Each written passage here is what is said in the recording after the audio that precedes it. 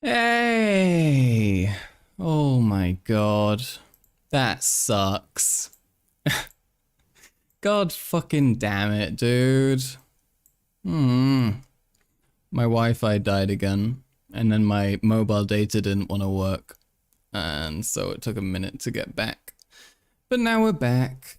Oh god, that's embarrassing and annoying. What can you do? What can you do? Let me reopen chat again so we can actually get it back. Hello, lurker. Nice to have you. Nice to have you. We back. I'm gonna call my Wi-Fi people tomorrow. And ask them to please fix it, because holy shit, dude, what the hell? What the hell? You know? Okay. I'm getting there. I'm getting there. I've nearly got the chat open. It's gonna be huge. But yeah. Ah, man. God damn it. God damn it. I'll have to repost the link or something, I think, because that was break was too long. Ah, shit. We back. We back, folks. Ah, god. Well, this is how we know you're real Karl Maxes. Okay, you're not afraid to you're not afraid to come back every 5 minutes. Hi McBidens, hi Mia. Hello folks, hello folks. If somebody would be so kind as to post this stream in response to the in response to my post that I made, just so we can get that updated so people know. The 5-hour stream is a dead dream. It's okay. We had 6.5 hours the other day. That was a week ago about. So that's pretty good, you know? Oh, by the way, folks, was refreshing the little break? Okay, that's good. But folks, by the way, I think if I recall correctly, the debates are on Wednesday, the next Republican debates, and I thought we should watch that live, because I really wanted to watch the last one live, and then I didn't because I was told it might get claimed, and then it didn't get claimed, and a bunch of people watched it, and they got great viewership, and I'm jealous, and I want the good viewership. So, debates this Wednesday, probably going to stream, therefore I'm probably not going to stream on Tuesday, but we'll see.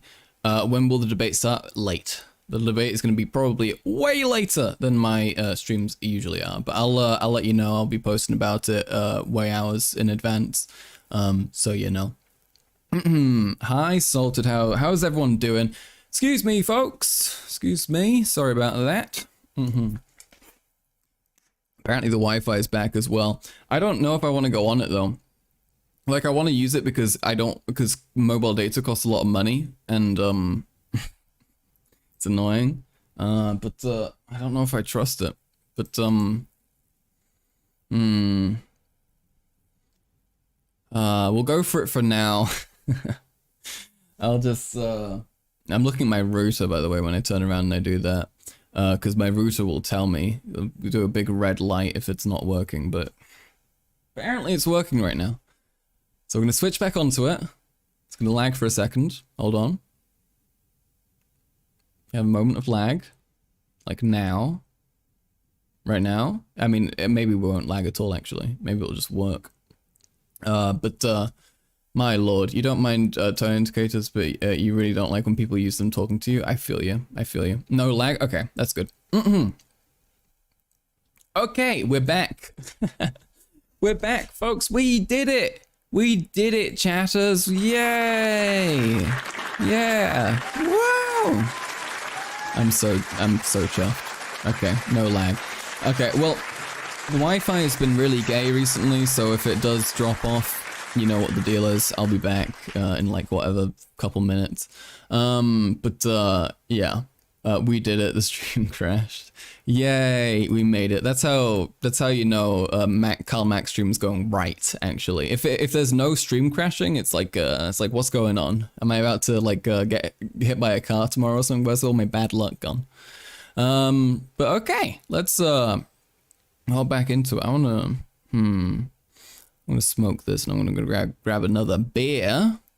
bad omen if not stream crash. Exactly, yeah. That's wrong. I'm sorry, I didn't mean to hit you with the sexy music. Pardon me. Quality is so bad. How about the underground Christians that are murdered in the streets for trying to go to church? So no, continue on your beautiful like co-op in Beijing. Like, yeah, we could grow vegetables in Shanghai, so it's so great. That's kind of the argument, right? Look, what are we talking about? Vegetables in Shanghai? You're assuming. You know, I could hang out with Charlie Kirk for like 5 minutes if all we talked about was how much we hate commies, like these kinds of ones. Okay, how much we hate tankies. And then that would be it. He would say something stupid and I'd have to leave. But like for like 5 minutes, we could like shit talk people like Benny here. Even though this is Shanghai, obviously Shanghai is like a giant urban city, right? The fuck are you the person on about? I'm not sure right now. Let's just keep rolling. We'll probably catch up in a second. Development, which is really cool, by the way. They're combining ecological restoration with these cooperative development. So, and you know, with the schools in there, they have a requirement that the schools buy a lot from the local farms, right? 60% of the food, right, that they serve in the schools basically comes from local farms. So if you talk about meeting people's needs, right, the farmers there have a need for a giant urban city as opposed to a giant non-urban city? Yeah, obviously. You know, economic development, right? So if you buy from the schools, if you buy the food from those farmers, that puts money into their pockets, and then they literally take that food and give it back to the school kids so that the school kids can have a full belly while they're trying to learn. And like, this is the reality, Charlie. Like, you got to understand, like, if you think China's so dystopian, I love Charlie's look at the concept of giving kids food. And like, this is the reality, Charlie. Like, you got to understand, like, if you think China's so dystopian, how come the incarceration rate in the United States is so much higher than China? Well, because we have a rule of law and they kill dissidents that break the rule of law. Tell me about... I doubt that's true.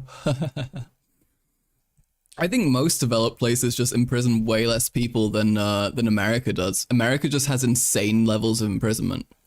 Wait, let's have a look at this. Imprisoned population by country. Let's take a look at this, because this is really, really interesting. America has a pretty shocking wait a minute. Sorry, am I reading that right? Does that say 655 million? Wait. Oh, no, never mind. Sorry. No, wait, I just smoked a bowl. Okay, hold on. It doesn't say that. It says 655 out of every 100,000 people are in prison. So that's 6.5% of the population is in prison, which is a fucking insane amount. 12 billion people are in prison in the US. Yeah. But 6.5% of the population is fucking insane, right? And then you have like no other developed countries that have this same like amount of incarceration going on. I saw one that said that China was second with 1,690,000 as opposed to America's 2.6 million. Wait, so what's the Chinese incarceration rate? Chinese incarceration rate. Let's have a look. 121 per 100,000. Oh, wait, so that's tiny. What? It's estimated that 1.7 million people have been incarcerated in China, which is the second highest. Okay, the country's per capita incarceration rate is 121 per 100,000, as opposed to America's 665. Wait, how are they? I'm really confused at this. I do not know what they're trying to tell me. 100 billion in prison, real and true. Man, I'm getting so much conflicting information. El Salvador has the highest prison incarceration rate with 605. Okay. All right. Okay. Anyway, America has a lot of people in prison, an unnecessary amount even. There's a lot of people in China, so the rates are going to be lower. Yeah, and China has a lower prison population already. 18 often Jillian in forced labor. Yay. Oh yeah, let's talk about that as well, actually. How many, which countries permit prison labor? Because, interestingly, a lot of countries don't. Da da da da da. Wait. Which countries permit prison?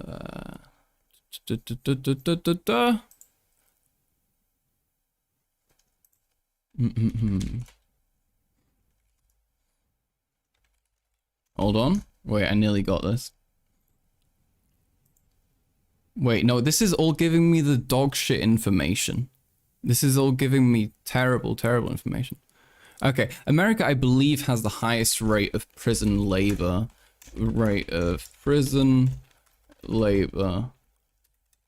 Let's see. Hold on.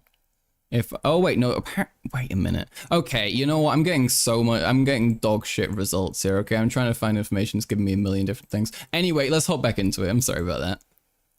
Where are all these dead people then? Where are these should show up? Tell me about Foxconn. What about Foxconn? What do you know about it? What about? Oh, that's funny, by the way, as well. Her saying, where are all these dead people? Like, although I think Charlie's probably overestimating the arguments, that's some shit you'd hear from a Holocaust denier. You mean the crony plot that basically bulldozed an entire town in Wisconsin, kicking people out of their homes for a factory that never happened? In China. What about Foxconn? So do you know they have to put up nets to try to prevent people from... Oh yeah, Foxconn is an example of one of those big companies in China which has a massive suicide problem. I think they might be one of the countries with the highest suicide rate. Did the stream die again? I don't think so. I think we're okay.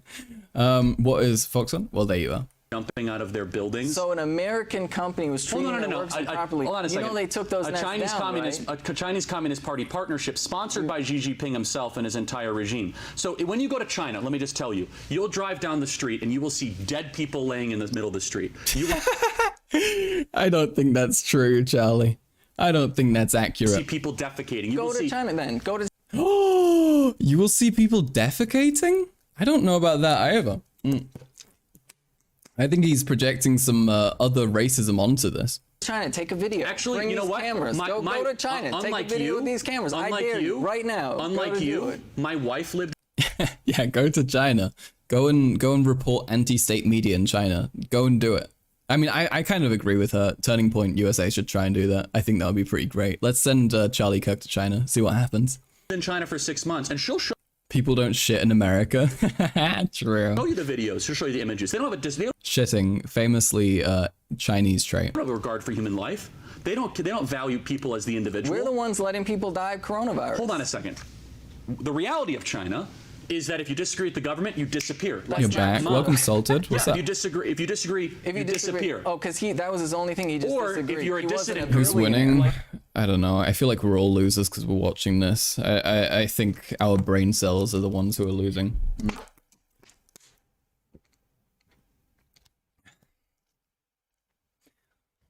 Your mum Foxconn my dick every night? That was okay. Mia, you might be reaching with that one, I'm afraid to say. Okay, I hate to do it to you. Go to Beijing and there will be 10 million bodies. True. That's gonna happen, okay? If you go there, you're fucked. You're fucked. God damn it. I didn't mean to play that. No. You're not fucked like that, okay? That's not what I meant. Pardon me, sorry. The Uyghur Muslims, you get put in re-education camps where we have drone footage of people that are forced to eat pork against their sexy music for the dead bodies. Stop. That's not what I meant. The East Turkmenistan movement. No, I'm talking about the Uyghur Muslims that you're trying to spin in some sort of weird way. We can't even look. So what do they do to Tibet though? No. So the Associated Press actually went to Xinjiang, right? Which, by the way, anybody can go to Xinjiang if you want. You know, I'm not allowed into China, right? Right. What did he do? I know that's probably because he's an American propagandist, but like that sounds like he just like he did some sort of like he like touched kids or something. I don't know. Rat China W. Yeah, we should all be like China. Yeah, it's like that. Yeah, it's like the meme that some gay people like posting. Yeah. I'm actually not allowed within 500 meters of a school. Okay, sure. No, I'm not. Right? They said I'm too cool for it, you know? That's why. If I go to China, I get arrested. Great society. Okay, cool. Then somebody else go, because people did. Somebody from the it's a wonderful Associated place, Press. Somebody but from Westerners aren't allowed. look. If you He has 97 mental illnesses and it's banned from most public places. Yeah, that's literally Charlie. It's very funny that she just acknowledges the reality of China being oppressive. you can. How come the Associated Press went to Xinjiang No, and asked? they want the Uyghur Muslims- right journalists to go, but if someone like me were What do to you mean show the up right in China. journalists? You think that the Associated Press is out there carrying water for China? Hold on a second. The Associated Press also wrote in other articles that these were quasi-concentration camps. Yeah. So like, this is the Yeah, thing. yeah, Like, concentration no. camps, Like, this is great, the thing. The yeah. Associated Press fundamentally is like this right-wing bias, right? Like that's just ultimately the reality of the. Is that true? I see like a pretty solid variety of things from the from AP. I don't know. I think people trying to discredit news organizations by being like, yes, they've done articles about this thing which proves their like political bias feels often like a stretch, because like they usually have like 100 different columnists anyway, and it's not like the same people talking. And then every time people like pick out an article to be like, hey, this proves they're evil, it's like an opinion piece from someone who's like being like, yeah, it's my opinion, it's what I believe. And it's like, yeah, okay, they have like a shitty opinion, right? But like they're just published on there, you know? Like, I don't know.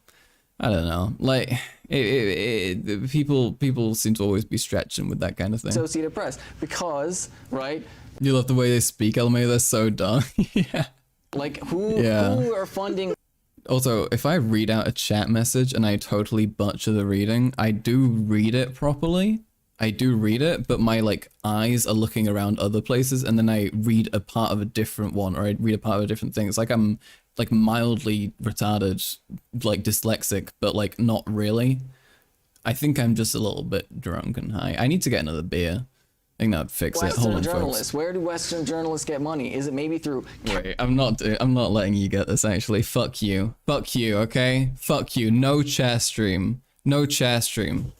Okay, I will not be tricked.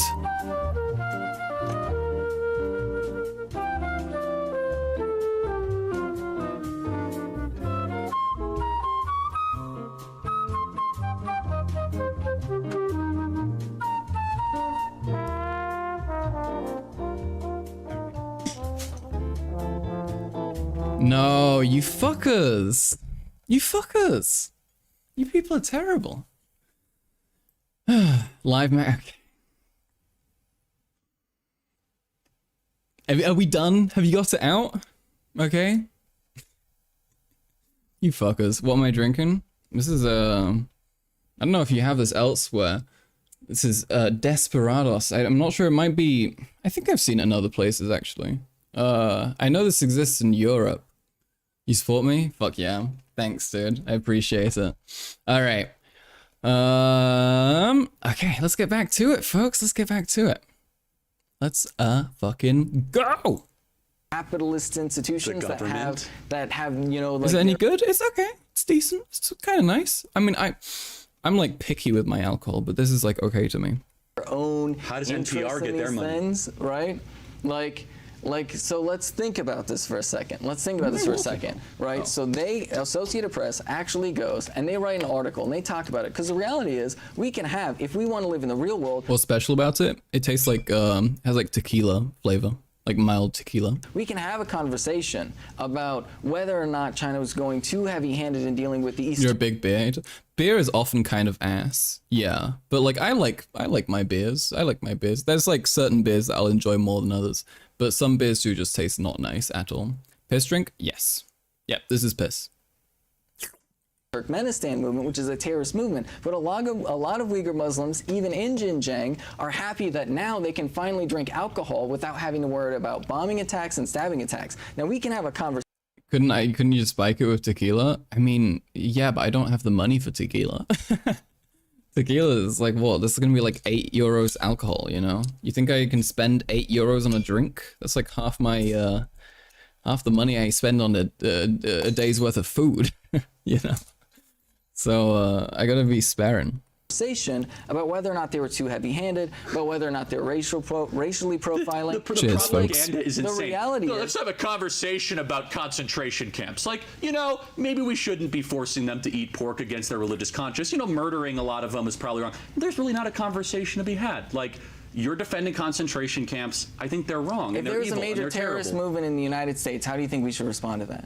A major terrorist movement. Whoa, did she just call them terrorists? Well, they get, actually, I can tell you exactly how it happens. Like when the Boston bombers tried to bomb in Boston, they get No. due That's process. an individual. That's an individual bombing. Okay. Yeah, so when ISIS pops up, they still Him advocating for terrorists getting due process is good.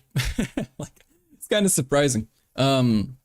I don't know, maybe I've been listening to too much like media, like conservative media, like old conservative media, because I've been looking at that a lot, just out of like general interest. But a lot of conservatives love to be like, no, fuck them, no rights, no rights. Okay, they're bad, they're gross, and they're Muslims, so they deserve no rights. And even though I don't believe Charlie actually believes that, his face looks so small here. Can we acknowledge that? Even though I don't think he actually believes that they probably should have rights, I think he understands his place in the political apparatus as somebody who's going to move people further right. But it is a good thing to say. get, if they're American citizens, they get due process rights. How do you think, really? The American Piss citizens get basa. due process Yeah. rights. Tell that to all the Americans that we drone striked in the Middle East. Hold on a second. No, wait. You mean Americans on American While the Tankie calls oppressed minority terrorists, bro, I reckon she supports Assad. Probably. Most likely, soil? right? That's what you asked. So it's not like a hypothetical. Okay, well, and I'm not going to keep on going down we get a whole these ISIS weird rabbit encampment. holes, right? Let's say we get a whole ISIS I encampment. just want to I want to ask what if they're American citizens, they get due process constitutional rights. Do they? Really? So yeah, I mean, Yo, I need my editor, Mrs. Isabel, to make a compilation of me cringing every time she says that, because I have like a guttural physical reaction to it. I cannot, like, it like hurts me, like my body. I feel pain. God. Timothy McVeigh got a trial. Literally. Like the stream, yeah, like the stream, fuckers. Number 3, the threequel. It's time, okay? We have to support it. We have to be proud. It's great. It's great. Yeah. If you don't like the stream, you're a terrible person. Ah, shit. Wait, I need to post the stream link again, don't I? I should probably do that, huh? Ah, Lord. Dislike the stream? If you dislike the stream, I'll have your... I can't say that. I can't say that. I can't say the evil, terrible thing I want to say. Wait a minute. Let me go on my Twitter. It's me. Wow, look at that person. They look awesome. Epic. Okay. Here we are. All right. So sad, because I know that people are gonna be like clicking on it, like, oh, it's over, because they don't understand. Okay. Okay. All right. The new post, new tweet, skadoosh. Come to your address. Goddamn, Lurker, I didn't know you felt that way about me. Okay. Yeah, send it in chat right now. Right now, just send me the address and I'll head over. Okay, new tweet is... Okay, it's out. Okay, we're good. We can go right back into it. Awoosh. Awoosh. The Supreme Court Ted Kaczynski just took away. Ted the Kaczynski Supreme just got a Court trial. literally The just Zarnev took brothers away got a trial. People's rights. Did they not? No. Literally just took away people's Oh, rights. Lord, what the fuck? New evidence in killed their himself, appeals. but the Parkland shooter got a trial. The Buffalo shooter gets a trial. We know that, Marie. Yeah, because they're white supremacists. Of course, white supremacists are going to get a What trial. about the Zarnev? What about the Zarnev brothers? The Zarnev brothers, the Boston bombers. Did they get a trial? Yeah, they got a Okay, trial. so you just But disproved you're your own. You're 5? Oh, no, shit. talking about Marina. individual. It's like my average, like, chatter age. You're between, like, 5 and, like, 7. Where does cultural Marxism You're fall all under 5? your Oh, ideology? fuck. Cultural Marxism is literally a Nazi conspiracy theory. Like literally the Nazis in Nazi Germany invented the phrase cultural Marxism. The fact that you're asking me about it is a pretty telling to who you are. Oh, you think I'm a Nazi? Most definitely. I mean, at this point, like, See, this is the thing you can't do. Don't call him a Nazi. Don't say it. Mainly because even though Mr. Charlie Kirk might be, and he might be very Nazi adjacent, even though he might be very Nazi adjacent, there are so many people who are stupid and they watch him and they think they like project themselves onto him. Yeah, don't call me a pedophile, please. Let's not go there. But they project themselves onto him, and then when they see him getting accused of being a Nazi, because these people often aren't, right? They're like conservatives who like don't understand how evil their viewpoints are, and then therefore you end up like turning off a bunch of people. So like in like private spaces, when you're talking about these kind of people, you can do that, right? You can go after them like that, because it's not like it's not necessarily reaching a huge audience. But when you're going on their platform to talk to them, you want to be approaching it in a way that you can convince the audience watching. Am I pro punching Nazis? Yeah. I mean, it depends. It depends. I have punched a fair few people who have been like terrible to me in like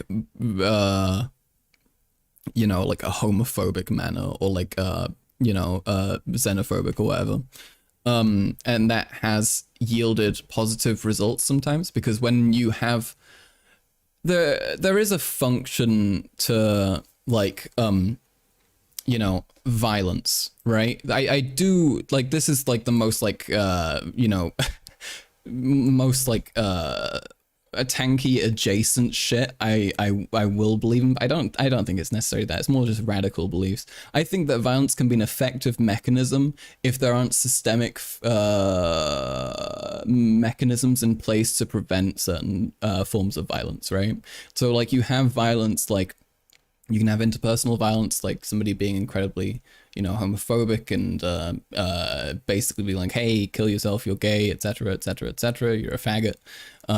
Or you know, somebody being like, hey, you don't belong here, look at you, your skin color is like wrong, or whatever the fuck.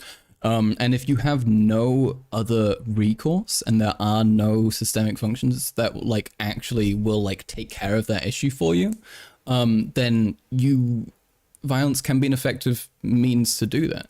I think especially because for me, like in school, I went to a relatively conservative school, and I've always been very straightforward with what I am and what I believe, right? I've always, because moving from one country to another kind of teaches you that everything is like a lot of like normative beliefs are very arbitrary, and it very much depends on where you are. Like this was for me mainly exemplified in cultural differences, you know, some things being incredibly important in England and totally disregarded in Germany, and then also vice versa, right? It kind of teaches you that the way that we think necessarily isn't the way that like society broadly thinks generally doesn't have to be right. And therefore I ended up being very straightforward and honest about the things that I believed and you know, wanted to advocate for. So that landed me in a lot of hot water when you know, people when people weren't fans of that, you know, when people were homophobic or they were something else. You know, I argued with people over so many things. Also lots of, you know, racism, especially because we were like a school with like, in our grade we had maybe like, I don't know, 5 people of color and like I don't know, probably like 140 white people or something like that. And so like it was bad for those people, and the school didn't really offer recourse a lot of the time. And so for like in situations like that, sometimes if you do just have someone kind of go up to the person and be like, hey, don't fuck with these people, leave them alone. And if they don't listen and you have no other recourse, then sometimes you just have to whack them. I think that's like a fair thing. You live in England and you're going to a gym. Slazak! Folks, it's Slazak. Welcome to the stream. Hi Slazak, how you doing? Fun fact, Slazak, I have one of your tweets in my document for the stream today. It's your recent one about tipping, because you said because you posted that meme parodying a different one show. Okay, all right, we'll quickly go into the tipping discourse just because Slazak's here and it's relevant. Okay, so on Twitter, people get angry about things, and one of the things that people get angry about, especially Americans get angry about, is if you say, I'm not gonna give you extra money when I on this thing that I paid for and I was told it cost this much, right? Because there was this initial tweet, there was this whole thing about somebody posting a receipt where they didn't get tipped, despite being them paying like $300 for the meal or something, and and then the tweet says these European bastards said, sorry, we don't tip, laughed and walked out, close the borders to Europeans now. And somebody responded saying, sorry, we don't tip, with this image, which I found pretty funny, honestly. I saw a lot of people making fun of this. I found it pretty humorous, mainly because the situation described is so comically silly. It's like, it's so dumb, and it reminds me, I posted this as well, it reminds me specifically of these characters portrayed by like Nick Kroll and some other people, these German characters who are like the quintessential evil Europeans. Wait, hold on, this is such a good bit. If it loads. I'm so excited for this. One day. There are good people on both sides. Okay, here we are.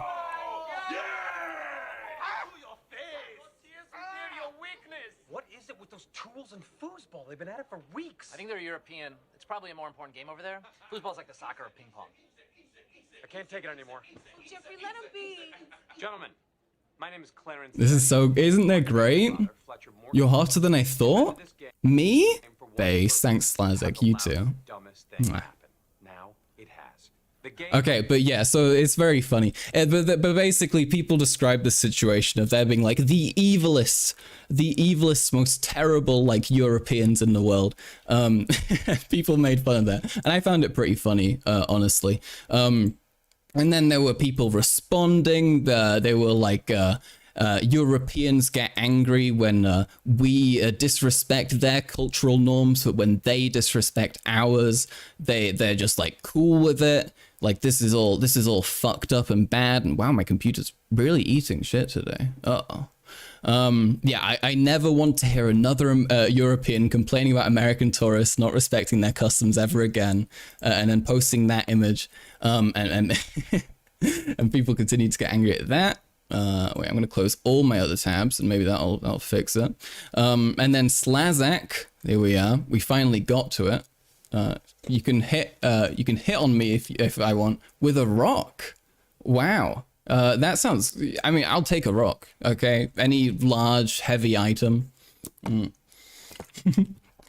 I'm in a submissive competition and Slazak hits me with the, with that emoji, with the emoji. Okay, all right, so here we are. This is the first tweet. Emperor Norton, whoever this is, irrelevant apparently, tweeted out saying the European mind cannot comprehend this, with a little scene here with people at a restaurant saying here's a tip for your excellent service, and then the waiter saying thank you. And Slazak came in with the Giga power move and said the American mind cannot comprehend this. That will be $34.50. Pays $34.50. There you go. Thank you.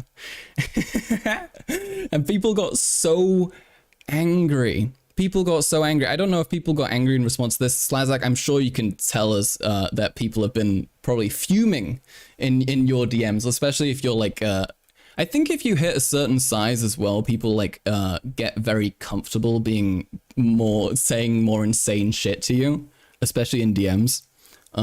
So I wouldn't be surprised if there was some wild shit going on there. Not too much for this one. Okay. Oh, right, for the previous one. Yeah. It's silly. Now my argument, my whole take on this is, you know, it sucks the way it is, But Americans who like are like super angry about this and get super pissed off at people being like, yeah, I don't want to tip every time because it's like expensive or something. I think that's like silly, you know, especially if there are people who are like poor, you know, because if they're poor, what are they fucking gonna do? Not seen too much yet. At least maybe the Americans haven't seen it yet. That's true. That's true. I think if you give it a few hours, you know, they tend to go on at like, I don't know, like 1, 2 o'clock. They seem to be like most active. It's like, that's the most fucked part of being a European on Twitter. The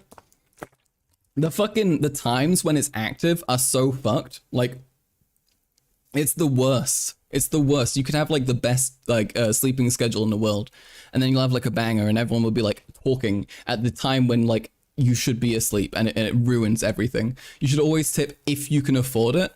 I mean, yes. I mean, it depends. It depends on what their pay is. But like, I mean, giving people money is good. If you can afford it, sure. But I don't know about the moral. I don't know. Also, damn, your streams have some efforts to it. You should, Slazak, become a Karl Maxer now, okay?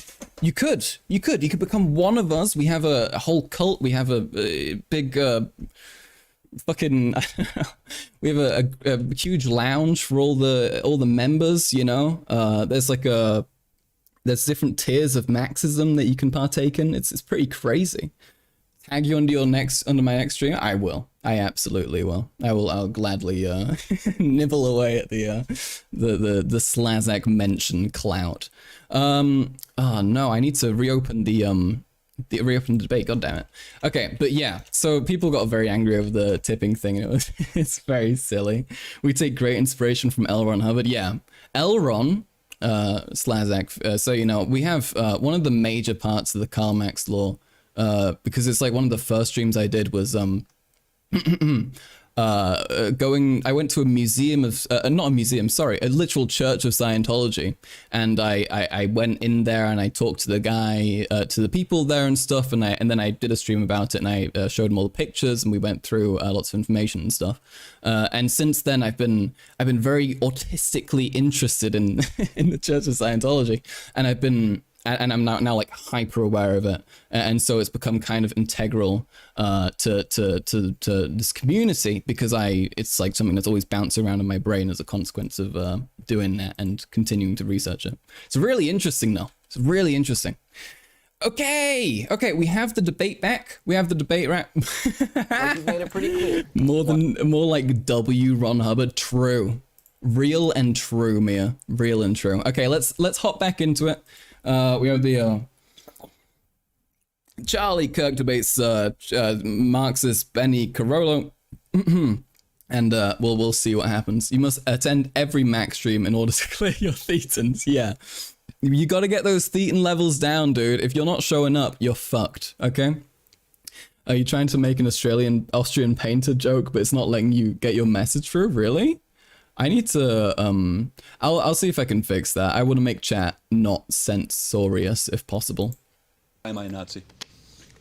You're asking me questions. Oh, okay, so she just called him a Nazi. Literally the Nazis in Nazi Germany invented the phrase cultural Marxism. The fact that you're asking me about it is a pretty telling to who you are. Oh, you think We grind every day to become clears. True, that's what this community is I'm about. a Nazi?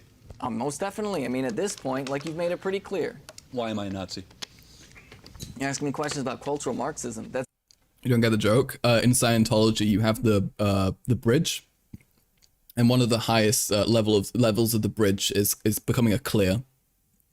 And that's what like most Scientologists are actually working towards, because if you become a clear, that means that you have no more issues anymore. You're no longer like held down by like your like ancient soul, which has been like fucked up by like a huge variety of things, right? And then after you're a clear, you can basically enter godhood, and then you can become like clear level 1, level 2. No. After you become a clear, you become an active thetan, which means that you become like level 1. You kind of like you get the ability to like go out of your body and travel around the universe. Level 2, you start getting the ability to like control like objects around the room and that kind of shit. Yeah. So basically, every Scientologist is working towards getting superpowers. Which is really interesting. Vorsh's video on this debate is what led me to watch more videos. This debate turned me into the Vorshite that I am. We fucking did it, folks. We got Slazak to be a Vorshite. We got Slazak to be a Vorshite. I think, look, I'm no silent critic of Vorsh, though I am, you know, distinctly generous towards him. I recognize his issues, but mostly he's really great. He's like very careful. He's very smart, and he knows what he's doing. Did I tell you he followed me? I saw that. Congratulations, mate. That's very nice. Yeah. You and we're the only ones here who have that. Okay, we're the cool ones. Wait, are we? Actually, I don't know if that's true. But the same day you started watching it, yeah. Okay, shut up. Okay, I worked I don't know. I think I worked like 7 months on this Twitter account, but I've been in like the Vorsh community for like I don't know. I think like a year, maybe 2 years. I think no, 2 or 3 actually. But I've been on Twitter and I've been like. Vaguely like reply guying him for a while, and I used to just be like one person in like a sea of replies who never got noticed, and now I can like be annoying to him and he'll like listen to me sometimes. It's pretty cool. Every time he starts talking about being Marxist, I put my fingers in my ear and scream la la la la la la la la. No, Slazak, come on, you gotta become a Marxist. Look, look, Marxism is just like the goals of liberalism realized. Okay, if you're a lib, you probably want the same outcomes that a Marxist wants. You know, you're just misled on how to achieve it. All right. It's literally like so. You'll remain a liberal. I just enjoy when he shits on tankies and guns. Okay, we'll see. You started watching yesterday, right? Seems okay. In case you don't know, so let me ask you, who's Antonio Gramsci? Okay. Gramsci. Antonio Gramsci. Who is he? Why are you bringing Gramsci into this? No, but just tell me. Marxism is just liberalism too. Good job, man. Very correct. Who he is? The Italian socialist. Yeah. So what phrase did he coin? I don't know. You tell me. Cultural Marxism. Oh shit! Sorry. Wait. Fuck. I wasn't showing this thing. God damn it! I'm so retarded. Okay, we got it. Okay. No, Antonio. So maybe it didn't come from the Nazis. Okay, literally. Look. So why would you say something so false when Gramsci himself came up with the phrase? Do you know what the conspiracy theory is around cultural Marxism? Then you gonna go for now? That's okay. Take care of yourself. Thank you for dropping by. Why it got so popular in Germany in the 1930s? So let's go back to Gramsci. What did he write about cultural Marxism? I don't know. Letters I'm from not prison. familiar with all of his. Yeah, you're not writings. familiar because you just keep on spouting out these things that call people Nazis, which is super unhelpful. I frankly have no idea about Antonio this. Gramsci from prison said that Marxists must adopt a cultural framework alongside an economic. How much longer is the stream gonna be? I have no idea. We'll see. Just drop by, see if it's still going. Framework in order to get the means of what they want to get done. That's not a I'll conspiracy. go for as long as I can. Read his book. Okay, but that's different than the phrase cultural Marxism, How is it which different? is used. What do you mean? How is it? It's exactly the same thing. No, it's not exactly the same thing. So what happened is in Nazi Germany, they Okay, spread she's actually doing well here. Okay, she's making this real theory called points. Cultural Marxism. They literally had this. But again, the energy is going to cuck her. The energy is absolutely going to cuck her. She is entitled. She's. It's fair for her to be entitled in this isolated incident, talking about cultural Marxism. But in the broader context of the debate, where she's been repeatedly eating shit, she shouldn't. I don't think she really has the grounds to be that kind of uppity about it. You know, uppity is a bad word to pick, but you know, like entitled. You know, she's being very shitty about it for somebody who's been, you know, eating shit the whole time. Theory that Jewish people. You tell me Charlie Kirk is lying? He's lying, dude? No way. It's never happened We're before. secretly like bringing Marxist theory into the mainstream, and literally That's not at all what anybody on the right talks about. Are you kidding me? What about the guy who literally just murdered a bunch of people talking about great replacement theory? you think You're he's telling on- me that Tucker Carlson doesn't talk about that on a regular basis? Hold on a second. So, first of all, the Buffalo shooter is disgusting and it's awful. And he was more of like a weird leftist than anything on the right. If you actually read what he wrote, he called himself a left-wing authoritarian, which sounds more like you, by the way, than me. Look, let me finish talking. The Nazis pretend to be on the left too, buddy. You're back. Welcome back, McBidens. What's up? Secondly, what is cultural Marxism? Cultural Marxism is developing a cultural framework of deconstructionism or postmodernism to try to break ourselves from the shackles of the Western tradition so that we can embrace the nonsensical economic ideas that you believe in. That's not a conspiracy theory, it's reality. And it was written by Gramsci himself. And if you're not familiar with those writings, well, then you're not really equipped to talk about cultural Marxism. You just keep on like, conspiracy theory. Like, yeah, actually, you're wrong. Like, go to the roots. Sure, buddy. She should just ask him if like the Nazis actually did talk about it or not. Like she keeps on not making, like not asking any follow-up questions, you know? Like he keeps on leaving like a bunch of openings for her to say something good and to like drop in and like shit on him. But she's just like waving it off, which is like a really bad move. God damn it. I didn't mean to play that. I don't know why he keeps on playing that when I'm not... Sorry. No! Is that your response? Sure. Thank you, Ben. Thank you, Charlie. How do people in a Marxist... Hi, Naomi. Welcome. I don't know if you chatted here before. It's nice to have you. Whoosh! Welcome. You can't get over how small his face is? Dude, it's crazy. It's crazy. This man's build, I was talking about this before. There was a time when he was smiling and he looked so scary. And like he looked like exactly like that one edited picture of him that we all know. Where he looks, you know, fucked up and terrifying. But like it was real. It was terrifying. She is so bad. She is. She's terrible, Slazak. Awful. Society overcome oppression? Yeah, well... They leave. Okay, sure. He's so fucking freaky. Yeah, he looks like he was like drawn by like a child, you know? So why don't you live in a Marxist country? I'm just curious. Why don't I live in a Marxist country? Well, I mean, aside from the fact that I was I could imagine his head on like Humpty Dumpty. born here and I would like the United States to be a better place, the reality is, like, when it comes to overcoming oppression, I mean, just look at, once again, Vietnam, right? Vietnam in... Yo, Shaggers? We've got Shaggers in chat? What's good, Shaggers? Although I'd like to consider everybody in chat as a kind of shagger, okay? We're all yeah, I'm not gonna go down that road. Welcome, though, welcome. Nice to have everybody. Nice to have everybody. I'm glad I've got people tuning in. Invaded by the United This that's disrespectful to Humpty Dumpty. Dude looks like the mouth of Sauron. You gonna send me it? Okay. Alright. Send it to me on Discord. I'll open it if it's important. States. Is that not oppression? Or what about North Korea, for example? In Shaggers versus Big Bangers. It's finally happening. The Civil War. Okay, wait. Mia sent me. Yeah, this is kind of real. This is kind of real. She's not wrong. She's not wrong. I'll He could do this. He could pull it off. It would have to be more gummy though. It's not gummy enough, okay? There needs to be more gums. But let's go. North Korea, we killed Shaggers for 1 sure. out of every Fuck yeah, 5 dude. people in their entire country.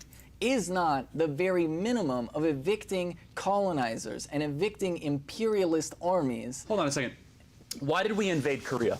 Why did we invade Korea? I'm asking you. No, you tell me. Because the truth of the matter is their economy, like, so first and Chatters, why did America invade Korea? I don't know foremost, they were, like, obviously, Imperial Japan Bro was thinks he's from occupying Mordor. Korea. Legit, Then dude. You It's have embarrassing. the socialists that liberate Korea from Imperial Japan. Then you have all of these powers coming in the middle of Korea at the end of World War II and ended up splicing it up. So the reality is, one of the reasons why we Because America didn't want communism spread? Okay. invaded Korea is because we were deeply upset that anybody anywhere in the world would be socialist. Because do you think Korea is China going started a to campaign to do that. invade the United States? Do Hold you on, think right after so let me You can see why most Marxist-Leninists don't debate.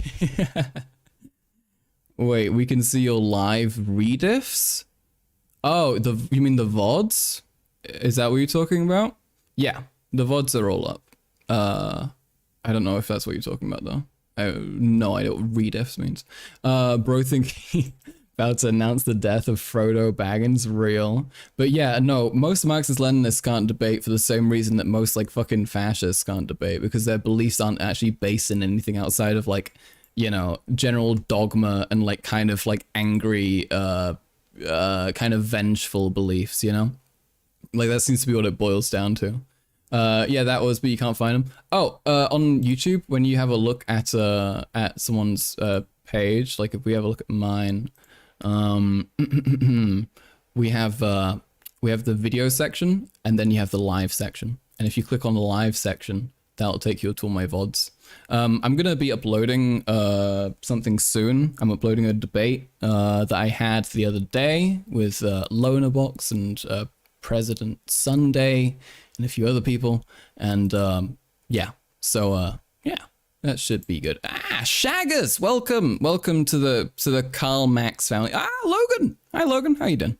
The debate was wild. The debate was pretty wild. Yeah, I'm really excited to get that out because I think there'll be a lot of really funny clips. Because oh my god, Lauren was so funny.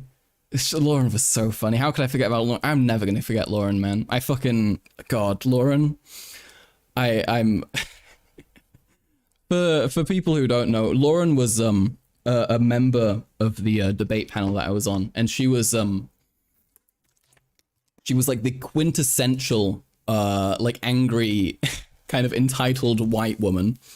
Like she was the one. Like I was flying the Max's banner in Wix comments. I saw that, Logan. Thank you very much. I saw that. It was so sweet. Yeah, food stamps were funny. Dude, I didn't even get to make my good point on food stamps. I have like it's really frustrating because I don't know if I ever got this like out, but I have like good data on how food stamps actually like provide like shitty levels of nutrition. Like look at this shit. Look at this shit. Look at how much like fucking great data I had. I had like charts for like the price of food and how it went up so I could prove that point. I had charts for the like profits versus like their theft losses. I had things about how the welfare system was failing. Here we are. Look, the welfare system, compared to lower income non-participants, SNAP, which is the food stamp system, participating households acquired 31% fewer total vegetables, 40% fewer dark green vegetables and beans, 24% fewer whole fruits, 20% fewer whole grains, and 27% fewer seafood and plant proteins for every 1,000 calories acquired. They also acquired almost 6% more empty calories as a share of total calories. Because food stamps are fucked. The system sucks. Food stamps are deeply inadequate. Yeah. Exactly. And you know, I think I made that point pretty well though. Like the systems in place aren't functional. But yeah, I had so much shit. I have more data over here. And yeah. But yeah, no, it was a whole thing. But yeah, good. I'm happy with how I prepared. Okay, take care, Salted. I'll see you around. You would never guess that capitalism perpetuates a longer life for the wealthy through good health and the continued retention of capital. No way. Fuck Vorsha background noise. Karl Max is my new favorite background noise. Let's fucking go! Let's go! We won! This is it, folks. We have a brand new Karl Max though. This is great. But yeah, so that was pretty awesome. And we have a debate coming up in a few days, in 5 days to be exact, on the 29th. He's not a twink, so yeah, I'll go value. Okay, all right, thanks Slazak, thank you, I appreciate it. But we are going to be debating on god fuck, what day is that going to be? It's on the 29th, which means it is going to be on Friday. Next Friday, we're going to be debating this fucker. We're going to be debating this guy. Whoa, it's him. Oh boy. But yeah. What the fuck is it with people calling Max a twink? Well, okay, Slazak hasn't seen my shirtless pictures, okay? He doesn't know that I only, like, I'm in between, alright? Anyway, but yeah, this guy is kind of a loser. Did I see his book thread? I would love to see it. I really want, if anyone has anything on him, can you see them? Yeah, I mean, look, DM me after stream, okay? Anyway, look. Okay, anyway. But this guy, he reached out to Wick, who's the guy who organized the debate panel that I was on recently, and he said that he wants to debate me, or he tweeted out that he wants to debate me because I blocked him. And yeah, so this guy's basically like, he's interesting in how he is, because he's kind of I would say he's like a conservative but he identifies as a liberal. He's very permissive of like, you know, authoritarian shit. He's good friends with Sargon of Akkad. Yeah. What am I debating? We're going to be debating free speech, and he also said he might want to debate me on communism, which is on socialism rather, which is gonna be difficult. He's a Gamergate reactionary. Yeah. Thing is though, he's very careful. He approaches. He tries to not be reactionary, and instead of being directly reactionary, at least on his videos, which is what I've primarily been watching, he resorts to being permissive of reactionary behaviors and kind of providing a support for them, rather than you know, outright saying them, you know. Which is kind of tough. Stuck in 2016 ass channel, yeah. But I have good support. I have SDL Sock Done Left is helping me prepare, which is pretty great. So I should be okay in the whole gathering information department, which is pretty cool. But yeah, how do you have more followers than all these big YouTube accounts? I mean, okay, Slazak, you have a very sizable proportion of followers. Feels weird. Yeah, I feel you. But I mean, you just have like a very solid amount of followers, you know? You're just gonna have more than most people. But how do you have it? I don't know, probably being consistent, having a very recognizable aesthetic, I think does a lot, right? Like, I think for me, my stuff started picking up as well after I switched over to call myself Karl Max. One, because that's like recognizable, people are like, oh, I like Karl Max, so this guy's got to be okay. You know, that, but also like the cleanness of it, you know, like it's a very clear, it's very nice, it's very compact, and that, I think that appeals to people. Suffering from success. Yeah, poor you, Slazak. Your profile picture recognizable. Exactly.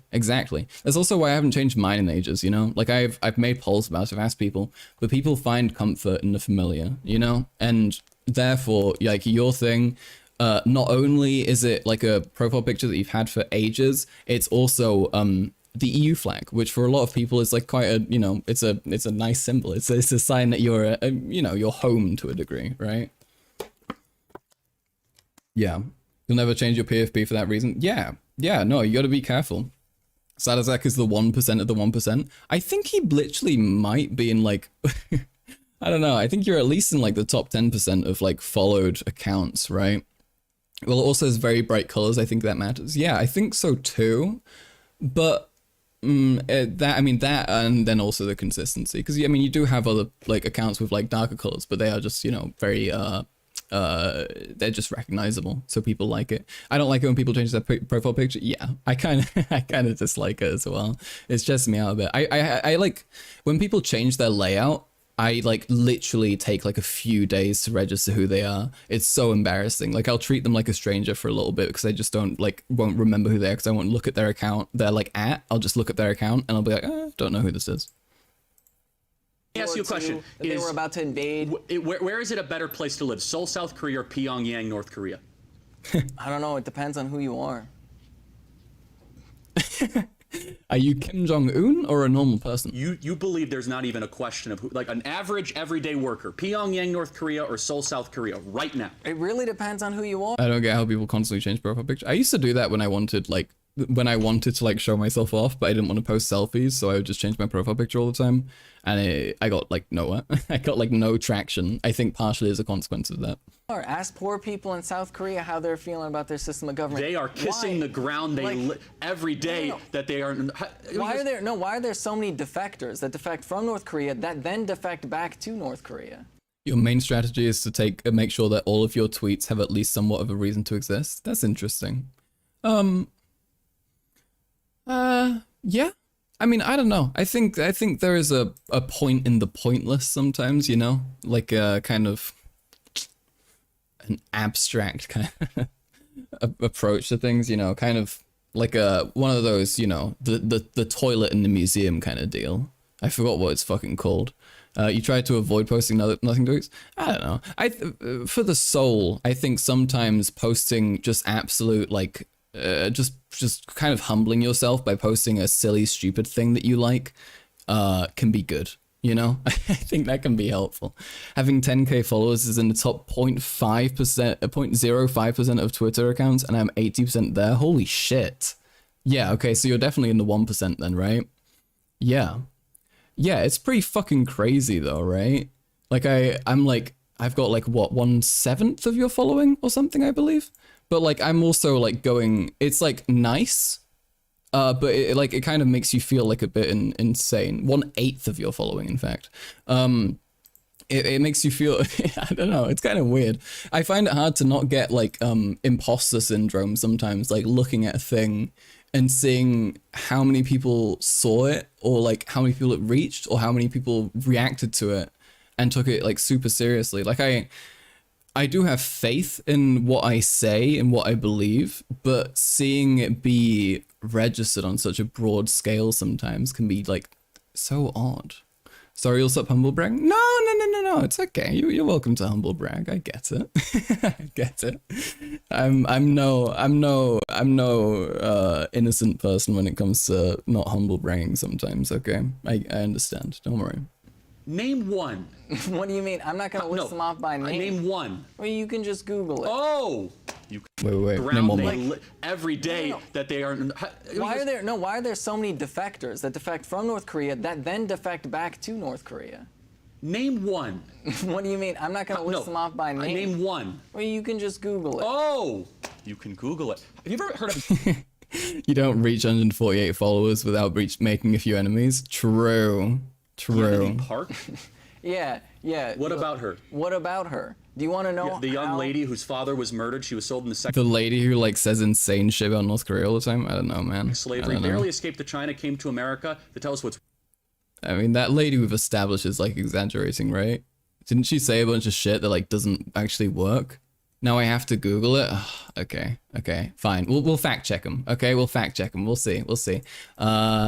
Did anyone North Korea defector returns to North Korea? Let's see.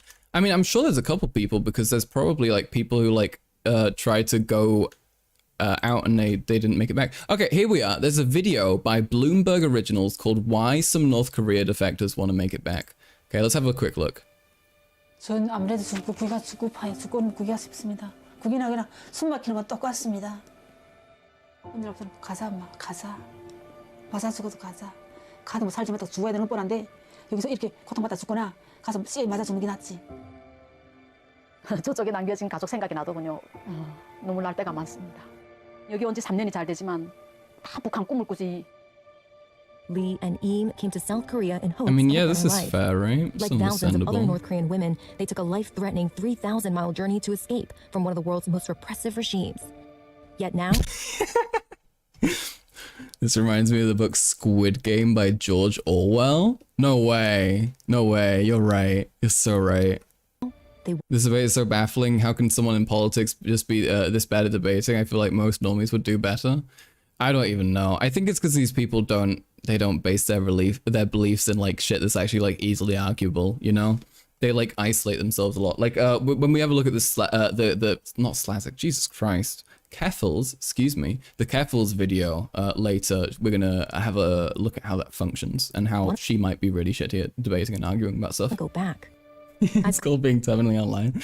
Yeah, to a degree. I'm here to South Yeah, that's Korea part to of it, meet with definitely. female defectors and find out what pushes them to the brink of an existential crisis so bad. Okay, but yeah, basically, I think that's enough. But basically, yeah, some people will end up returning home even if they lived in like a shitty regime. If it's somewhere where their family is, where their fucking, where their house was, you know, where they understood how everything worked and how everything went. Some people are gonna get homesick, you know? Shut up, Slazak, shut up. Okay, anyway, all right, let's get back to this. Tankie said the most isolating viewpoints is both the left and right hating them. Real. That they now Nope, long that's the wrong thing. There we are. Really going on in North Korea? Okay, Most of buddy, it's because it's where their family is. Yeah, definitely.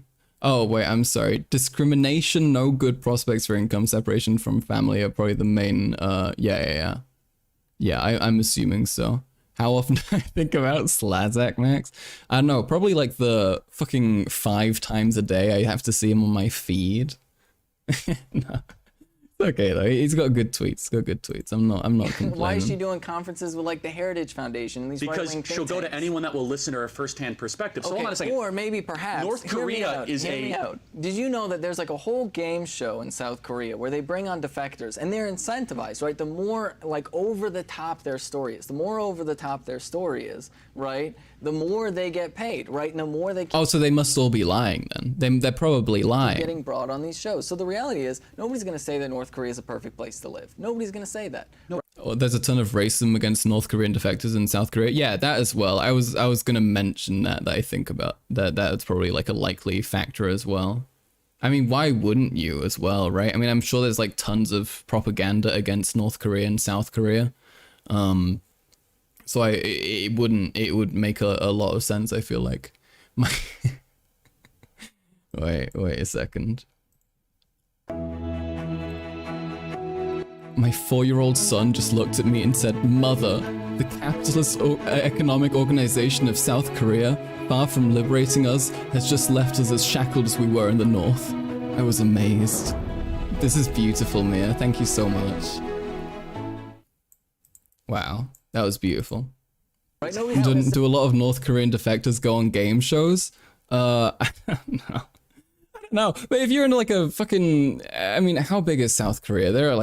There's quite a fucking large population, right? What's the South Korean population? Oh wait, what's the total Korean? Actually, no, we'll go for South Korean population. Because then we can see how many game shows there would probably be. Let's see, 51 million. Okay, I mean, even so, you are gonna just have some people who are making game shows, and it's gonna be about wacky shit. Especially if North Korea is like culturally relevant, which it probably is. I can see why you'd want to make something to like capitalize off it. But yeah, did you know there's a game show in South Korea where they put 457 people on an island and have to participate in kids games until one survives? True? Real? Did this happen? No way. It's crazy. Say that there aren't terrible things. It is But the hell. reality is, there's explicit financial incentives for people to inflate stories So about let me North give you Korea. an example that isn't a financial incentive. Okay, sure. You look from space at night on South Korea and North Korea. North Korea is dark, and South Korea has lights all over. Do you think Oh that has my anything God. to do with Okay, I understand that argument, but it's so cucked. I don't know. What if they just have their lights off? What if they just don't like night lighting? No, use data from the World Bank or something. You know, they can tell you how many North Koreans don't have power, right? Like there's literally data on that from them. Don't use the example of if you look at it from space, actually there's a little bit less light, so it's got to be fake. It's got to be a bad country. Like, come on. Why did that sound like Joe from Family Guy? the sanctions that the United States has on North Korea? Hey, Peter. It's North Korea that has imposed a lot of sanctions on the West as well. They developed nuclear because- technology against us. sure. North Korea could make some choices against us immediately. Stop! Okay, Immediately. who are their major economic trade partners? Do you think China, Iran. Communism is when no lights and capitalism is when real, true chatter. True. That's not the right one. True. Thank you. My Joe impression is tragic. It's perfect, okay? Like every single other one of my impressions, it's perfect. Kirk seems pretty knowledgeable when it comes to historical references, but his arguments are mostly about the most normie Facebook shit because that's the only thing his audience can recognize. Yeah, it's a very interesting interplay there, right?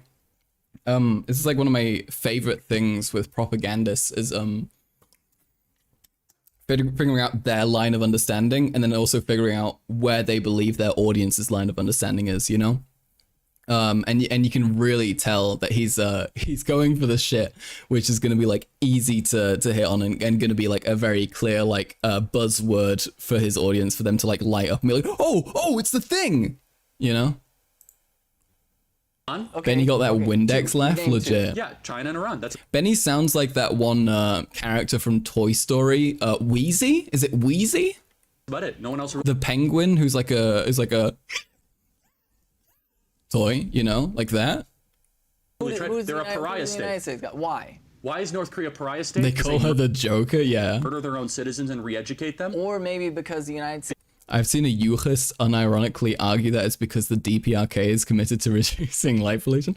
I mean, you never know, okay? Gulags all across of its North way. Korea? Maybe it's because the United States has gone out of its way to make sure that every country that we deal with This is isn't important. allowed to trade with North let's Korea finish at the all. point. You think So maybe that has an impact on their economic Our development? intervention in Korea helped create South Korea and make sure that the entire Korean peninsula wasn't going to become What all happened of in North South Korea in the 90s? How Hold on did a they? second. I need another beer, folks. Hold on, just give me just a second, okay? Okay, I don't think I've ever tucked into 3 beers straight on a stream before, but this is about to get pretty crazy. Hold on, okay? I'm not gonna let you get me. Fuck you.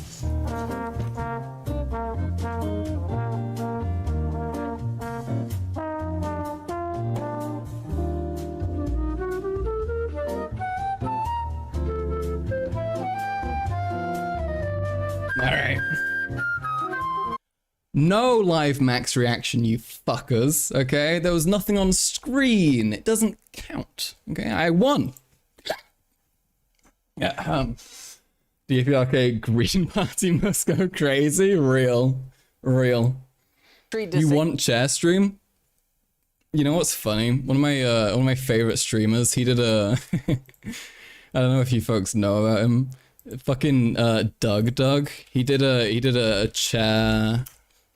he did a chair fucking hot tub stream, and it's like it's just just 1 hour of his chair just sitting there, and it's like the funniest shit to me.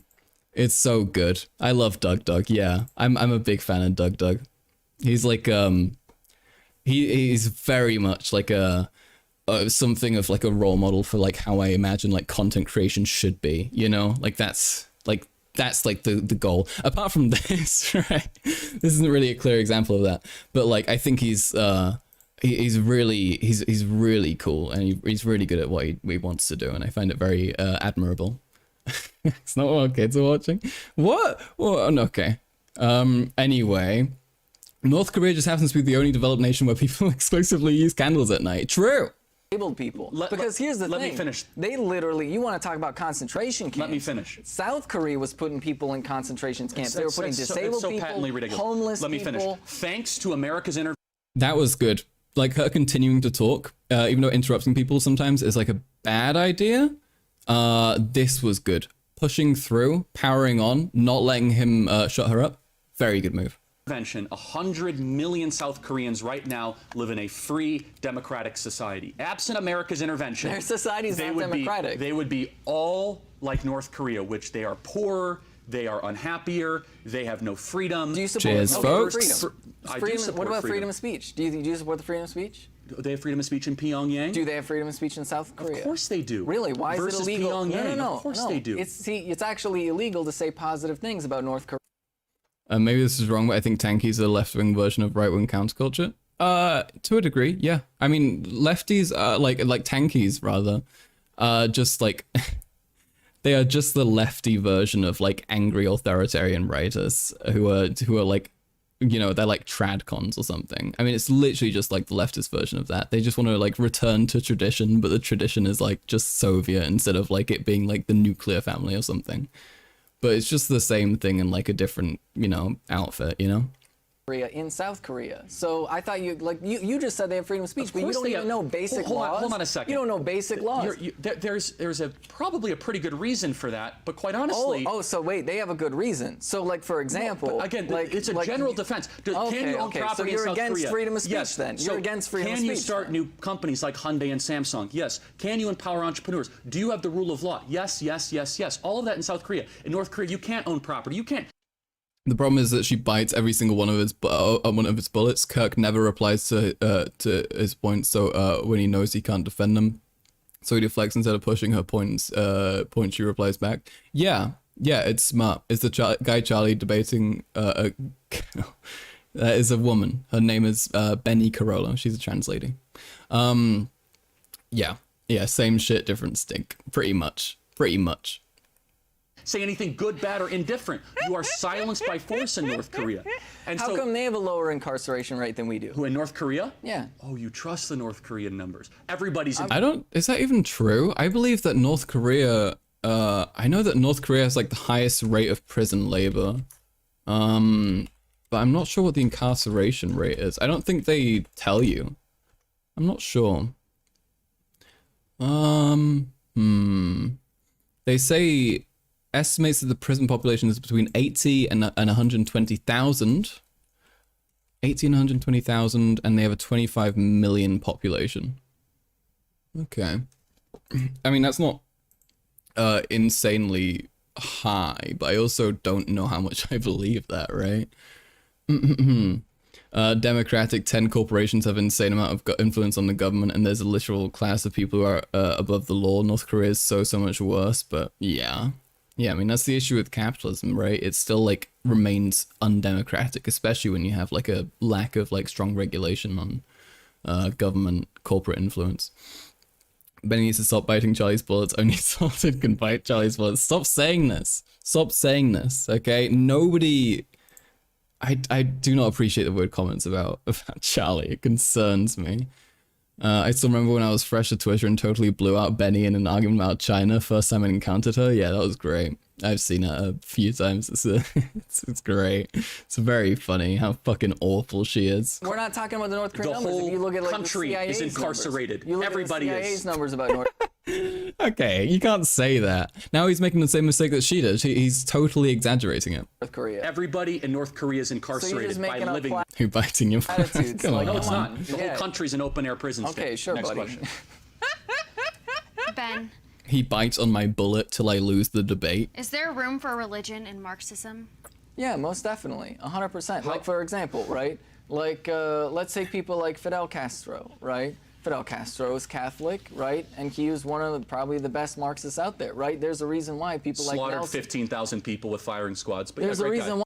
Do I have a sock on my mic as a pop filter? Yeah, I'm proletarian. Why people like Nelson Mandela referred to him as like an Or like poor. inspiration and a friend, right? So are you against Nelson Mandela? Do you think Part of it, Nelson part Mandela of his was a bad ideology was person? terrible. He was a communist, but part of it was good. Do you think, okay, so Logan, what are you bottom facing at, Logan? What's going on But here? Nelson Mandela was a communist. I'm not gonna. oh, okay, He was. Okay.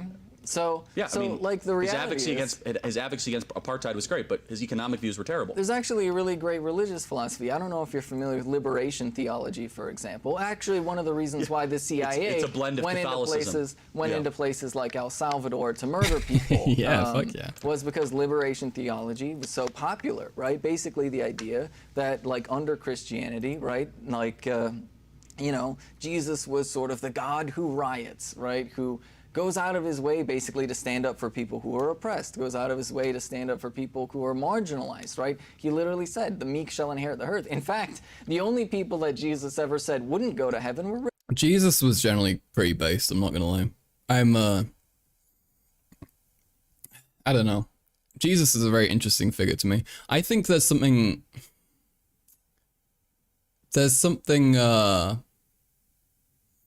something powerful in taking and reappropriating religious sentiment and or like, you know, like the appreciation for Jesus, you know.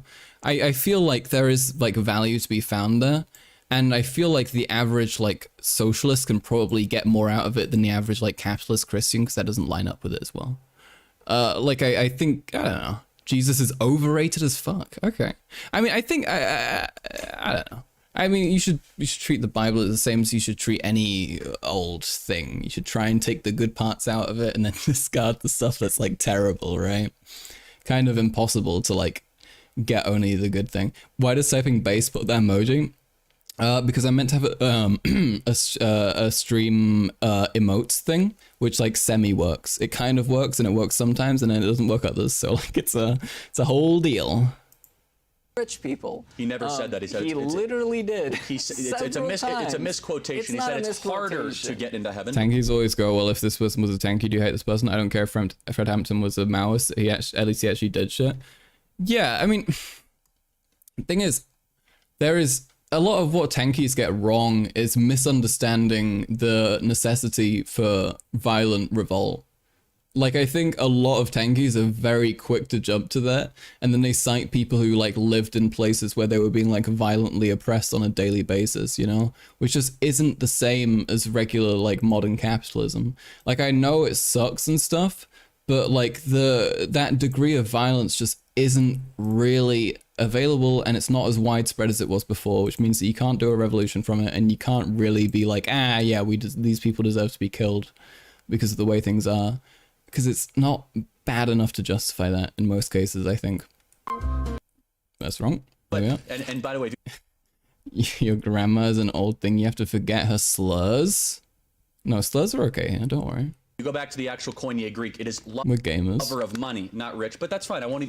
You're not totally wrong. Okay, right? So like the reality is like there are tons of different religions that are like completely compatible with Marxism, and there's nothing Revolution now. Grrr, true. inherently against it. Now, Marx had specific theories about religion. He said and it was the Marxism. opiate of the masses. Yeah, he said it's the opiate of masses, which a lot of people Based? misinterpret, right? A lot of people misinterpret. See, what Marx meant by that was that, you know, religion plays a very critical cultural role in alleviating pain and suffering that marginalized people feel, which is very understandable, right? Like if you're struggling in a very... Do I believe in violent or peaceful revolution? I believe in gradual reform, which I guess is like a kind of revolution if you change the system enough, right?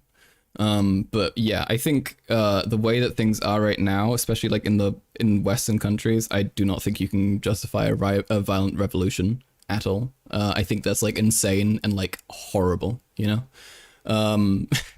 Like we don't need that. Most people don't need that. There isn't enough suffering to justify suffering on that large of a scale that a revolution would bring. And it's just, I don't know. It's just not worth it. It's just not worth it. And it's kind of egotistical, I think, as well. Because when you think about it, democratically, most people don't want what you want as well, you know? Which is why I, as somebody who's a socialist, I focus on convincing people. I don't focus on violently instating my beliefs, you know? Because I think people can be convinced to like socialism. I think it's not that hard. I think if you like talk to people and you know, you kind of you make an effort and you educate people properly, I think you can get there. So I think it's just a step-by-step thing, you know?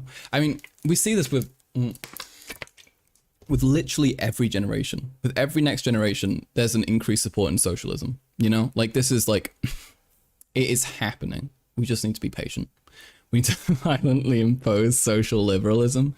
That's the only way to do it. That's the only way to do it. I mean, I hope you've been doing praxis, Slatek. If you've not at least like punched like 6 people in the face, telling them to like be nice and stuff, then you're not a real lib.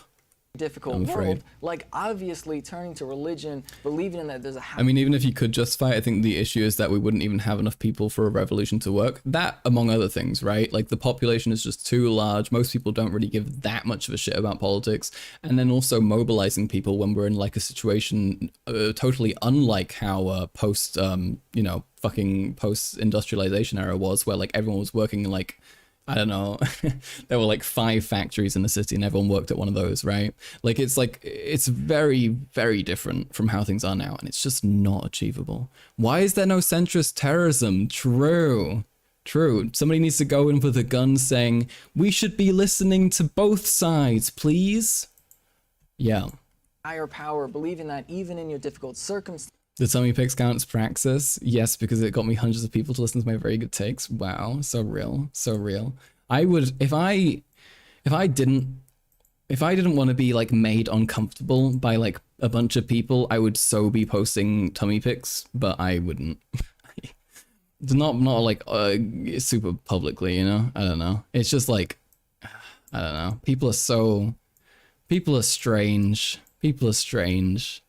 Like I don't appreciate the sexual harassment that's inherent with being like a, you know, mildly attractive person online. It's kind of uncomfortable. It's not a good time.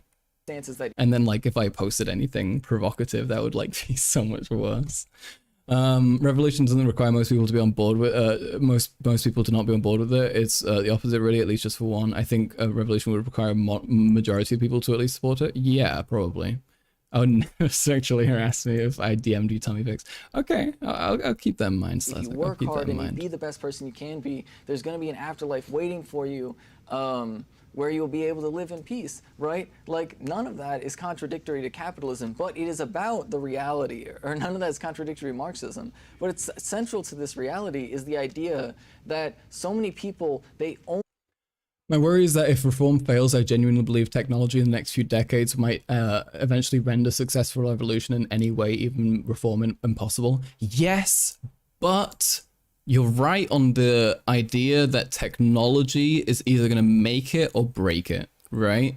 But I think we should be using technology to our advantage to justify socialism. Because I think the way that capitalism is structured with like the current like work economy and stuff is not sustainable with like the degree of like automation that we could achieve, you know? It's not sustainable with like the amount of work that we actually should be doing and could be doing instead of like the absolute degree of bullshit that's going on right now, right? Like there is so much capacity to take advantage of that, and I absolutely believe that that's going to like open it up for us. So I understand your concern, but I also think that is going to be what makes it stick. only have religion as an outlet for self-expression because capitalism forces people to Barstool Sports was listed as politically unbiased propaganda based.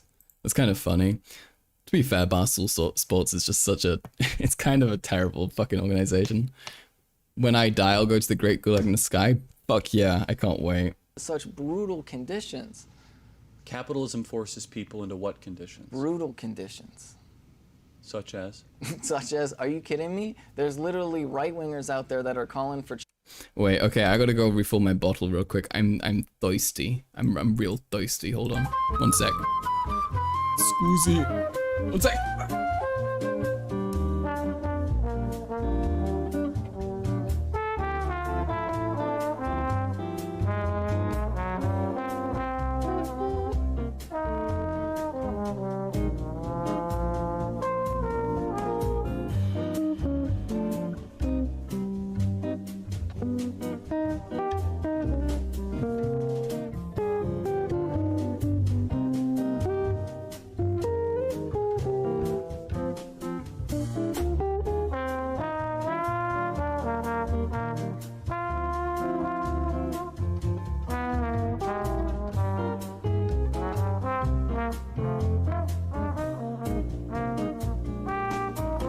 Come on. Are we back? Please tell me it's working. Please tell me it's working. Are we back? I think we're back. I can't tell if we're back. Are we back? We are back. Oh, thank God we're back. Holy shit. Okay, I caught it. Folks, I fucking caught it. My fucking Wi-Fi died? My fucking Wi-Fi died and I switched over to my phone mobile data in time? Holy shit.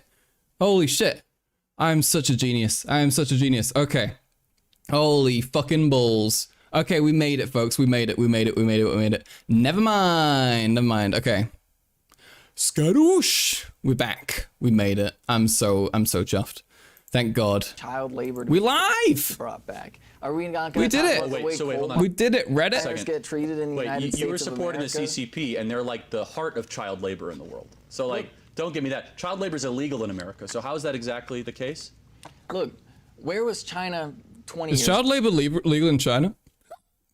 I mean, I know that child labor happens in China, but is it legal? Let's see.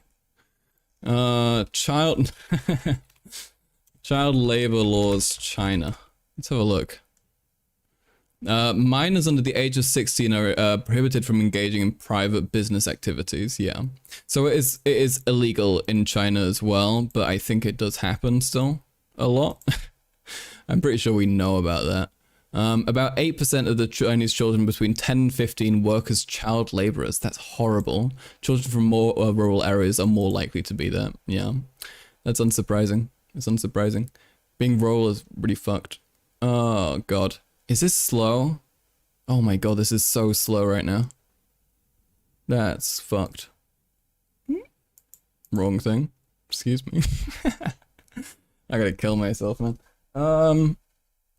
Wait a minute, let me... I wonder if that's working. I wonder if that's working now. Wait, let me quickly press my button on my router just so I can make sure it goes back.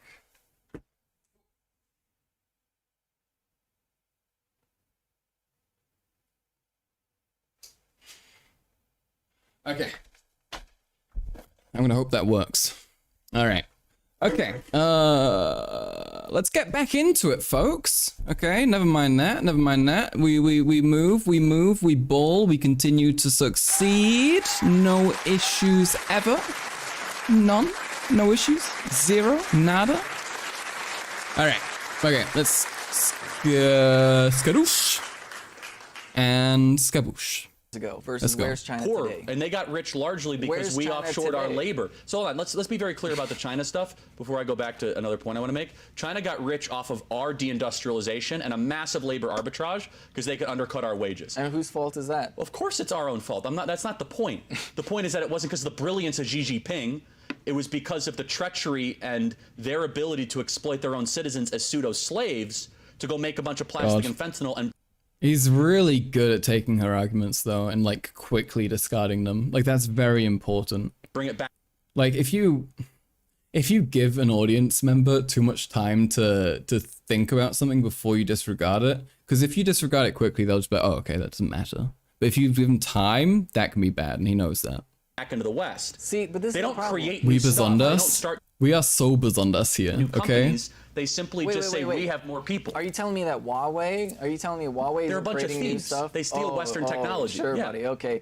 Then who's sending vaccines all over the world? Pfizer, AstraZeneca, Johnson & Johnson, and Moderna. Really? Because the United States is sending that many vaccines? Well, During, like, I hope we last don't year- send that many vaccines, but I mean, Like, okay, if literally last year, China I was hope we're sending not sending about vaccines. half of all the vaccines that they made around. Stream death? Yeah, I saw that it just dropped for a second. Hold on, let me check my phone. That's a Wi-Fi. I'm trying my best here, folks. I'm really trying my best. Live max reaction? I went away for 2 seconds. Of goodness and kindness, but it's also what makes us so capable of vicious evil. Because the reality is, if we thought that people were I like how Benny is championing Chinese corporation Huawei. Very communist of her. True. threatening our families, Homies we love would do corporations. a lot of terrible things, right? But if we work together with other people and other families, and we extend our minds to understand that we have a shared sort of societal experience, then we're going to do a lot of good things for each other. So ultimately, when it comes to whether or not human beings are good or evil, we're just naturally social. We want to fit in and be part of a society. So ultimately, it really depends on the way society is structured that determines whether or not we end up being good or evil. But I kind of agree with this actually. I mean, I think it's fair saying that like people's morality will often depend on the society. It also depends on what your views of good or evil are, right? But yeah, I guess like evil would be anti-humanitarian, which depends on the society, right? But yeah, obviously in Nazi Germany, people will have like been convinced they're doing the right thing for a while. And then eventually they'll like come around and be like, maybe this is bad, but you know. it is all basically from us being pro-social. So why is it that every civilization encounters the same problems then, regardless of its circumstances? What do you mean every civilization? What do you mean the same problems? What do you think these problems are? I'll articulate it. From the Aztecs to the Incans to the Mayans to the Egyptians, the Indus River Valley, the British Empire, Attila the Hun. Dude. Oh, I think it's working. I think it's working. Is it working, folks? Are we back? Are we back? Are we here? Have I worked this out? Have I worked out how to make the stream not die all the time? Oh my god! Holy fucking shit, dude. Let's fucking go. Let's go. Holy shit. Oh, thank God. Thank fucking God. Slazak, you have no idea. We have, I think, the most Wi-Fi issues on this stream. You saw this as part 3.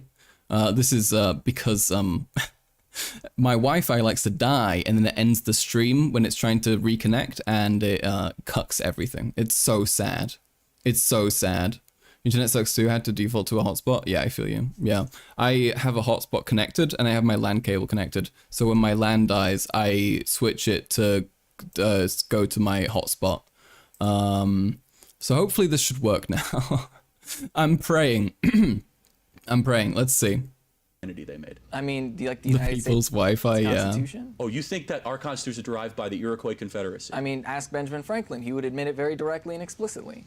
He didn't write the Constitution. It doesn't matter. Oh, that was so scary. What the fuck? What the fuck was that? I'm sorry. Wait, what the fuck was that, dog? Hold on. Benjamin Franklin. He would admit it very directly and explicitly. He didn't write the Constitution. It doesn't matter, right? All of the facts It actually does matter. No, no. So, He's so scary. So ask James Dude, chill. Madison. Yeah, how right? about, so let me get this. What Federalist paper is the Iroquois Confederacy mentioned in? It doesn't matter. The Yeah, Federalist because it Papers. really wasn't Do an you think inspiration. the Federalist Papers were the only thing that were written back then? No, but it was the most. Hamilton, Madison, and Jay went through private musings of why they wrote the Constitution And do you think that defend they it. didn't care what Benjamin Franklin Hold on or a George second. Washington So had wait. to say? So I want to make sure I understand this right. So the Iroquois Confederacy, you think? Kirk is so stupid, good god. He seems so evil in this. I don't know what it is, but he seems so evil. There's just like sometimes people will like do something, they'll like partake in like an argument, and they will just seem like such sociopaths. And I don't know why, like, it just seems so clear on this. Kirk fully knows she's right on this, but just denies it anyway. Yeah. Yeah, I mean, that's how these people work. It's really fucking, I don't know, it's uncomfortable to watch. Is where we got separations of power, separated powers, consent of the governed, independent judiciary, and consent of the governed. Not the Pilgrim colonies, or the Bible, or the Mayflower Compact, or the Magna Carta, or the writings of Augustine, of course Aquinas, not. Hume, And Burke, Locke, none of the people or that were Hobbes. alive at the time. John Locke. Look, where do you think where do you think these people said that they got their ideas? Like, the reality is, why do you think the Enlightenment came after all of these colonizers started visiting I'm trying to figure out what they're on topic-wise. people in North Oh, America? so you believe in Hold on, this like McBidens. weird, unfounded, mystical belief that It's we not stole unfounded. This is from actually the like indigenous people? This is actually a very standard understanding of world history. If you have even a marginal Hold on a understanding second. of So anthropology. you think that John Locke Okay, that was well delivered, I think. stole from indigenous people?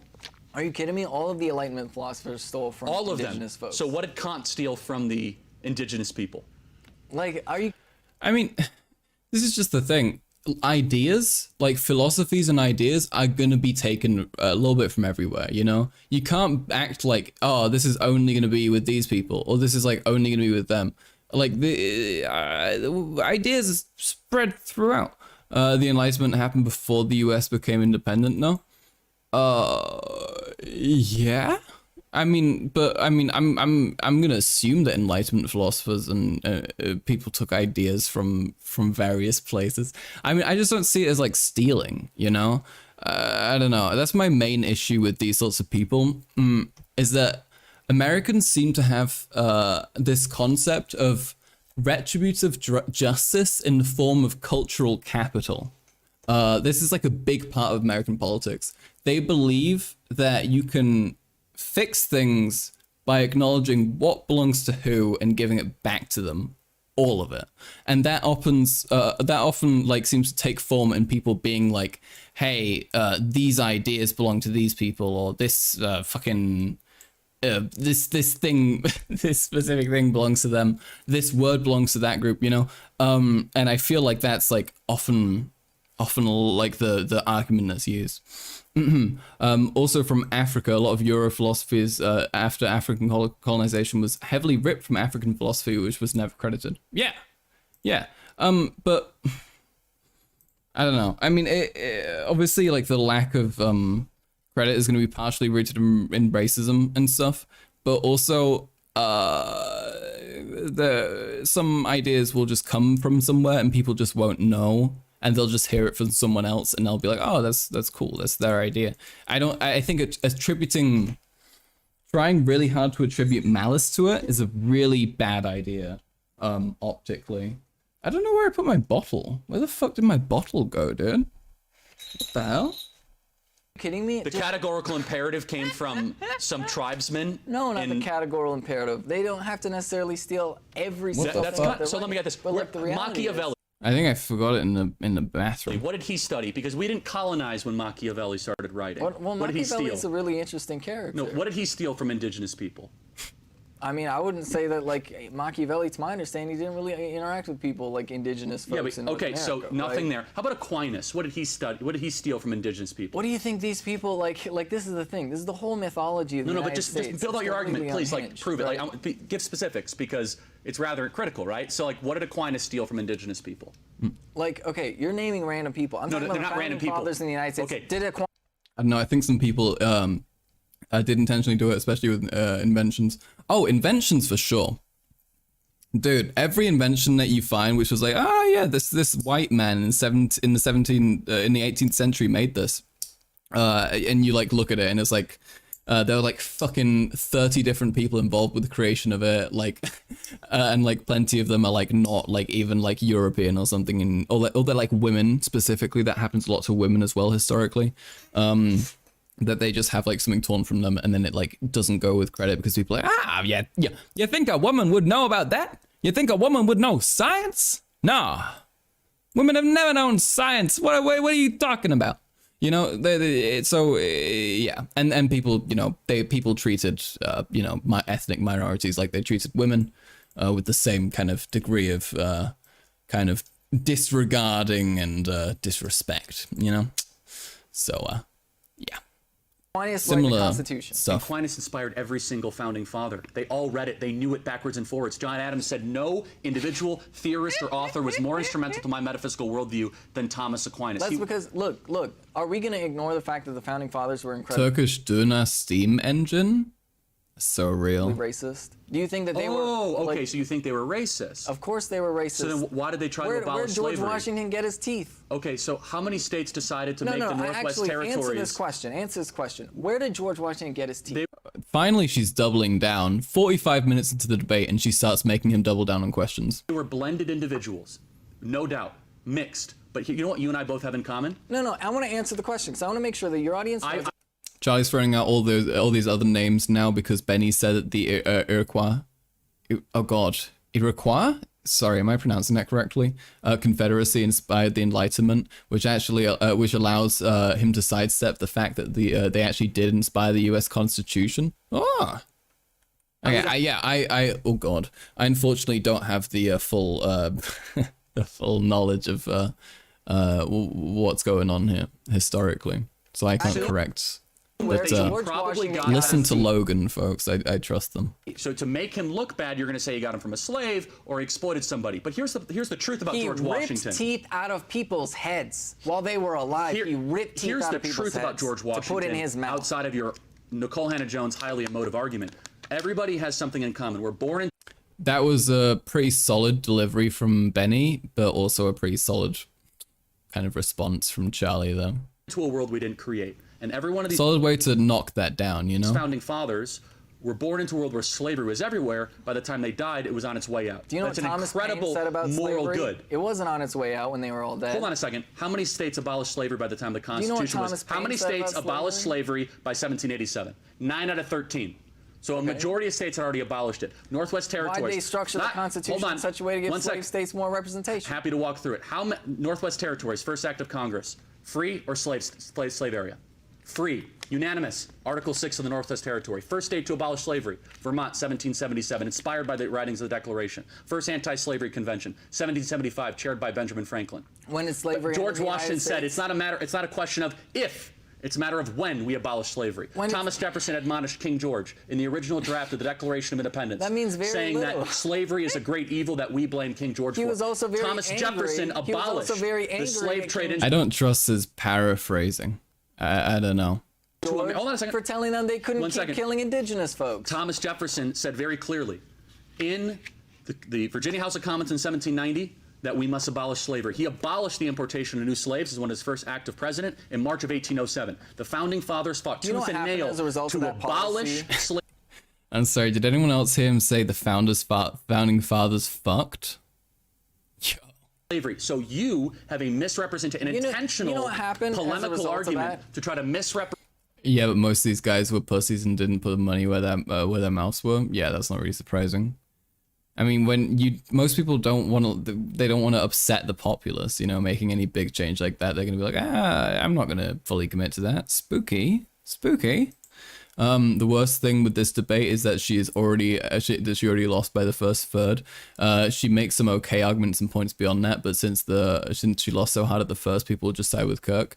Yeah, she's just optically lost already, and then therefore it's like really hard for her to have any like actually like powerful retorts against him, because everything is going to be still like her trying to build up to being at an equal level to him, rather than her actually doing well and actually like dominating the conversation. Present the great heroes of the founding fathers. When they banned who the were importation inspired- of slaves, what happened? What ended up happening was the slave trade went down, Eli Whitney creates the cotton gin, and a whole new debate of slavery gets reignited. No, see, that's actually not true, right? The reality is, What do ended you know up what happening? happened? The slave trade, I guess, went down, if you're talking about international trade. The United States set up literal farms where human beings were bred. Human beings were bred and forced Slavery to get was pregnant, going to down have dramatically children, in the to 18 expand teens. slavery.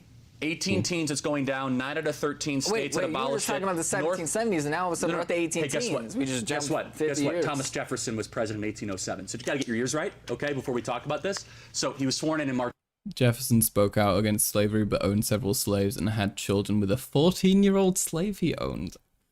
Yikes.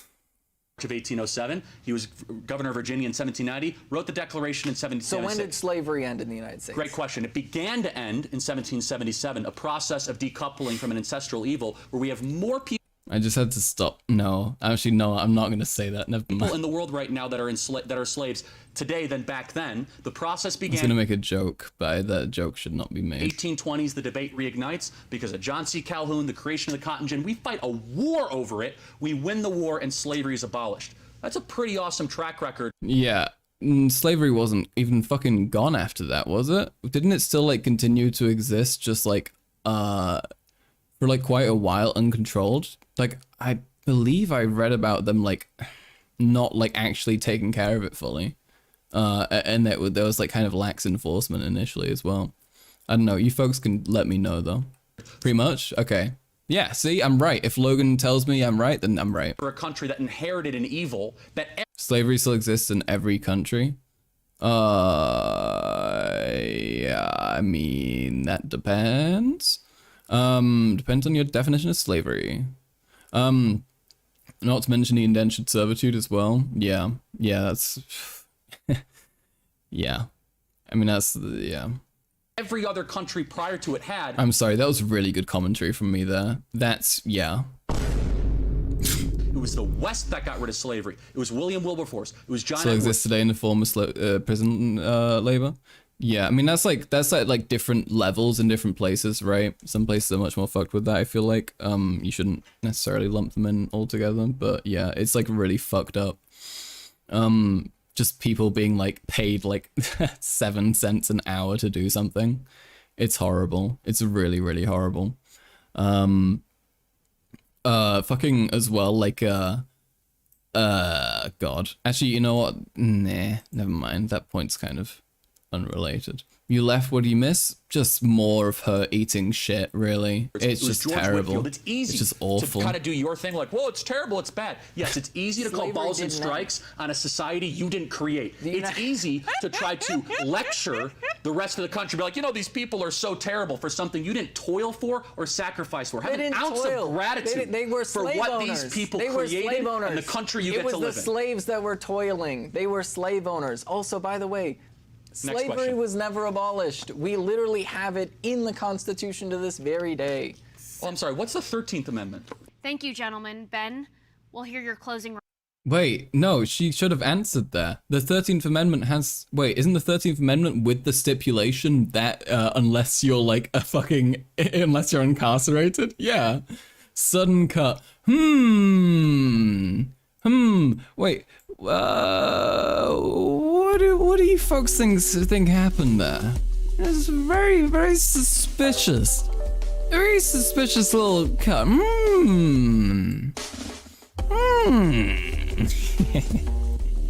Very suspicious.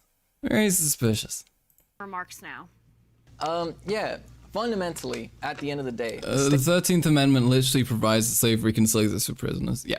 There we go. state can work to suppress the interests of capitalists, or it can work to suppress the interests of the workers. It's just so brutal when you see someone take 40 minutes to warm up in a debate, you know? Like I can do this too sometimes, you know? You'll see me in a debate, and sometimes I can say some kind of retarded, confused shit in like the first like 10 minutes, and then I get into it, you know? And then I like lock in, you know? I figure out exactly what my angle is, how I'm gonna approach it, what's going on, you know, that kind of thing. But if you take 40 minutes, which seems to be about as long as it took for her to like actually start getting shit like right and do like really well, that's too long. Workers in the United States of America. This debate was so obviously just to have a quick and easy own on TYT. Yeah. Or just a quick and easy own on fucking leftists and trans people and stuff in general, right? Today, it is clearly suppressing the interest. The soundboard is well made. Thank you very much. Yeah, I take great pride in my soundboard. Of workers. Just look at the difficulty that people have in terms of forming labor unions, demanding higher wages, even getting access to basic health care that even other capitalist countries have, right? Then you have a lot of countries that have been the victims of colonialism, that have states that serve the interests of the working class people, and while they have a very difficult starting point, the reality is they are surpassing the United States now in a time frame that is rapidly outpacing the development that happened in the United States. So ultimately, I like her energy with this delivery. I think this is a lot more effective than hers was prior. I think before she seemed a lot more kind of frustrated or something, you know? I'm not sure. But now she seems to be doing a bit better. Reality is we can choose for the government to serve the interests of the very rich few, or we can have a government that serves average working class folks. So I just have one question. I'm sorry. Do you trust the government? This government? No. But once again, we have to ask the nature of the state. But then why would you want to make that government bigger? No. It's not about making the government bigger. It's about changing the fundamental structure of the government so that it serves the interests of workers instead of the interests of capital. And in fact, this is one of the things that, like the fundamental dishonesties that I think come from people like you. You point to a capitalist government, say, look, it's not working for workers. We should have less government and give capitalists more power. But the reality is, right, and this is the fundamental reality, that it's the nature of the government that's the problem. You're unwilling to admit the very fact that our government is fundamentally serving the interests of capital as opposed to serving the interests of the workers. And that if we were to flip the system on its head, Dr. Charlie Kirk, PhD in communism, so real. it would work a lot better. At its best, it's the opposite. It serves the function of the liberty of individuals, the pursuit of virtue. Yeah, I mean, look, in closing, human beings aren't naturally good. We're actually authoritarianism is great for it. The workers love being told what to do. That's definitely going to liberate us. Naturally awful to each other. And human history shows that. We have the same problems over and over again, and the government needs to be strong but small. And the founding fathers built that beautiful government that what the fuck does that mean, dude? Fucking strong but small? Okay. Destroy in a country that you refuse to leave. Here's how you know you live in a great country. That even those who say they hate it refuse to leave. Every person. Small government is when the government makes you fucking live with like less than what everybody else has, just because you are like less fortunate, and they'll like kill you if you try and take more. That's when small government is when that. Person in China that would be given a chance to go out, almost every person would leave almost instantaneous. Why don't they? Because they're not allowed to. Really? People move to the United States from China all the time. Those that are allowed. What do you mean few. those that are allowed? In Venezuela, You're in just Cuba, banking in on Iran, people not knowing about there any are of these millions countries. of people that would do anything to leave these disastrous experiments. And I have met far too A government smaller than Charlie's face? Dude, that's not possible. I'm sorry. many victims of communism to take any of your arguments seriously. People that have the You mean the people wounds to No show way. it. The Voo-voo pastors that were in sailor. jail for decades in the Soviet Union for doing nothing like the wrong. plantation owners that had their plantations The stolen by people like Fidel Alexander Castro. Solzhenitsyn that wrote about it endlessly. The Cubans in Miami that had to build life rafts to save their own lives because of the oppressive Castro regime. The people from Venezuela If she does the Joker laugh one more time, I'm gonna kill myself. I'm so sorry, Mia. and Cuba and Argentina. I'm gonna I like trust how that just arrived when she just did it. them a lot more than a smug, sanctimonious person with a super bizarre laugh that read a couple things online that sound good. Thank you, buddy. Oh, Charlie, God. thank you. Ben, thank you for coming. His cocked little face. God, he looks so fucking silly, dude. Okay, wow. Wow, folks, we did it. We fucking did it. Let's go. Holy shit. Holy shit. We made it through. We made it through the segment. Oh my god, TYT is playing in the background. That's terrible. We don't want that. I'm okay. Thank you very much. Oh my lord. We made it. We made it. People happy isn't working. That's so cocked. It's so cocked. Anyway, holy shit, folks. Good job for us. We made it through. It's now 10 to 1 in the morning. Do we keep on going? Do we keep on chugging? We can take a look for what else there is. Strong candidate for worst YouTube video of all time. True, honestly, that was fucking painful to watch. Maybe one more? I think we can go for one more. Maybe one more, two more, you know? I got another beer in the fridge. I could go for the crazy 4 beers. I never usually drink more than 3 beers, so if I say a racial slur, okay? It's because of that. It doesn't count. I'm messing. I won't do it. That's a lot? That's not that much. No, I'm like quite a lightweight. Oh, you're gonna have to, okay, Mia, take care of yourself. It's nice having you. Thank you for being here. Fake Australian time zone. I'm not in Australia. I'm in Germany, actually, believe it or not. I'm a Brit, half British, half German person. I just sound weird and fucked up. Okay, folks, so let's take a look at what else we could, go into. Oh, okay, so we have the choice, okay? We have a choice. So I'm gonna let you decide between 3 things, okay? I'm gonna let you decide between a video that Kaffles made about being Tankieism being a cult. I'm gonna let you pick between that, and I'm gonna let you pick between 5 ways to detect wokeness, which is a video by a silly incel man, and I'm gonna let you pick the angry American NIMBY lady, which is another character we have. Okay, so which one would you like to watch? Let's go! It's time for a vote! You thought I was calm, but I'm not calm. It's a vote. It's voting time, okay? You have to throw in your votes. This is it. This is what it comes down to. This is a democracy. Okay, this is as real as it gets.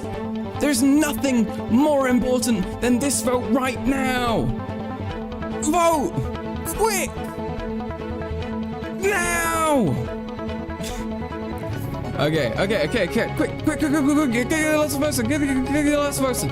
Okay, I think we have all the votes in. Let's go. Wait, I need to quickly grab my fucking, my drink. Hold on, I think I forgot my water.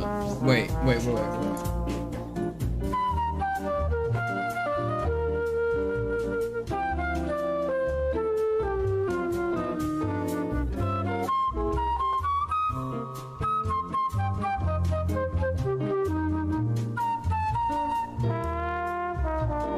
What the hell?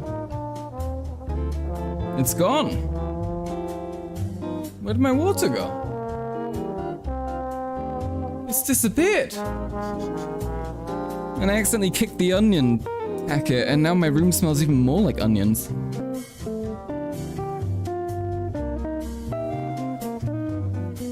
What the hell? Oh, it smells so much like onions. Oh my god. Oh my god. Oh. Ugh.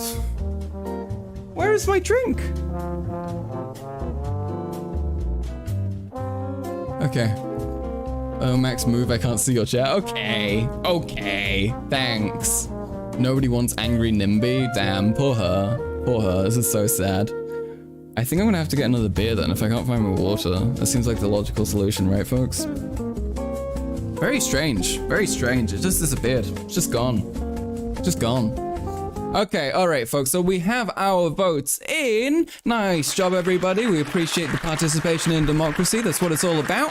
That's what we're here for on the Karl Max stream. So now we are going to move on according to the democratic way. We're going to watch the 5 ways to detect wokeness video, okay?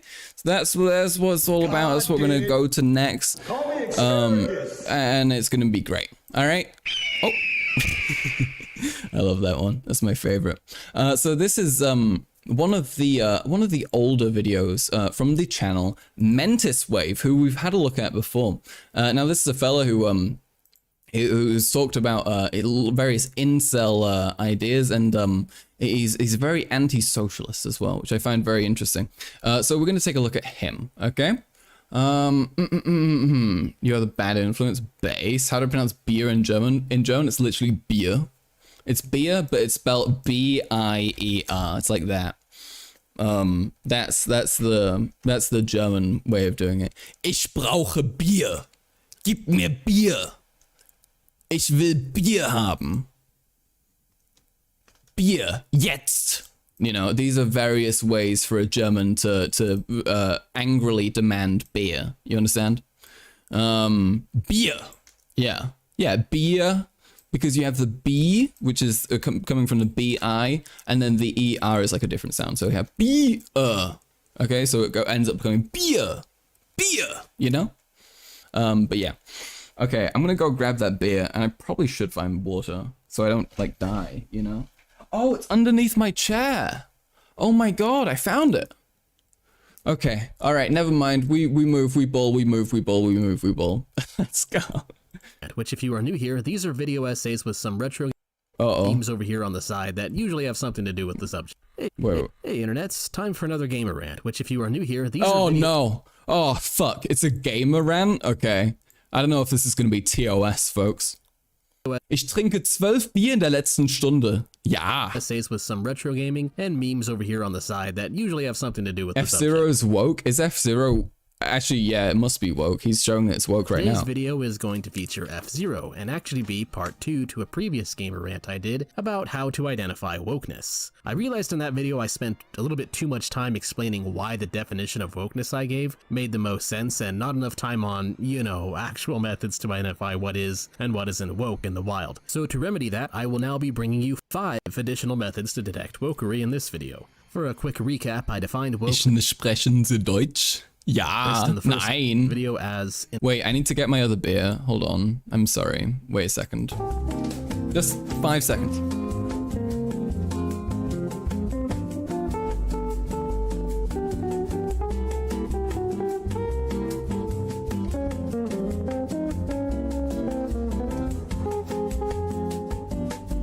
Oi, oi. Yeah, hello? Live max session? No! No! No! I've been got! No, this is it! It's Jova! Oh my god! It's Jova! I tried! I'm gonna kill... no, I can't say it. I'm gonna get so angry. I'm gonna get so angry with you guys! God damn it! You fucking... So I'm sad you became XQC. Jet, why don't you like me, Jet? Jet, I don't understand. Jet, what's going on? Jet, this is crazy. Jet, please.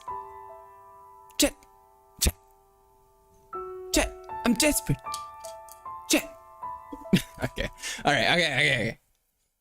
An aggressive push for diversity, equity, inclusion, usually based on the belief that outcomes which lack these things is indicative of discrimination or unfair social treatment. This time I will not be elaborating further on that. If you are interested in why I believe this is a solid definition... Okay, wokeness is an aggressive push for diversity, equity, inclusion, usually based on the belief that the outcomes which lack these things are indicative of discrimination and or unfair social treatment. Okay. Feel free to watch part 1. So wokeness is being aware of material conditions and their potential influence. Which I'll link at the end. You don't have the chronically online French Virgin build? I can't pull him off. Fuck! Anyways, number 1. Are we watching a short fat otaku video? No, it sounds like it, huh? But no, this is Mentis Wave. We could watch a short fat otaku video at some point, but... there's not much to say about most of his videos because he's very careful, and then he makes like a stupid point every now and then, but mostly he makes an effort to not make super outlandish statements, which makes him really hard to hammer in on super efficiently. But on Twitter he does that, so I need to go for his tweets, but his videos are very carefully constructed and therefore pretty like difficult to deal with. And the first identifier of wokeness I want to add is an easy one to recognize, but strangely I haven't heard many people call this one out, and that's bad faith and strawman arguments. Many people are aware that wokeness is really just the logical evolution of the progressive left social justice movement from roughly 10 to 20 years ago. One of the things that What do you mean from 10 to 20 years ago? What do you think? Do you think the justice movement has changed? Progressivism is still progressivism, right?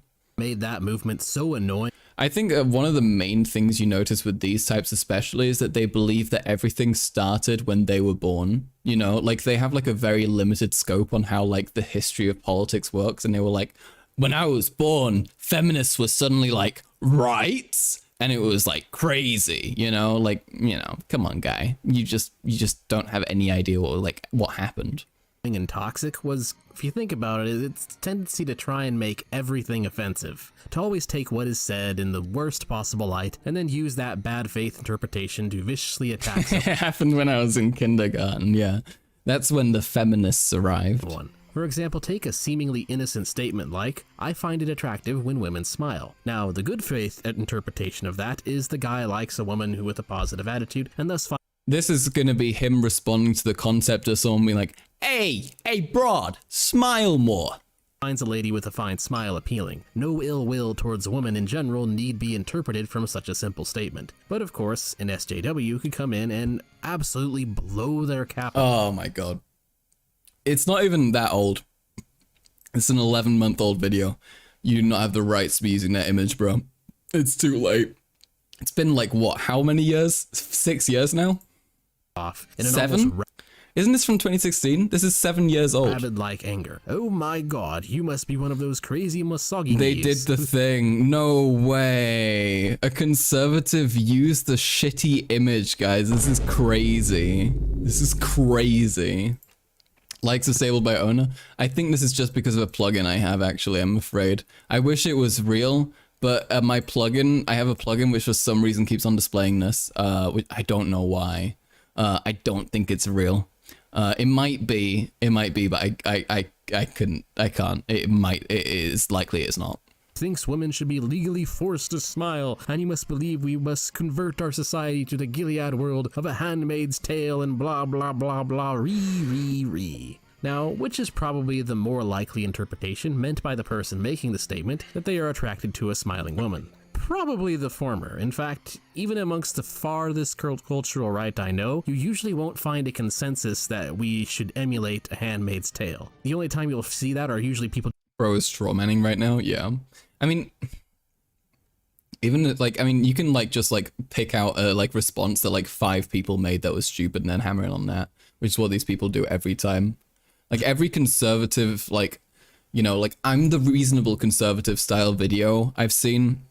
It's people responding to like the most insane leftists and like then like the most like moderate right-wing responses to it, you know? Just memeing, they're not actually serious. It's actually really extremely unlikely that anyone who says something like he thinks the entire left is just thought slime real. That unironically means it as some kind of weird dog whistle for taking women's rights away. But of course, to the SJWs, that doesn't matter, because their goal was of course to find the things to be offended by, not to actually genuinely fix those things. And that's why when something can be interpreted in 1,000 different ways, and 999 are completely innocuous, but one interpretation can be seen as socially offensive. They base their POV off TikTok with TikTok vids with 21 likes. Yeah, literally. I mean, this is how it always is, right? These people ran into like one idiot communist and they're like, oh, okay, I'm gonna be basically like a Nazi adjacent person now. That seems like the smart thing to do. They would latch onto that one single little offensive interpretation like a rabid animal and refuse to let go and demand you apologize and repent for your sins of harming their subjective feelings and acknowledge their moral superiority. Now, eventually people caught on and realized that this behavior is very cringe, hence why SJWs got relentlessly made fun of to the point where their foolishness could arguably be traced to the main reason that Donald Trump got elected. But here's what? Wait a minute. I'm sorry, what? This guy thinks that Trump got elected because SJWs existed? Dog, Trump got elected because he was the first president after Obama. That's not... Trump didn't get elected because he was fucking, like, SJWs. He got elected because they were, like, because before people were like, there's a scary black man and he's ruining everything. I mean, the amount of like political like people who got like, if you look at Trump supporters and you ask a lot of them when they got started, especially people who are like in their 20s, a lot of them will be like, yeah, no, when Obama got elected, or when like, when a Democrat came into office and everything got worse, I was like, oh shit, I need to take action. And 90% of the time, they're talking about Obama and it's actually rooted in racism. And that's why Trump got elected. Also, if you look at politics generally, it always has this, right? It always pendulates between like one side and then the other side. Obama, though he, was, very centrist, centrally left. He was, seen as like a very left-wing figure due to him being black. And then people were like, well, we need to elect the orange man to balance it out, yeah. Slazak says, actually, Trump was elected because of memes. True. That's why we have you here. Thank you. Class political analysis. Perfect. You're right. Here's the thing. With wokeness, the bad faith and tendency to strawman is still there. SJWs may have evolved and gotten a little bit better at Imagine having the tendency to strawman. This guy would never. Optics, but the general idea is still very much there. It's just that now, instead of attacking individual subjective interpretations, which to be honest they still occasionally do, they now have moved their bad faith arguments towards attacking broader ideologies. A very simple example of this kind of wokeness is when Adam Something made his video on how right libertarians are all secretly fascistas. The goal of it was of course not to treat libertarianism with a good faith, but to strawman it as much as possible to make it well, libertarians just don't really care what happens as long as they're fine most of the time, right? That seems to be like the general consensus that I find among libertarians. Like they'll just be like, hey, you want to be racist to those people? You want to call that guy the N-word? You want to say that women should be raped at 14? That's fine. I believe in it. I'm a libertarian. They just like, yeah. Obviously they're going to be like, I would say libertarians are much more example of like the moderate wing of fascism than any other group, right? Like right-wing libertarians, Half of the online left, I think, half of the online left think that Adam Something's some sort of Nazi, like bro can't catch a break on either side. That's so sad. Adam Something doesn't seem that bad. He seems to have some like odd takes, but then so does like everybody, right? look evil. Why? Same reason as before, to achieve a feeling of moral I know, the left is very eager to be like, this person's actually Hitler all the time. Superiority. So it's the same bad faith shit, just in a different format. And when you think about this alongside the definition of wokeness, it actually makes perfect sense why they would do this. To maintain the false belief that anything that doesn't produce an equitable outcome is discriminatory, they are therefore forced to paint anything that would say otherwise as bad. This brings me to number 2, which is that woketoids are often very dishonest. Don't say woketoids, dude. This is the misogyny guy, right? He's so fucking terminally online, he can't even, like, speak normal. I know that, like, I'll throw in, like, some terminally online phrasing every now and then, but I don't think it's that bad. It's not, like, woketoids level. Honest, or at least very clueless about what wokeness is. Hassan calls him Azov something? Ugh, what the fuck? That seems excessive. Kind of going hand in hand with the bad faith aspect. No, really, if you... I generally don't mind Hassan that much. You know, I think that lefties have a tendency to exaggerate how bad everybody is, especially with, like, on the left, but, like, some of the things he says just make me so uncomfortable and, like, so fucking weird. God. Dude needs to shut the fuck up sometimes. I don't know. It's so weird, because he's such, like, a contradiction of a person, you know? Like, you can tell that, like, his massive audience both gives him, like, a massive ego, and at the same time it gives him, like, super high levels of insecurity, you know? Like, you can tell he's, like, he's both of these, like, extremes, you know? He's, like, the most insecure guy on the planet when it comes to anybody, like, disagreeing with him or, like, fucking getting annoyed with him. Like, he banned me. I was banned in Hassan's chat for about a year because I told him noise suppression is an option in OBS, and I told him how to do it because I was, like, tired and high, and I was like, this sound, because it was, like, buzzing and, like, making gross sounds when he was doing the shit camp stuff, and I commented and I was like, hey, this is you've got audio issues, you can just do this to fix it. And then he was like, oh, what the fuck? Yeah, get banned, dude. Like, and then he banned me.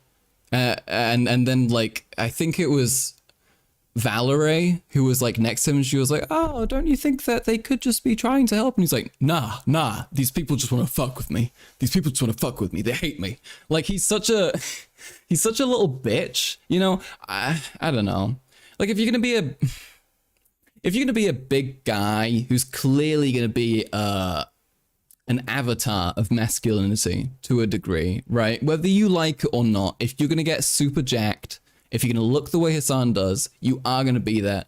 You should try to not be like embarrassing about it, okay? Don't fall into the same trappings that like every other annoying masculine man does, where they like get like super insecure and like petty and stuff whenever anyone's like mean or something, you know? I don't know. It's just annoying to see. But yeah, let's get back to it. Ask someone who subscribes to woke ideology what wokeness is, they often have absolutely no idea at all. Max said that his confession got ignored by Hassan. Real. Or they'll give a very strange... Hassan tried to not ban people in his chat. Yeah, he could never. He could literally never. It's like... It seems to be like a coping mechanism of some kind or something. I don't even know, dude. Hassan and Adam something had some major beef during the early Ukraine invasion over Hassan's takes and Adam being dismissive over the Azov battalion. That makes sense. I understand kind of being dismissive over the Azov battalion when fucking Hassan is the way he is though, right? I don't know. Like the shit he says and like the way that he clearly thinks about Ukraine but is like afraid to talk about it. I miss when Hassan just watched MasterChef on stream. True. Real. I need to get on the fucking React streamer meta. When we need to find a good show to watch that would actually be like entertaining. Because I would like to...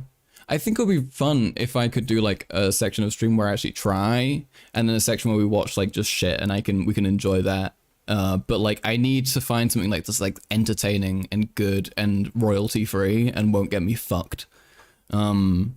So Adam's Hungarian, like that country has a lot of experience with Russian invasions. That's really uncomfortable that he would then do that. Weird.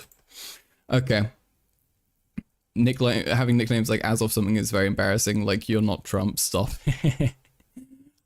I don't know. I get it. I think it's funny. I think Hassan has some funny nicknames, but it's weird to call a lefty a Nazi that hard.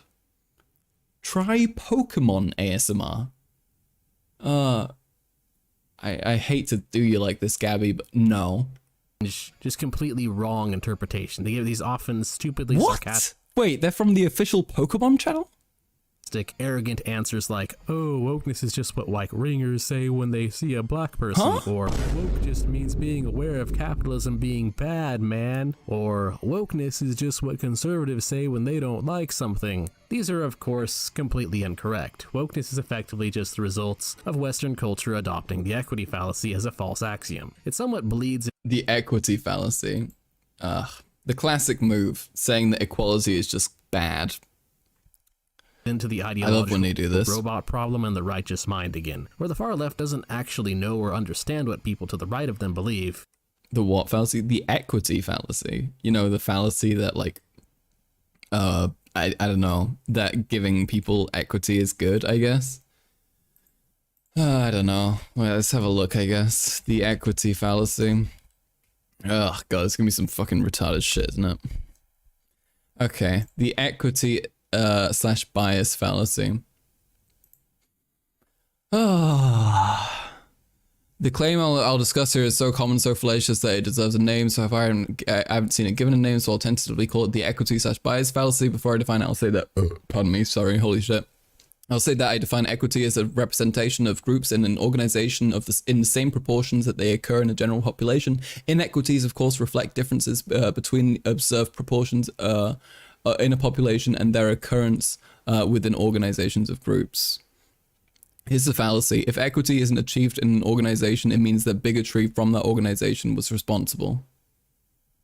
Oh, okay. So if there is any inequality, it is because there is bigotry and not just because those people actually suck at the thing. So what these people are saying is that the equity fallacy is people saying that there are systemic conditions that cause people to suffer, and it's not actually just them being bad or stupid or something. Okay. The website is a graphic design nightmare. It's from a website, funnily enough, called Why Evolution is True. Which is interesting. It's an interesting thing to say. I don't know why that's mixed with the equity fallacy.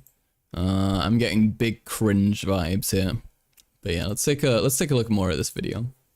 And so they just kind of strawman them constantly. So to them, they take the very concept of what it is meant by criticism of wokery in bad faith as well, since they assume a lack of equity means there is most likely a source of average internet skeptic, honestly. They assume that those who criticize this claim must be intentionally trying to cause that very discrimination boogeyman they believe in. So this cluelessness is... Yeah, I mean, he makes a point here, right? Among all the bullshit, among all the slop, we need to take out the point, which is that he's saying that people get offended when they get called racist for saying shit that enforces racism. And though that is people being told what they're actually doing, there is a point to that, to a degree, that you need to be careful with how much you morally impugn people for being annoying and awful. Because people who don't understand that they're being awful are going to be further pushed to their side if they are told that they're awful without like an adequate explanation for it, you know?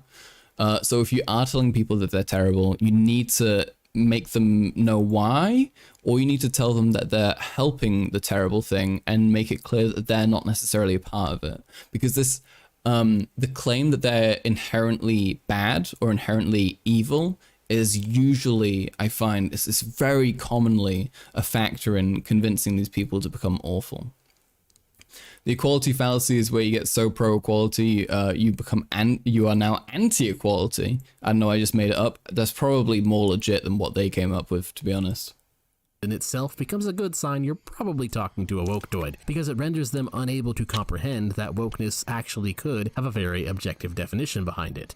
Moving on to number 3 is an interesting thing I like to call the reversal test. So I found the most self-contradictory part about wokeness, which is that it's inherently consequentialist despite claiming to care about equality as a principle, is also one of the... What? I'm sorry. Wait, let's say that again. Let's roll that back. Which is that it's inherently consequentialist despite claiming to care about equality as a principle. It's inherently consequentialist despite caring about equality as a principle.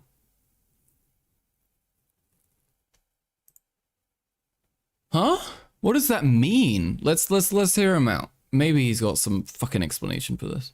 Is also one of the aspects of wokeness that makes it easiest to spot, because this creates a focus on group equity that requires them to apply totally different rules to people depending on whether they are perceived as being a member of the victim class or the oppressor class. Or in simpler words, wokeness is inherently hypocritical. A good example is the recent bout of Disney wokery, which is blackwashing. What? Folks, I have no idea. I'm just gonna play the Vsauce music because I'm confused. What? What? Huh? What is blood waffling about? What's going on here? What's going on? What's happening here? This is really weird. Strange. Okay. Well, alright. Okay, I'm gonna stop the Vsauce music. You need to leave. I need to get that soundbite. I don't want to steal too much from the H3 podcast, because they're where I think my brain gets all my funny, like my funny show soundbite ideas from, like partially, not all of them, but a lot of them. It's like that and like Doug and other stuff. I think makes it like though, because those things are really good, like the H3 podcast show or like Doug's stuff. I think they all do really good jobs of incorporating sound bites to make them like more entertaining, and that's like really cool. You put so much work into your stream layouts. I really respect it. Thank you so much. That's very sweet of you. Yeah, it's nice. It's like my little home, you know?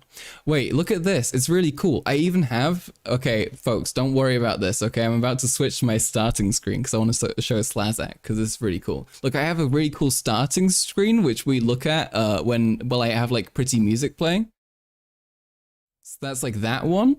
And then we also have a stream ending screen, which is like that one, but it's like later at night, so it's like kind of cool.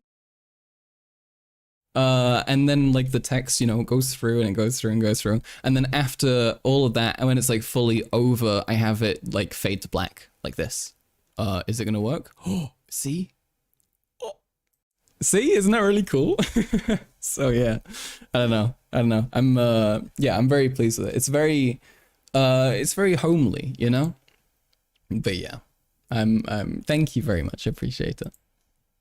Ariel. A part of me honestly doesn't care about this because Disney remakes are always terrible, and I'm not really going to watch them anyway. I admittedly was not going to watch this movie. Oh no, he's talking about fucking... Wait a minute. Let's roll it back. I got distracted Or in by... simpler words, wokeness is inherently hypocritical. A good example is the recent bout of Disney wokery, which is... Is this a woke stream? Yeah.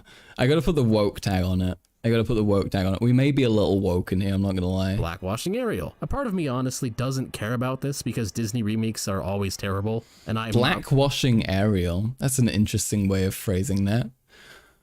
My take on the Disney race swap thingy is that Disney's being lazy and they're profiting off of culture war bullshit. They understand how much outrage this is going to cause and that that's going to give it traction, and I think they play into that a lot, and that kind of grosses me out, right? I think Disney should be focusing on making new properties that are actually better, but I also don't see an issue with creating a rendition of it which allows black children to project themselves onto it, because I think that's the primary goal of Disney properties, is to, it should be to make kids happy. And that includes kids who aren't white and don't look like every Disney princess, you know? Like, you know, brown-skinned kids deserve more than just like the Princess and the Frog, you know? So I think that's okay. I don't really care. That's so nice. Sorry if you're late, you're playing at the same time. That's okay. Don't worry. No worries. They should have made Ursula a drag queen because she was based off a drag queen divine.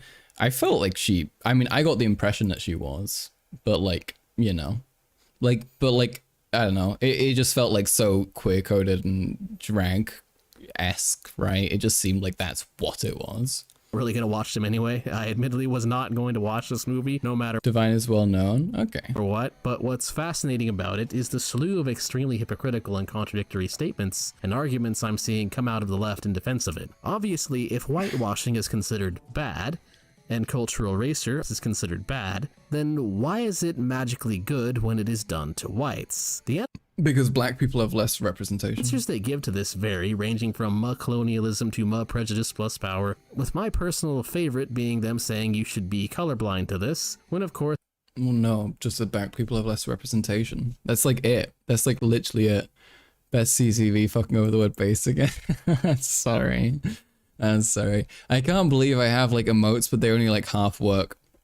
I feel like, didn't Monka S work before? Oh, Monka S's work. So we have Monka S at least.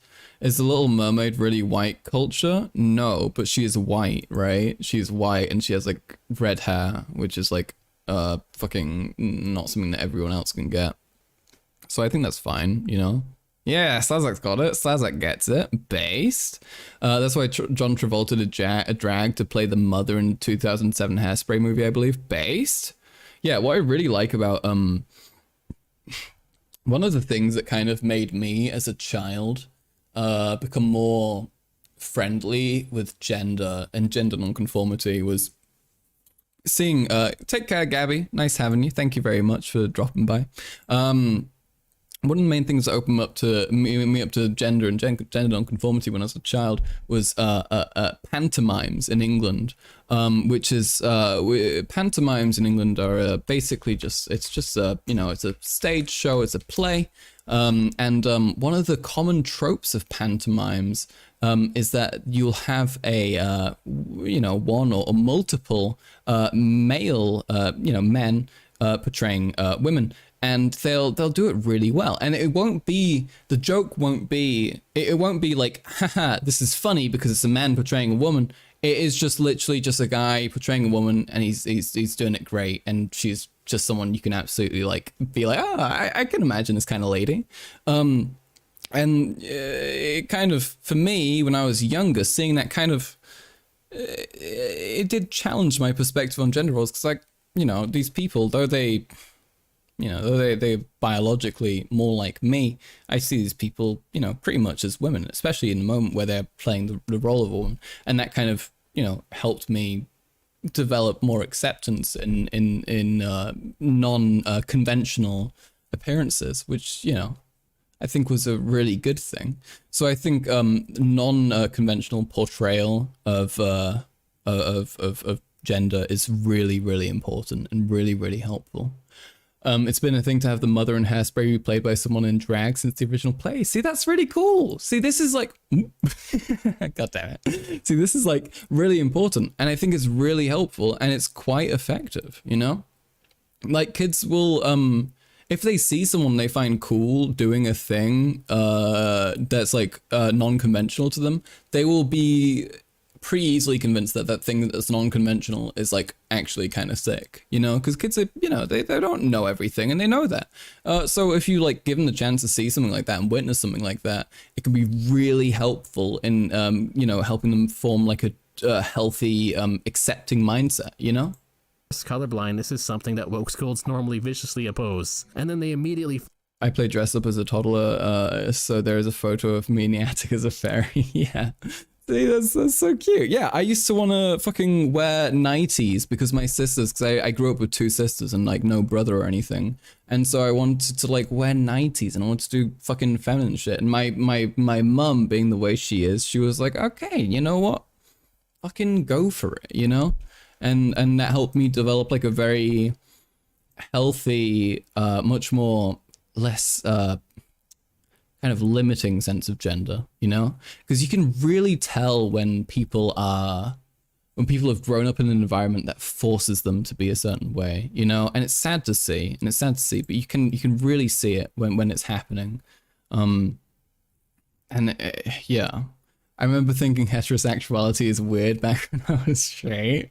Base, yeah, I mean it is. There's so much, there's so many like questionable social norms that we have that are just kind of silly, you know? And when you think about them, especially because I know that a lot of people are smart kids. I think I was a smart kid, you know, I questioned a lot of things, and because kids are really susceptible to stupid shit, right? So if you're like a slightly above average kid, you'd see the stupid shit very easily, you know, because kids aren't that smart, you know, they're kids. So witnessing kids being like, you know, you're a boy, you're wearing a dash of pink right now? I'm sorry, did you just put pink highlighter on my hand? I'm a boy, I gotta kill myself now, what the hell?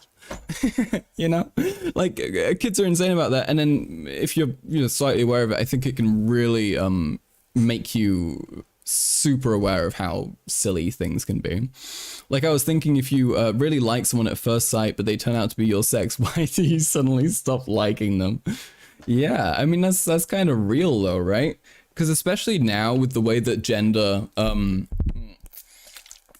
has developed and like gender presentation works now, I feel like bisexuality should just, I don't want to impose my view on anybody here, okay? Everyone's entitled to what they believe themselves, but I believe that given the disconnect that gender has from necessarily like defaulting appearance, I don't think anybody can really necessarily say I am exclusively heterosexual or I'm exclusively homosexual, because people can, you know, from, you know, various different gender groups can still fit into your standard for what you consider to be like the ideal person of that category. And therefore I feel like bisexuality should just kind of be normalized by now. There's always exceptions. Literally every single person I've met, every straight person I've met, every gay person I've met, every lesbian I've met, genuinely, I mean, like respectfully, I've always, I don't want to say every single person I met. I'm sure there are some people who don't experience any, you know, exceptions, but I think those are in the minority. You think it should be subsidized? Yeah, real, true. I understand like the whatever scale, whatever like the whatever scale it is called. Bida, real. It's bi-fi actually. Flip to saying it's a good thing because my representation completely failing to realize that these 2 points completely and obviously contradict each other. So the simple test you can give any representation character is to simply reverse it. Ask the wokes if they would be okay with taking a character who belongs to what they consider a victim class and changing them into a member of the oppressor class. The answer, of course, is that they are not okay with it at all, because having no consistent principles whatsoever is again a feature of wokeness. What do you mean no consistent principles? You can criticize their principles, but they're very fucking clear. Their principles are that people who are from the oppressor class should be given extra privileges in order to equal out their fucking oppression. And you can argue against that as well. You can make points against it. You can argue against that if you're a conservative and you want to be like, hey, that's stupid. I think you can make a number of like reasons why, you know, you can make the typical arguments against things like affirmative action. You can say, what if you promote somebody who's actually not actually deserving of it, and it's just because they're black and they're the only black person available? Like, sure, you know, you can make these points. You can try and create hypotheticals in which it would be an issue, but just saying they have no consistent values whatsoever just kind of displays that you don't really know what's going on, much more than it displays that they don't, you know? Most people are definitely bi-pan, but just with a strong attraction to masculinity or femininity. Abso-fucking-lutely. And it really annoys me because when you talk about like bisexuals and bisexuality, if you like express a certain preference towards masculinity or towards femininity, a lot of people just be like, oh, you're just straight, you're just gay. Like, no. I'm fine with people from either gender. It doesn't matter. I like that thing. Or even, because I think even like fucking genital preference isn't definitional of if you're like gay or straight, right? Like I think everyone has like a preferred thing that they like to do. And so then people being like, oh, you prefer pussy, you're a straight man. Or you prefer dick, you must be gay. Like, that's not necessarily how it works, you know? Yeah. It's fucked. It's silly. It's goofy. It's gay. It's a whole thing, you know? It's not a bug. And because it's a feature, in a way that makes the wokes consistently inconsistent, and that you can pull this role reversal in just about anything they do and make and easily detect their nonsense. The fourth indicator of wokeness I'll go over is something that's related to the reversal test, which is hostile or spiteful identity politics. This is best understood by example through examining the character Aster from High Guardian Spice, which in case you don't know is a what the fuck? Critically panned fake anime known for being unintentionally kind of comedic due to how poorly written and over-the-top woke it is. It's actually kind of funny in that sense. Aster is a character who exists for the sole purpose to be hated. He is every toxic masculinity stereotype that wokes complain about, cranked up times 10, as a way for the authors to project their disdain for the evil white male. In a way, spite characters can be seen as a corrupt version of the Mary Sue, while Mary Sues exist as a self-insert character for an amateur author to live out their power fantasies, kind of in the way from the third example I gave. Spite characters exist for the author to inject stereotypes of the type of people they hate into the story, purely so that they can abuse them and live out their revenge fantasies. I don't disagree with this concept existing. There's very clearly a thing in progressive media of it being, it being like clearly just things that are like targeted to pander to some sort of demographic, you know? I think that's fine to point out. I think if you're criticizing things in media, you need to make an effort to make it nuanced and interesting, and not just kind of say anything. Hold on, does YouTube censor the word straggots? Do they? I think I can probably say it. I can say that I'm like special, you know, because I'm me. Wait, is that not showing? Wait, it's not showing up on my other chat screen, actually. Wait. No, it's not showing up in my other chat, though. I have like two chats open. One is on my Streamlabs, one is the window that I have open right here. It's not showing up on that one. That's interesting. Yeah, it's not showing, huh? Fun. Wait, I have community moderation options, actually. I could probably fix that. Maybe. It's not showing up. Literally 1985 Slazek. You're fucking so right, dude. You're so right. Wait, permissions? Okay, community. I got some moderators. Blocked words. It says I've got no blocked words. No blocked words. Okay, what's the default? Okay, allow... I don't know if I want to allow all comments. I guess I should. Fuck it. Allow all comments. Fuck it. Fuck it. Let's go. Can I say Straggots now? Is it going to work? Is it going to let it get through? I might have to reload the... Oh, yo, you said it. You said it. Holy shit. Okay. We did it, chat. We did it, chatters. We've achieved heterophobia. Let's go. We should say some bad stuff. No, folks. Let's be good. Let's be kind. Okay. Anyway. Let's go. Let's fucking go.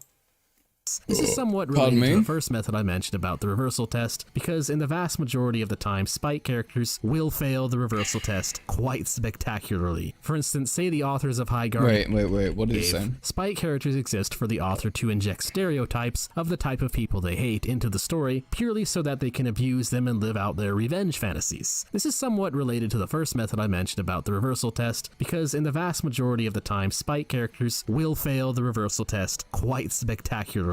For instance, say the authors of High Guardian Spice were instead white nationalists, and Aster was... Okay. Imagine, okay? We got this show. Alright? We got this show. Now, imagine this character. Instead of being the way they are, imagine they were the polar... Imagine they were the polar opposite. Would that work? Now, if it doesn't work, your show's fucking woke. Okay? It's woke. Alright? It's so woke. You can't do that. Alright? You gotta... I can't say that on stream. It's super woke. Theseus N-word? Real. Imagine they were Nazis and the own they think is. Yeah, real. Leftist audio? I wanted that that clip. I made it go louder, so I hope it did. Written as a black, and they then injected every... Ooh, what the fuck, dog? Don't say black. What the fuck? Yo, major Hitler particles, okay? A negative stereotype about black people into him. This would absolutely not fly in the... Yo, Slazak, aren't you French? Are you French? Do French people say the black? I'm curious, because I think in German people are pretty chill with saying that. Like, der Schwarze or der Weiße. But I'm curious about how it is in French, because in French you also have a lot more black people. I'm sorry if you're gaming right now, I don't mean to interrupt. Modern day at all, and the woke cancel mob would be raising their pitchforks and calling for the authors of this story heads on a platter. Probably not literally, but you get the idea. The point... You're saying woke people wouldn't like Nazis being in a show? ...is that the existence of spite characters is a pretty common in woke... No, people don't really say the blacks, les noirs. Slazak, comment ça va? Ça va bien? Je suis super bien. En français, je peux parler très beaucoup. Je connais tous les mots. Je suis parfait. Ouais.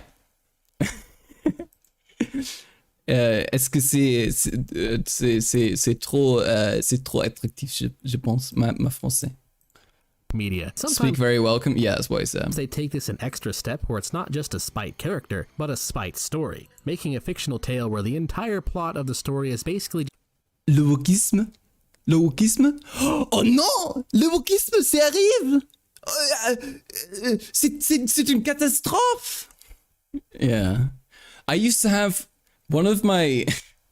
For some reason, one of the little jokes that I developed while I was in school, in French class, I found it really funny. I think I once heard somebody do this. Some like French guy who went, "Mais non!" It was like the funniest thing to me, and I just loved his like silly intonation. So I like just picked up this little mental meme of going, "Mais non!" whenever anything bad happened. I don't know. It's just so funny to me. French people sound so silly. Le racisme! Sacre bleu! Yeah. My French accent's perfect. Just beautiful. thinly veiled propaganda for Marxism and the conquest of bread, where the whole plot just kind of boils down to equality and virtue signaling of the current Bro needs to stop saying "muh." thing. Because an interesting side of Yeah, French people love doing that. I don't sound too German. Base. Yeah, I used to do a lot of French exchange trips. I got my heart broken on one, actually. It was very sad. Very sad. French girl ruined my trusting ability. Very terrible. Very terrible. I'll go, go into that someday. It's an awful thing. You can tell he's never read Marx or Conquest of Bread. Dude, this guy's never read anything. I don't even know if this guy can read. Effect of the consequenceless nature of woke. I'm back. Can I summarize how to spot wokeness?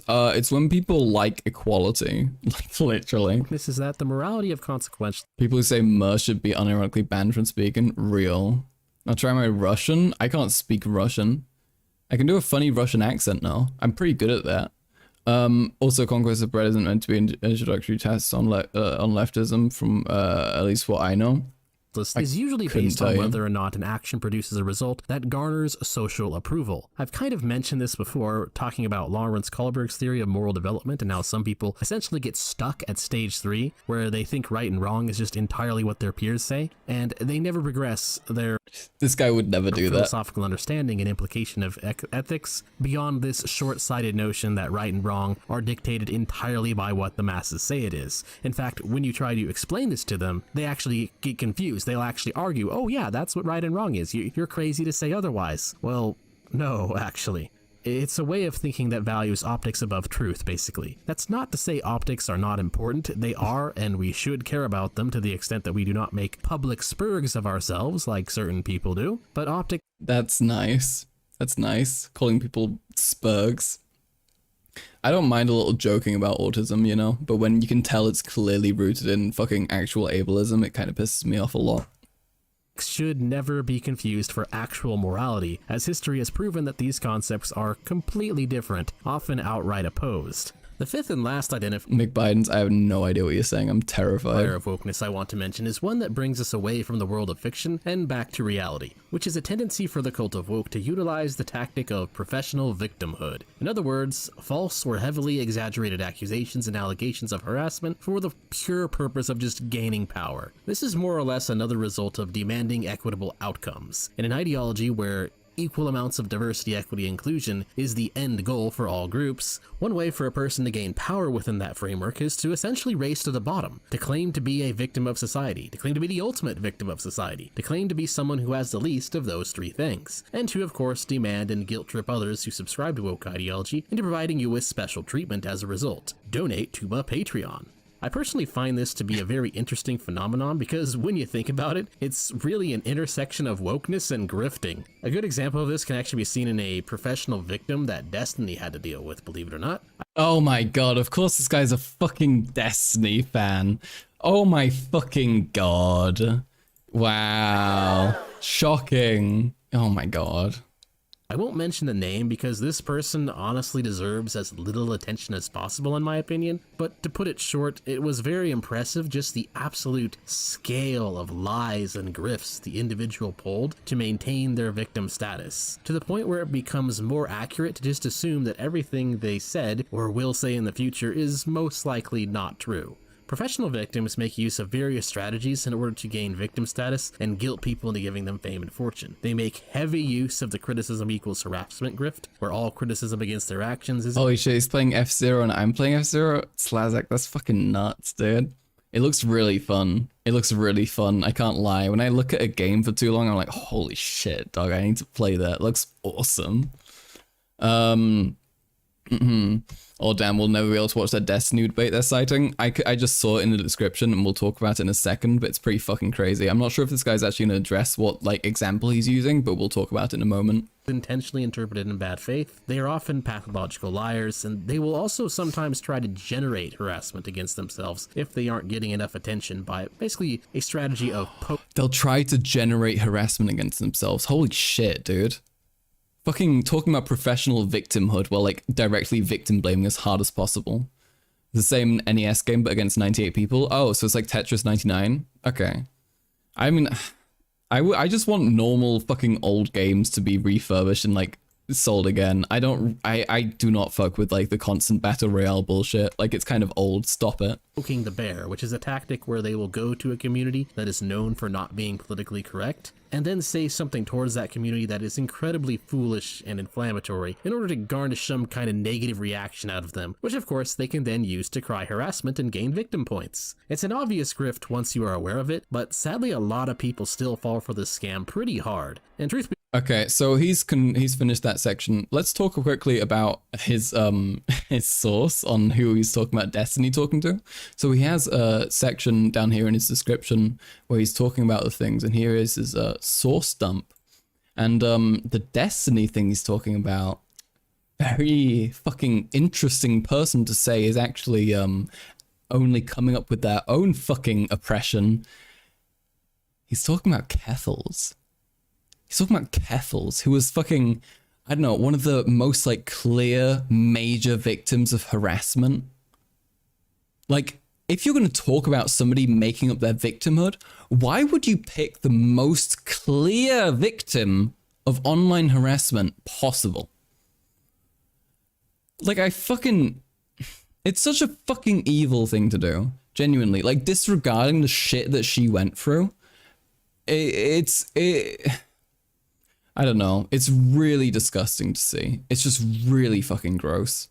And his sources are absolute fucking bullshit. His like sources are like fucking Forbes article that someone self-published. The fuck you mean you don't like the battle royales? You don't accept this? Oh my god, Slazak. Okay, let's talk about battle royale for a second. Have you not gotten tired of that? It's been fucking 5 years, okay? Fortnite came out late 2017, September 21st? September 21st, 2014? 2017, actually? Wait, when did Fortnite Battle Royale release? Let's have a look, because I remember that. September 26th. There we are. September 26th, not 21st. And since then, every major game has felt the need to incorporate some sort of battle royale bullshit. And Slazak, I'm going to tell you, I'm not having it. It's so old. It's so old. It's so dead. I want to play games where I can be not doing the best, but I can still be happy. And Battle Royale doesn't do that for me because it's so hard, so like intensely competitive. It makes me upset. Maybe I'm just like a salty bitch, but I don't like, if I'm like constantly told I just lost, it pisses me off. And Battle Royale is like you're gonna lose like 95% of the time, right? If you're like an average player, unless you want to invest like a ton of time, which I don't want to do because I don't care that much, you know? So I hate Battle Royale games for being like, hey, you need to come here and invest a ton of time or you'll want to die. You'd have to come first. I do want to come first. Traitor, hi Ollie, welcome to the stream. How you doing, Ollie? Ollie is for the Twitter people here. Ollie is at the Omnipoon, a fellow who I debated a bit over a week ago. You're live right now in the maid dress. That's fucked up. Okay, don't try and steal my viewers. Okay, the maid dress sounds enticing. I would be interested, but unfortunately I'm busy. But I hope you have a good time. I'll be done soon enough. I'll come by and, you know, comment and stuff. Don't worry. I'll be around. I'll be around. All in good time. A game should not be your full-time job. Yeah, I really prefer games where I can easily pick it up. You too, Ollie. I prefer games where I can easily pick it up, do well, and then be done with it. But when it comes to Battle Royale games, there's so much, there's a lot of the time, like 99% of the time, there's something that you need to, there's like 5-6 things, even more, that you need to know to like properly win well, and you need to invest time into that, and it's so much fucking work, and you have to do it fucking, you have to like, I don't know, play like 2 hours a day to get good, and I just don't care that much, you know? Okay, let's finish this, the end of this video, and let's figure out what's going on here.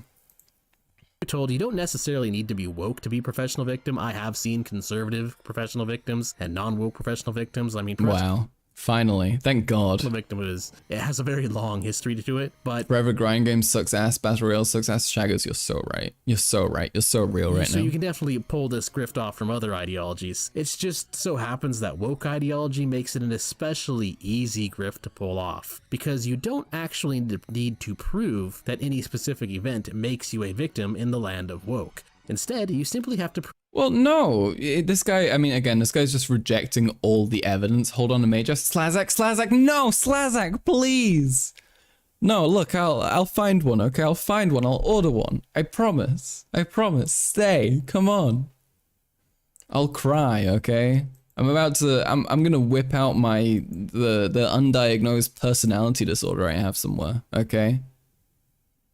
Fine, thank you. Carl made.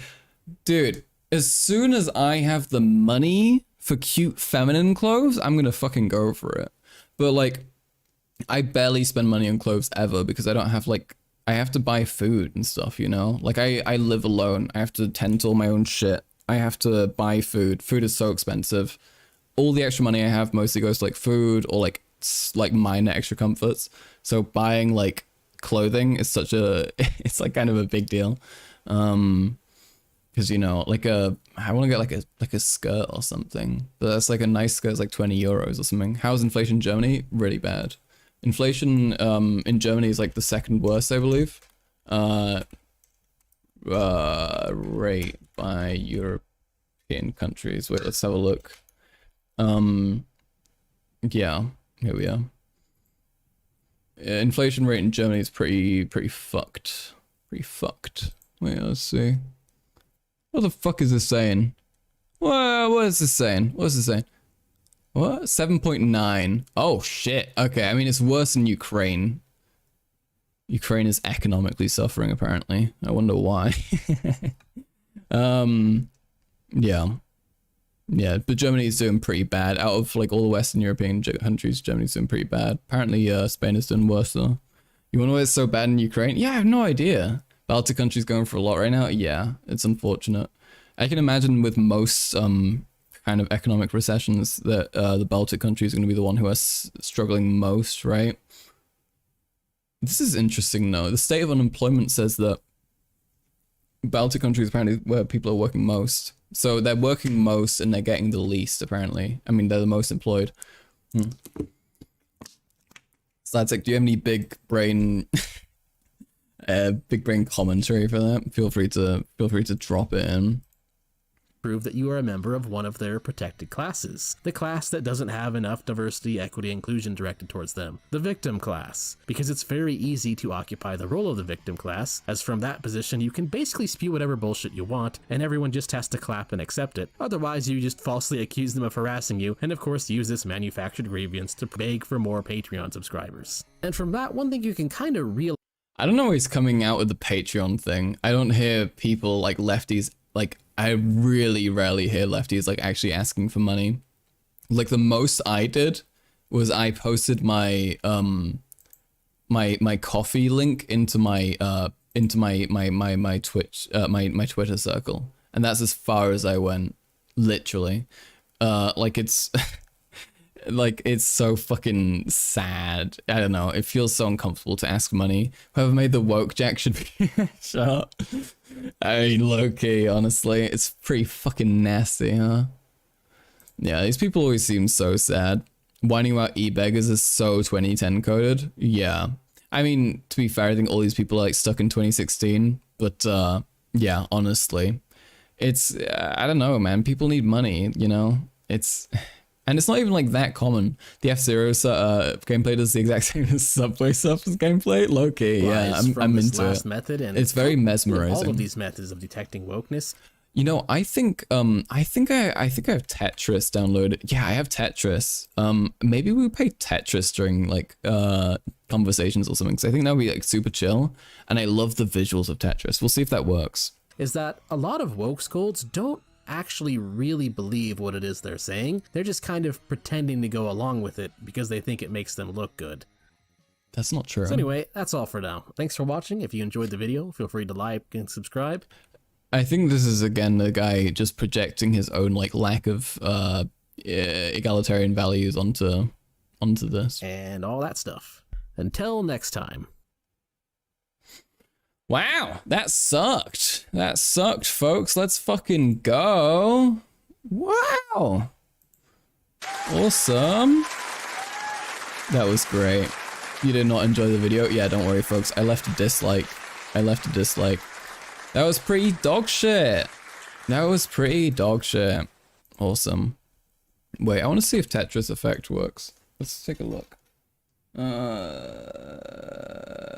can't plug my controller in right now. Let's see if it opens. Whoa, wait, Tetris Effect is not currently available in my account? Dude, no way. Did I get rid of Tetris Effect? Did I delete it? No way. That's so fucked up.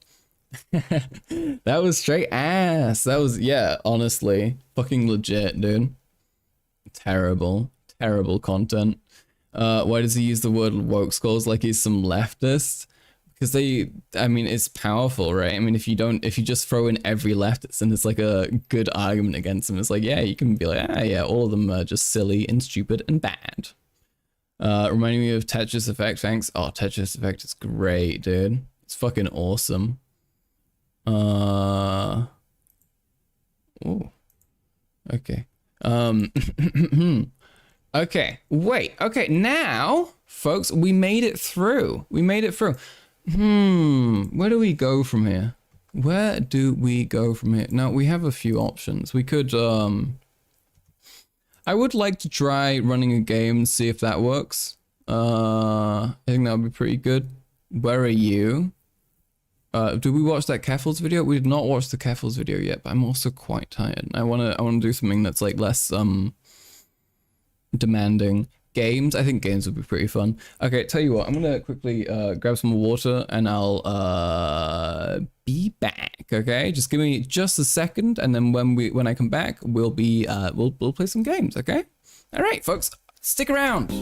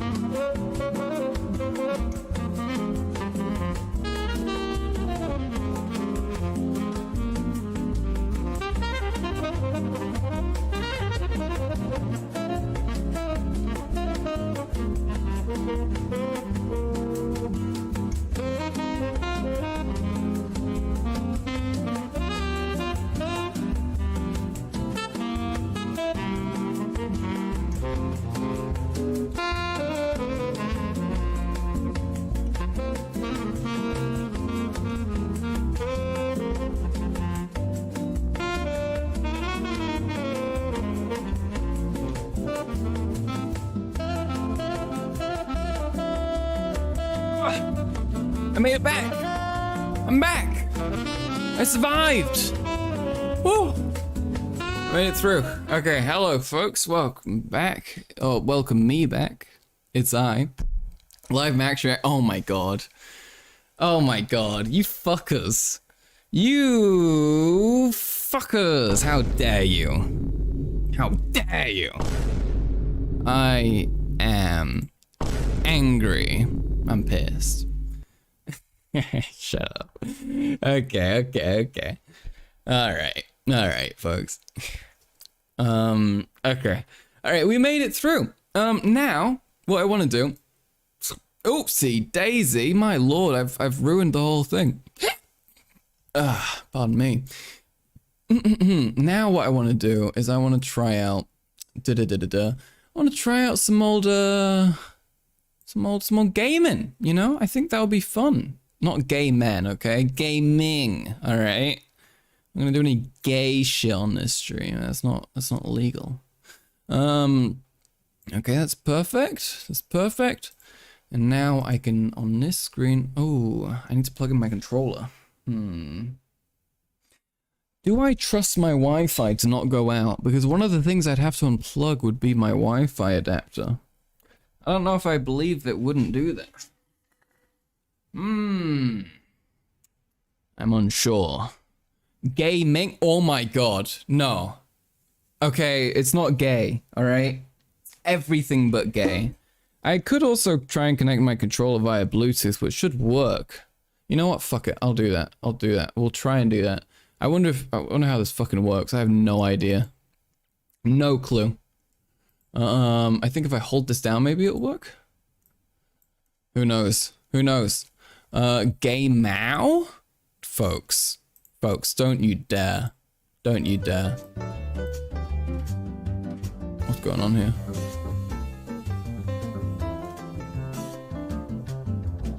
Okay. Alright, no, the controller doesn't want to connect via Bluetooth. Okay, we will disconnect the, I don't trust the Wi-Fi thing though, god damn it. Hold on.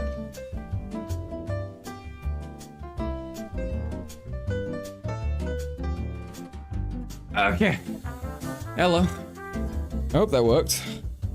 I'm not sure if it did. I didn't make any sound. Maybe it did though.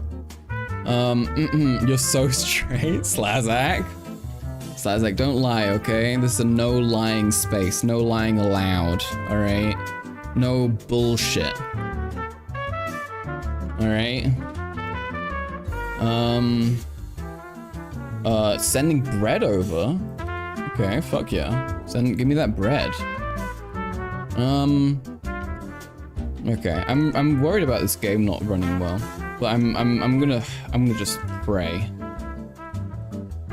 Pokemobile, more like Wokemobile. That was crazy.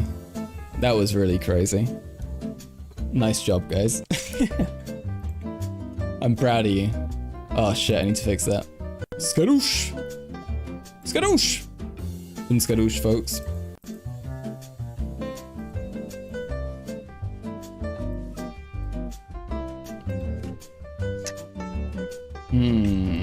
Now it's stuck on that screen, isn't it? That's not very good. What about if I do... Not that. Gamers Rise? Fuck yeah! It's our time. It's the gamer time.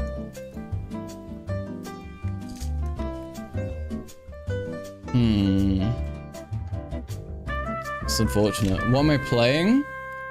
I'm trying to play Lonely Mountains Downhill, but it's being a bit gay. It doesn't want to change from this screen, which is annoying. But why is it doing that? That's giving me my whole desktop. That's not right. Gamini?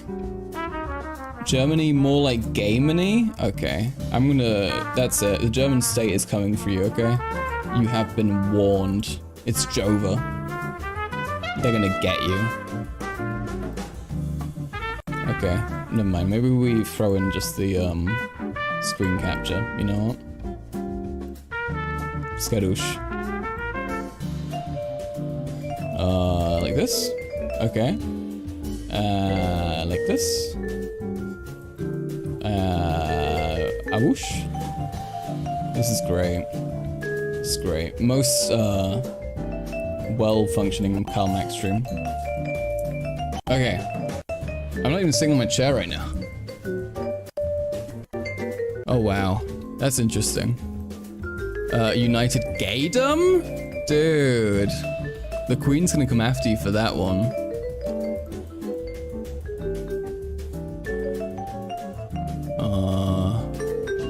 here we are. Japan, Japan, more like 9pan. That's so real. No faults ever on the Karl Max stream. There's never been anything go wrong ever on here, okay? We don't have issues. That's something that happens to people who aren't me, okay?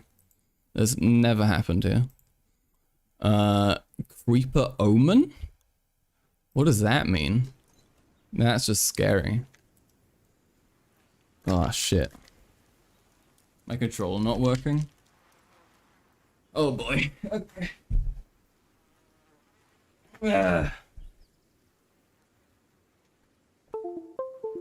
Okay, fuck it. There we are. Let's go. This should work. Oh, creeper. Aw, man. Real. That's so real. Thank you.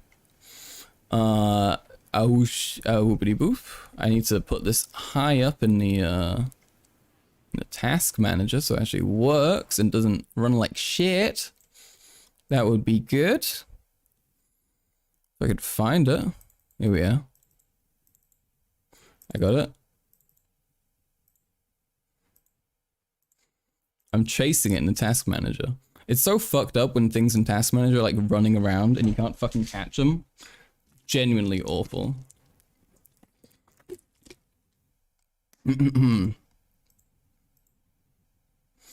Okay. Alright, okay, now it should work. Okay. Awoosh. Why do I hear nothing? Did it change? Oh, it changed audio output, didn't it? Change it probably to the micro, to the controller, yeah. Okay, now I can hear it. Okay. I think you folks can hear it too, right? That should work. McBiden is scaring the hose. Yeah, please, McBiden, we need the hose here, okay? We need him. We need him. This is important. Yeah. Okay. Holy shit, folks. But yeah. Oh, man. I'm looking forward to that debate later on in however many days. 8 days, I think it was. It's gonna be spooky. It's gonna be spooky, but it's gonna be fun. We heard it even before. Yeah, I know that you heard it, but it wasn't in my headphones. When is the violence gonna happen? There's gonna be a really brutal scene at the end of the game where everyone dies, and it's gonna be awesome. Oh lord. These frames are not it. I need to get a better computer, dude. This is so sad. Wait, let's see if we can, Oh no. All the graphics are already on low. This is so sad. This is so sad. Okay, maybe this will work. It kind of works. Your key demographic after the gaze. Real. Do I have any shortcuts? I mean, there are tons of shortcuts in this game. If there's like just any place that you see you can go down, just try and go down it, you know? Yeah, you can really go for anything in this game. It's pretty cool. And even if there's like a big hill or something, if you try and like play it careful, then you can go for it. Okay, this is running like shit, so I probably shouldn't try and play this because I think it's kind of just sad to watch, you know? It's just like me being cucked by the game not being, not wanting to work. Oh god. Okay. Oh man. What do we go for, folks? What do we go for? What do we go for? I do want to do something, but I'm not sure quite what. Because I also don't know what's going to run well and all that. Okay, maybe we do just watch that. Okay, folks. You know what? I'm going to put it to a poll. Okay, I'm going to put it to my classic, my perfect Karl Max democracy. Okay, it doesn't get better than this. This is how you do it. This is how you do it right. This is how you do democracy. We're gonna do a poll, okay? And this poll is gonna be a decision between us watching the, not the Jeffels, the Keffels is her name. She's not called Jeffels, so kind of awesome, but it's not her name. Keffels, Tankie, cult video, is one of the options. And then the secondary option is gonna be, I don't know. The secondary option is, I mean, we could watch the, the American NIMBY lady, but nobody seems to really want to watch her. So just something else, okay? So other stuff means like we could be watching like we could be trying to find more gaming stuff, or we could find a different video. Different vid, okay? So you have the option between these two fantastic, beautiful, perfect options, okay? And yeah, it's time to go for it, okay, folks? It's time to vote. It's time to vote. It's voting time, okay? It's time for democracy. It's time to partake. It's time to throw your hat into the ring. You need a hat. You need to throw it in the ring. It needs to be thrown. Quick! This is serious business. This is serious. Please! Come on! We have 4 votes. 4 votes. We have more viewers than just 4. Please throw in your vote. Please, it's important. Quick. Quick, chatters, please. If you don't do it, it's over. It's Joe Biden Jover. Come on. Quick.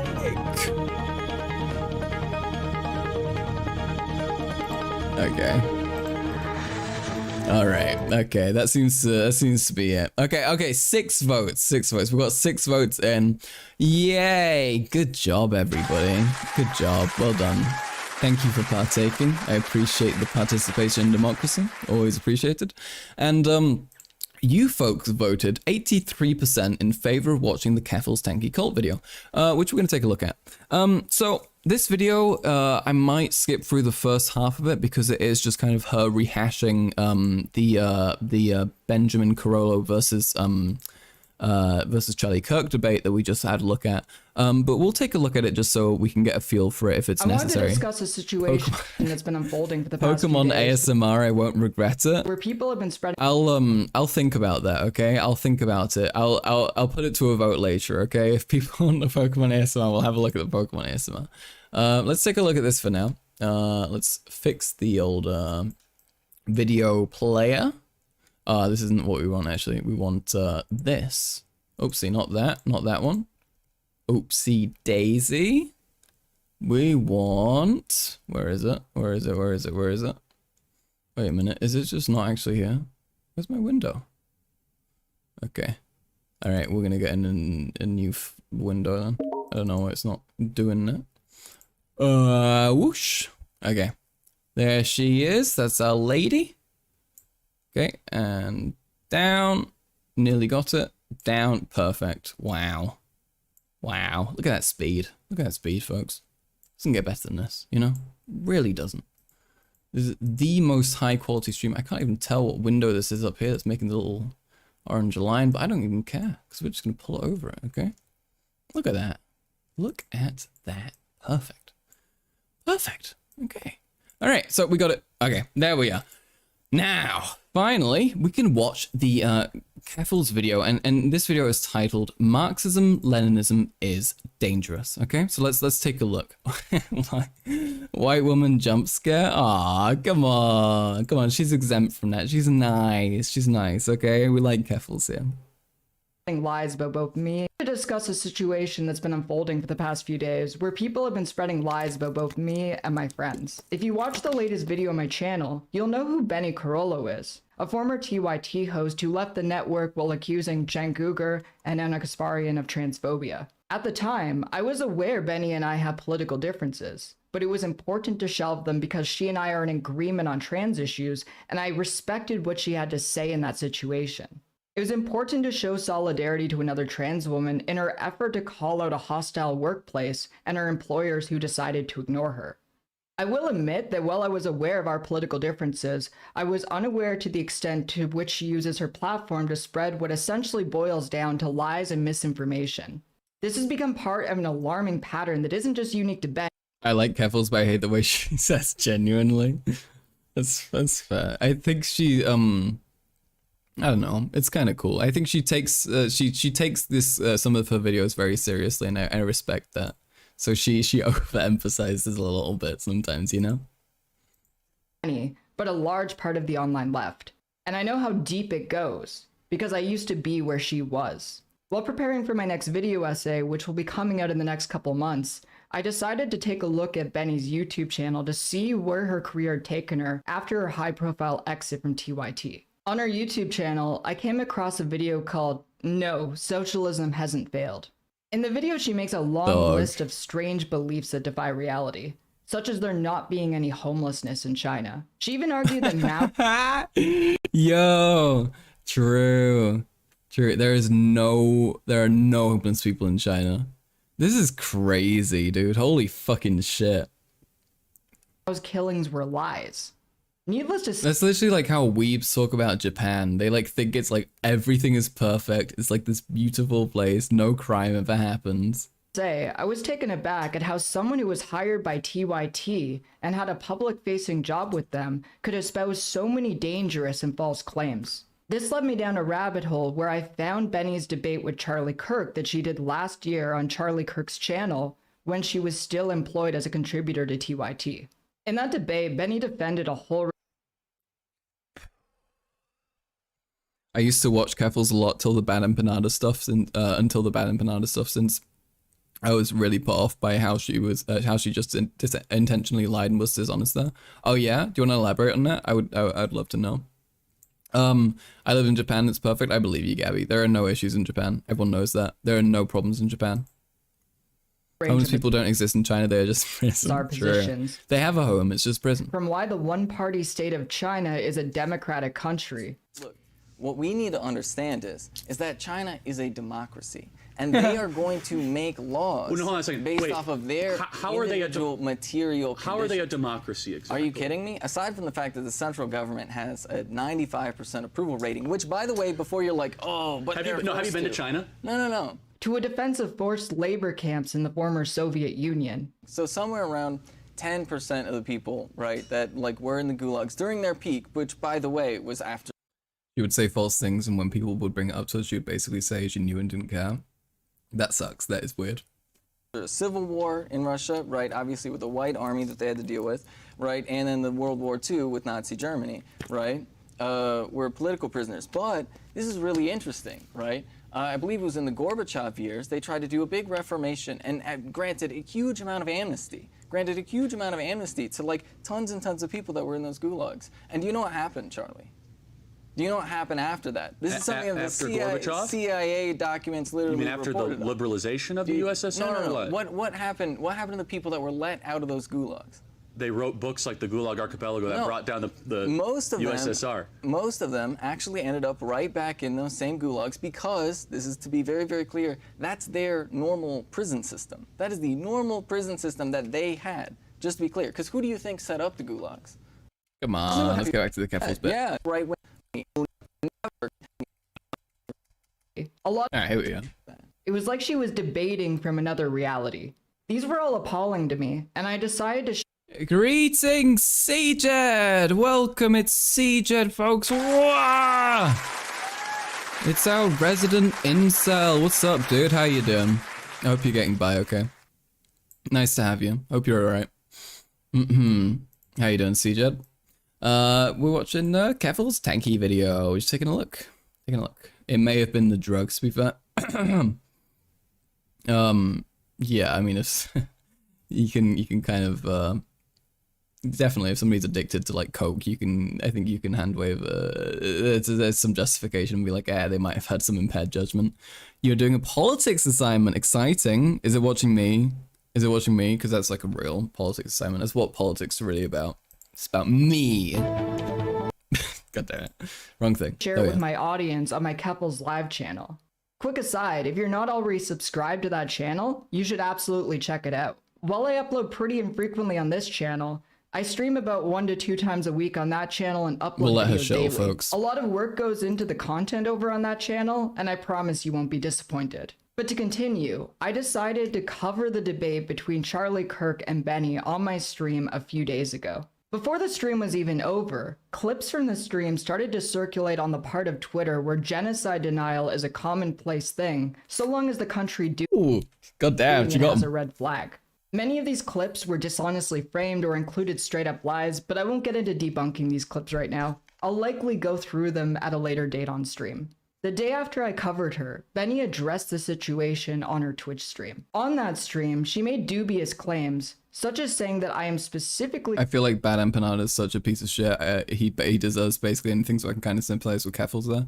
Yeah, I think some of Keffel's fucked behaviors, some of the fucked things she's done, comes from her being jaded about it being done to her. And I can empathize with that, right? Like, if you've had, like, the worst experience online, you've been doxxed, like, 60 billion times, of course you're not really going to care if, like, somebody, like, who's been going after you gets it done to them, you know? Like, I get that. targeting her because she is trans, despite the fact that none of my criticisms have anything to do with her gender identity. More importantly, she gloated she was paid $3,000 by Turning Point USA, the organization run by Charlie Kirk, to do that debate. The funny thing is, though, Charlie Kirk paid me $3,000 to be at that debate and laugh in his face. And I don't think Keffels is getting paid $3,000 to watch it. I mean, maybe she is. So good on you if I guess that's what you're getting. But, like, at least I have an excuse, you know? Oh, God. That's so embarrassing, dude. Like, literally eating shit so hard, you have to be like, at least I got paid.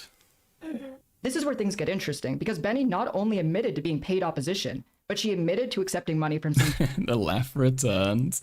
No. If you're getting paid to debate a conservative, you're getting paid to negatively affect your own movement. I mean, it really depends. It depends on how capable you are, you know? I think if you're a capable person, it's fine. If you're Benny Carollo, it's not. very malicious sources in the process. You might be wondering, who exactly funds Turning Point USA? Their website points out that they're funded by organizations like the Heritage Foundation, a conservative think tank that spent $1 million on anti-LGBTQ Thanksgiving advertisements. Well, if they're paying you, then you obviously aren't doing a good job, yeah, for the most part, yeah. Man, Benny turned out to be a big milkshake duck, didn't she? I mean, I don't know, was she ever liked? Wait, she did one thing that was, like, widely liked, and I can't remember what it was. But then, like, all she did, like, the other time was just her being stupid. In order to oppose the Respect for Marriage Act, a legislative effort to repeal the Defense of Marriage Act and thus limiting the federal definition of marriage to between a man and a woman. But the money that Benny accepted didn't just come from the Heritage Foundation. If we take a closer look at Turning Point USA supporters, we'll also find groups like the Alliance for Defending Freedom, which the Southern Poverty Law Center has designated as an anti-LGBT hate group. According to the Southern Poverty Law Center website, the activities of the Alliance for Defending Freedom include supporting recriminalization of sexual acts between LGBTQ adults in the United States and criminalization abroad, Yikes. defending state-sanctioned sterilization of trans people abroad, contending that LGBTQ people are more likely to engage in pedophilia, and claiming that a homosexual agenda will destroy Christianity and society. The Alliance for Defending Freedom has played a crucial role in shaping the current political climate that the United States is in, having donated $85,000 to the Child and Parental Rights Campaign, which helped shape Florida's Don't Say Gay law. The ADF has even claimed responsibility for ending Roe v. Wade, ending the constitutional right for an abortion. Who has funnier names for normal things, the far right or the far left? I don't know. They're both... Thing is, if you're in either, like, if you're in, like, a super esoteric group, having, like, unique linguistics to refer to things is like a quintessential part of it, you know? That's part of, I hate to come back to this, but it's part of why Scientology did so well. L. Ron Hubbard's ability to come up with random shit that sounded fancy and important is a huge part of what gave him the power that he wielded, you know? You cannot underestimate, like, the importance of, like, exclusive terminology and that kind of thing. They love that shit. They love that shit so much. And erasing decades of progress in the United States. Alarmingly, it seems like Benny didn't even question why these heinous organizations would pay her for a debate in the first place. As I pointed out in my debate reaction, she served as a useful patsy for the right to dunk on left-wing ideas in defense of their extreme positions. She was paid to make the right look good. I wish the situation ended with Benny just being clueless and accepting money from Charlie Kirk to, in her own words, sit and laugh at him for an hour. But instead, Benny decided to lie to her audience. God, did she think that she sat and laughed at him? That's fucking delusional. Holy shit. Continued to spread dangerous misinformation in response to someone who was explaining why people were rightfully upset with her. In her defense of the camps in the Xinjiang region of province, she said, "The Uyghur thing, according to the UN Human Rights Council, is normal prison things." This statement was not... Jesus fucking Christ, dude. What a fucking evil bitch. That's such an awful thing to say. Forcing people to eat pork when they think it's gonna get them, like, eternally damned is normal prison things? Are you fucking insane? I dislike theism and religion as much as the next edgy socialist, but doing that is just fucking disgusting and indefensible. This reminds me of the US government ending the KKK by revealing their secret code to the public. Base? I need to read through that. I need to read through the KKK terminology. That sounds very interesting. Not made out of ignorance. Being forced to eat pork isn't even haram, like? Oh, really? Is it only haram if you decide to do it? Or what's the thing there? Because I thought consuming pork at all was the bad thing. Benny knew of the United Nations human rights. Okay, so so it's only if you make the choice to do it, then you're doing something bad. Interesting. Office of the High Commissioner report, and she That's nice, at least, like kind of forgiving, lied right? to her followers about what the findings of that investigation. The KKK names their leaders like they're a D group. Literally, dude. Fucking Grand Wizard. Like, okay, dude. Heck, it's even allowed if it's the only food available? Wow, that's really interesting. That's like a very helpful stipulation to that. I didn't know it was so flexible. Investigation was. Well, she told her followers it was just normal prison things. The report included multiple credible testimonies of women being interviewed saying that they were forcibly sterilized or given forced abortions. The report itself ends by saying that beyond a shadow of a doubt, there are serious human rights violations being committed in these camps in Xinjiang. These include threats not only to the prisoners in the camps, but their entire families as well. One of the interviewees. Islamophobes usually aren't aware of this, though? Yeah, of course not. Of course not. Nobody who's criticizing a group wants to be aware of their nuances. It is still fucked to do that kind of thing and very disrespect. Oh yeah, absolutely, of course. Yeah, no, folks, I'm not saying it's not fucked. I don't think anyone's saying that. But it's interesting that it doesn't, that them forcing them to do that isn't actually doing the thing that they think it's going to do to them. Said, we had to sign a document to say that we would be silent about the camp. Otherwise, we would be kept for longer, and there would be punishment for the whole family. And Benny doesn't even touch on the reason that this report was written in the first place is because of the long-standing pattern of people going missing in the Xinjiang region and the families who were left in mourning trying to find them. The situation began to escalate after Benny began to fight with my friend Brianna Wu, who expressed her frustration with Benny, ignoring the criticism of her harmful rhetoric and exploiting this tragedy in order to promote her OnlyFans. I have no problem with how people choose to make a living, but it is vile to use people's legitimate anger about genocide and accepting blood money from anti-LGBT hate groups in order to advertise your nudes. Benny's response to this was, if Kevils is going to be making money off me, what's the problem with me making money off her? At least what I'm doing is honest work. Following this, Brianna decided to confirm her, at least what. Wait, she thinks that she's doing more honest work than Keffels by fucking going and sacrificing the movement on a right-wing show? Jesus Christ. Better TV won't even let you say aware now. I'm so sorry. I need to find some sort of good medium where it actually shows the right emotes and doesn't make everything into one. It's still pretty, okay. The OnlyFans post is this OnlyFans post is sponsored by the CPC. Awesome. I'm doing is Finally. honest work. Following this, Brianna decided to confront Benny in her Twitch chat, as Benny had gone live on Twitch to cover the conflict between her and Brianna. I think it's likely Benny has since realized how badly she came off in that conflict, because she has since deleted the VOD of that stream. While Benny did address what happened on social media, she lied and said that she had never speculated on whether or not Brianna was trans. In reality, both of them honed in on this, mocking and belittling her, and even going as far as to say that she isn't welcome in the trans community. Benny uploaded a clip from that stream, although purposefully leaving the offending part out. You can immediately pick up on the tone in that stream and how much of a bully Benny was being, purposefully ignoring the fact that this entire situation came about because of her defense of genocide and authoritarian governments. It is incredibly unfortunate to me that Benny failed to engage in any of the criticisms that I had made of her. While I could point out that her positions were filtered through false representations of me via Twitter clips, I think it's important to say how much she even had to say before playing the clips, and how very little of what she said was even a response to the content of my videos. It is very important to left-wing politics to engage in good faith with people on our own side when we disagree with them. I know many in my audience will say that Benny is no longer a leftist, given her defense of authoritarian genocidal regimes such as China and the DPRK, and I sympathize with that sentiment. But I want to point out what I said at the beginning of this video. When Benny left TYT, I took her criticism seriously. Benny is still very much a progressive, and on most issues, I'm still in agreement with her. I prominently featured her rebuttal to Cenk concerning trans healthcare and how it relates to the topic of trans women in sports. I think she had great things to say on that topic and stand by the value of her words there, which is why I included it in my video. We should be able to have... Wait, I want to show you folks the clip. Wait a second. Hold on. Benny Carolo, Brianna. Whoa, I think that's gonna be somewhere. Here we are. Oh my god, dude has a fucking 1 hour 14-minute video on it. I don't want to. Wait, let me. Okay. Wait a minute. Wait, let me find it. I think I got it on Twitter here actually. Whoosh.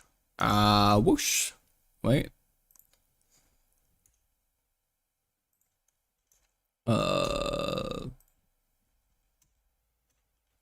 Here we are. Okay, let's take a look at this. Let's take a look at the thing that she decided to cut out, and that Keffels isn't going to show us. Hold on. Whoosh. Okay, we're just gonna take a look at it like this. And tell Train. Are you still here, Brianna? I'm curious. I don't think she is. Yeah, I think she might not be. But if you are, Brianna, I don't think know. she probably blushed because you were talking about her, and then she got really shy and had to leave. Why don't you go back to Twitter and tell trans people how we need to pass better and appease cisgender folks more, because we're too complicated and difficult to understand, I guess. Why don't you go back to Twitter and do that? See, I think that's fair. I think criticizing people who are like overly gender policey is fair, but let's see where this goes.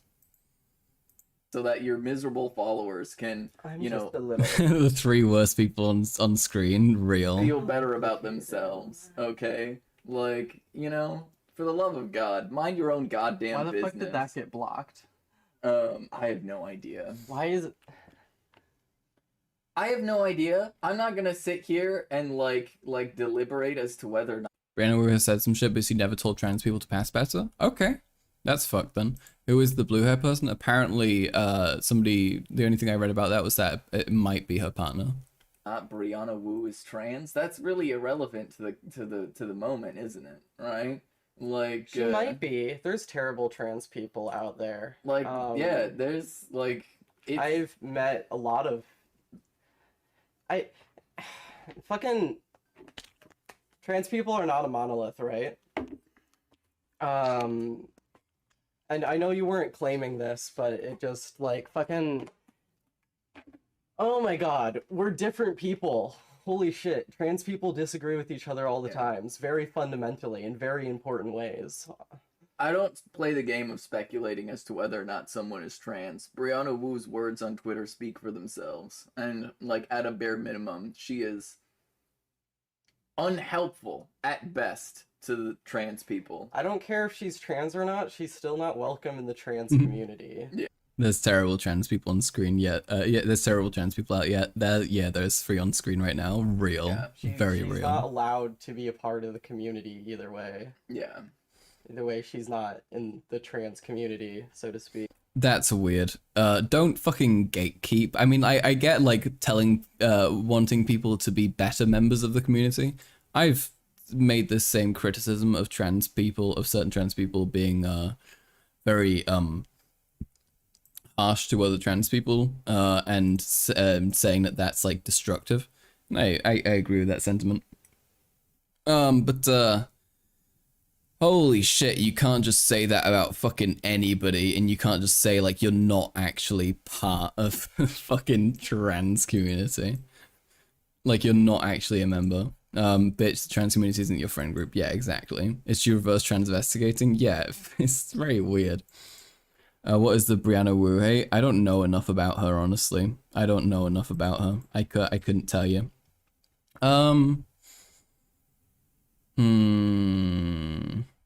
Gatekeep, gaslight, girl boss, real. Very real. Okay, wait, let's get back to the video. Let's finish it up. Oh no. Sorry. Disagreements on the. I don't mean to jump scare you with a close-up white woman. Hold on. Whoosh. Oopsie daisy. Wait, let me whoosh that back a little bit. Whoosh. Okay. Oopsie daisy. Hold on. We nearly got this. Whoosh. And whoosh. Okay, that's about right. There we are. We did it, folks. We did it. Reddit. Let's fucking go. Thank you very much. Thank you very much. I appreciate it. Oh. Okay, let's get back to it. Left without resorting to outright toxicity. Benny making statements towards Brianna, such as her not being welcome. Brianna hasn't publicly come out as trans. What's the point of saying that she isn't welcome in the community if you don't even know she's part of it? Well, I mean, that's the point, right? They just want to say, like, even if she were trans, she wouldn't actually be, like... even if she were, she wouldn't be acceptable. So, I don't know. Oh, fuck me. God damn it. In the trans community are the exact type of unhelpful responses that should be discouraged in left-wing conversation. I do not want my viewers to come away from this video thinking that I'm encouraging people to attack Benny for her positions. What I would like is that we all do our best to participate in healthy dialogue. Sometimes that will mean heavily disagreeing with other content creators. This is simply part of being in a political space. I firmly believe that all of us, including Benny, are motivated towards building a better world than the one we currently live in. A world without the oppressive capitalist and imperialist structures that dominate our existence and drag down the quality of life for every person on the planet. Okay, we will not agree on everything along the way, but it's important to have those disagreements in a productive manner. I make political content because I want to be able to express my ideas of how we can achieve that better world together. When necessary, I criticize others when I believe that they're standing in the way of that progress with their actions or with their rhetoric. I believe political content... I will attack her for her political beliefs, though. Their shit beliefs. That's fair. That's fair. Creators have a responsibility to engage with each other in good faith and to approach conversations on our disagreements in ways that will overall benefit our shared goals and understanding of these issues. To finish Someone this catch careful's up on what happened to the second Internationale. I should probably address something that has come up quite a lot in my career. Yes, I used to be a Marxist-Leninist. I was a member of the Communist Party of Canada for several years in my early 20s. As a member of a Marxist-Leninist party, I sought public office under a communist banner.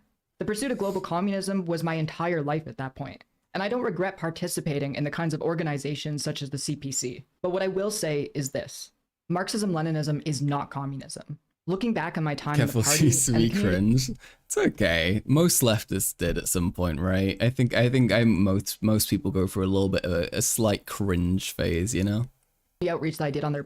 I was an anarchist for like 2 weeks when I was 13 years old. All right, it's okay. It happens to everyone. I was in a cult, a Stalinist cult.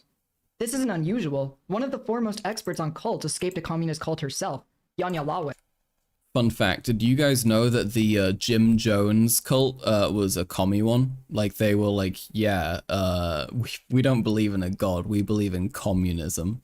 And they were just like big Marxist-Leninists. And then he made a bunch of people kill themselves and kill their babies and stuff. For her, cults are characterized by their ability to create their own worldview, their own signs, and their own language. In effect, they create a hall of mirrors with its own reality. Jim Jones, Maoist hero, real. On top of it. That's why it's so easy to look at a concentration camp and see a mere prison. Lawlett also points out that political cults, like any other cult, isolate their members from their friends, families, or any other dangerous social contact. She realized she was in a Marxist-Leninist cult because she was unable to entertain any inconvenient opinions or dissenting views. Everything was done in reverence to an all-encompassing belief system and devotion to the leader. She was also isolated from her former friends and family, and participated in excommunication of members who were threatened and harassed. I knew I was in a cult because this was my experience. I was not allowed to challenge or even ask questions about official party dogma. I was given a reading list, a specific text to cite, a religious canon, essentially. And I was discouraged from reading material outside of that list, even from the same authors. I was expected to shun former members. This experience was corroborated years later when a member of the Central Committee, a high-profile position in the party, handed in her resignation. She called me to apologize to me for ostracizing me when I left the party years earlier, and told me that we were both in a cult. That is my real problem with people like Benny. She is not a cult. See, that's fucking brutal. You have someone who's high up in the party being like, yo, this is a cult.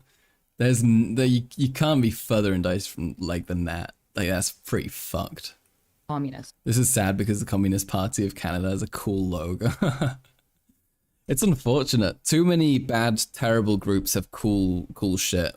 We need to stop them. We need to take back all the cool things. She is not a Marxist.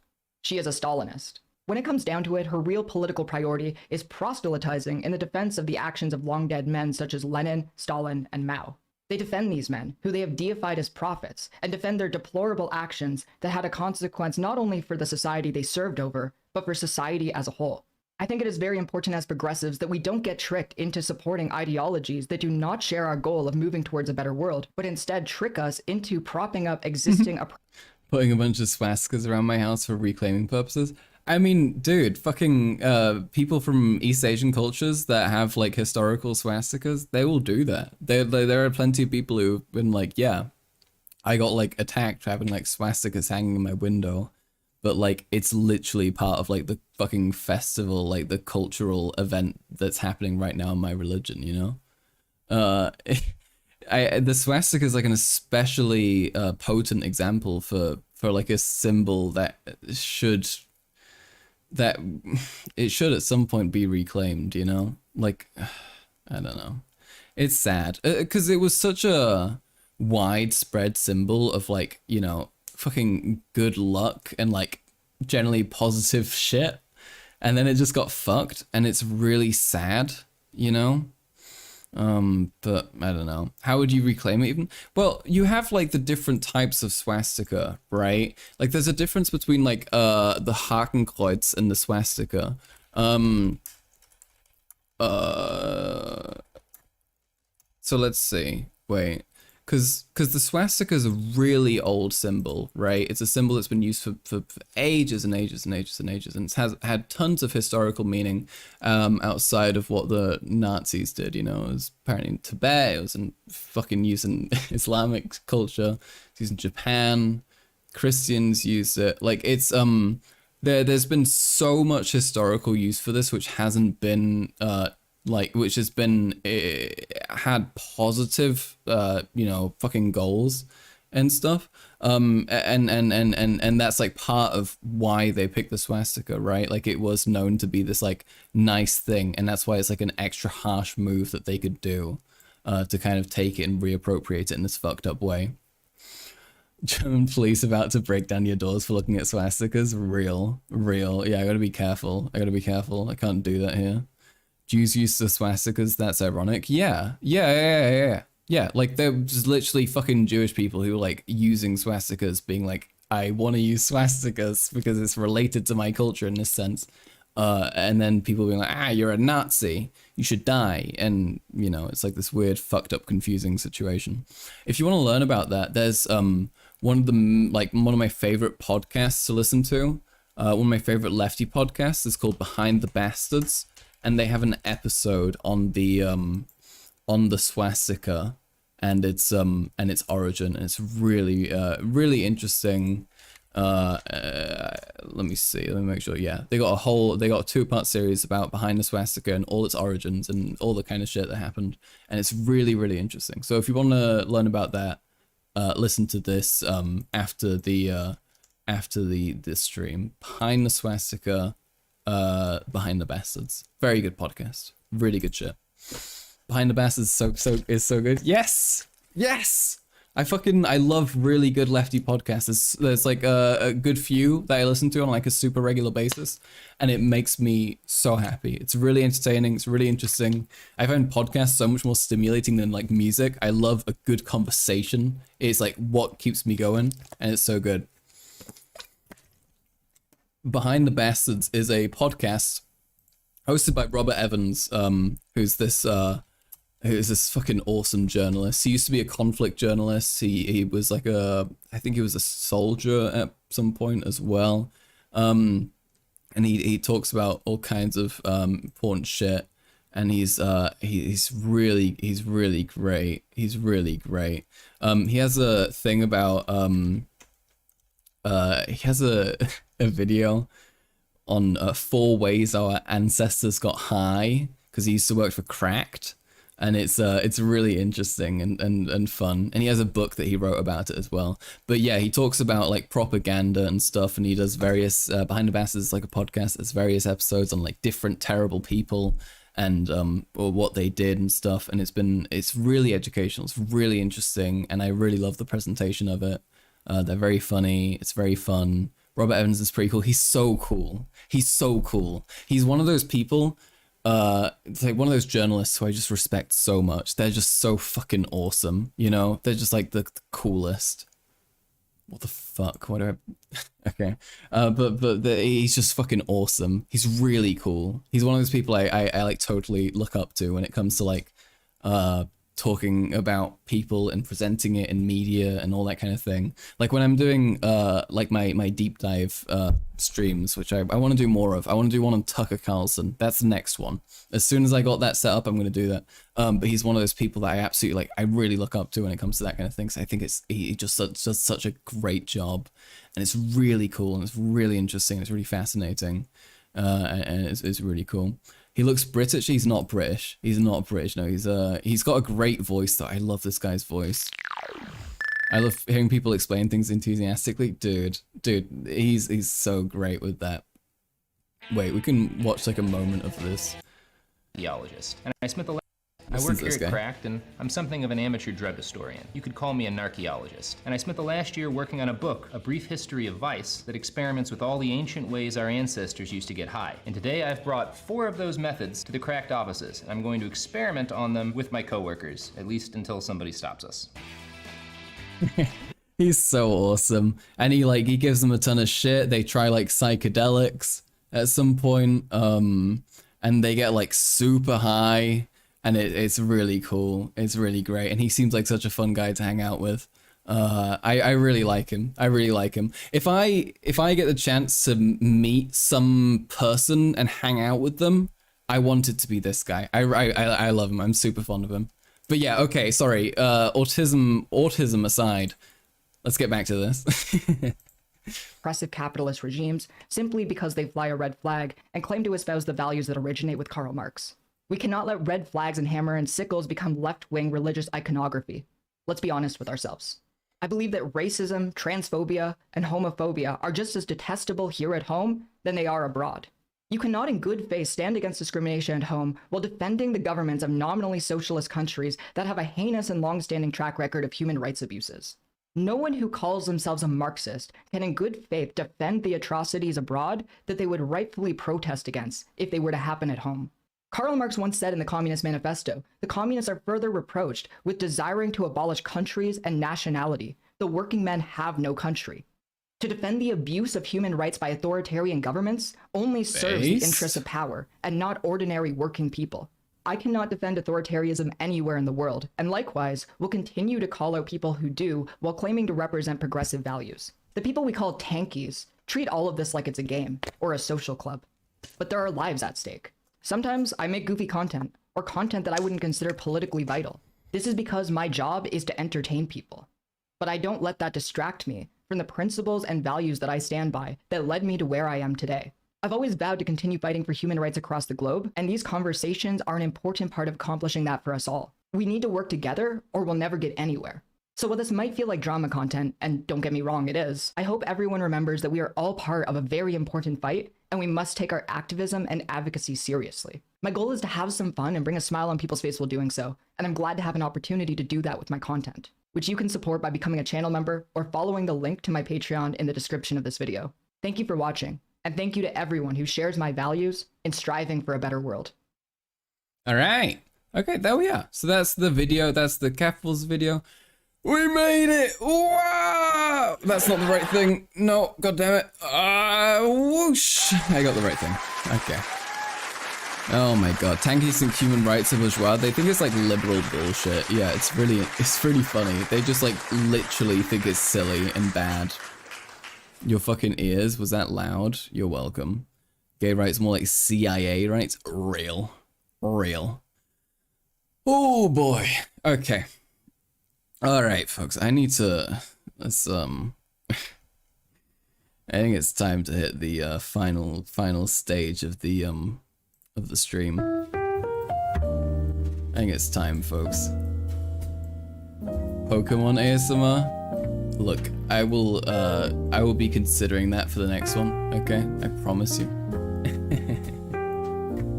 But for this one, I'm afraid it's a bit late. Okay. No, Slazak. It's been so many hours. Slazak, if you like my content, which you should, because you're cool and good and smart, Go watch my other streams. So much. I got great stuff. Okay, I got some fantastic stuff. I'm very pleased with a lot of my content. You watch me more? You should. Bye, Carl. Take care, Gabby. I'm not closing out just yet. We'll go for like 15 minutes of hanging out here, you know? That's how I like to do it, you know? I like my stuff very segmented and comfy and happy and chill. And rewatch your stream since the beginning to see the whole Kirk versus Tankie debate? Sure, go ahead. Yo, you should watch my debates though, as well. My debate's pretty good. I do pretty well though. It's like my, one of my specialties, I'd say, I think. I'm pretty pleased with my capacity there. You're vibing? Fuck yeah, McButtons. Thank you, Logan. The panel was great. I'm pretty pleased. You got a dip. You got a shower and sleep. Yeah, sure. Take care, Luca. Thank you for dropping by. But yeah, I'm pretty pleased with the panel. I think I came off quite well, and I got a lot of very positive response there.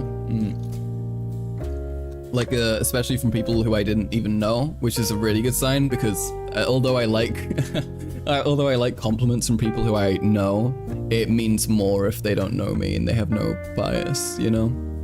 Like, that's different, kinda. So I'm pretty pleased there. I think I did well. So yeah, you know, it went pretty good.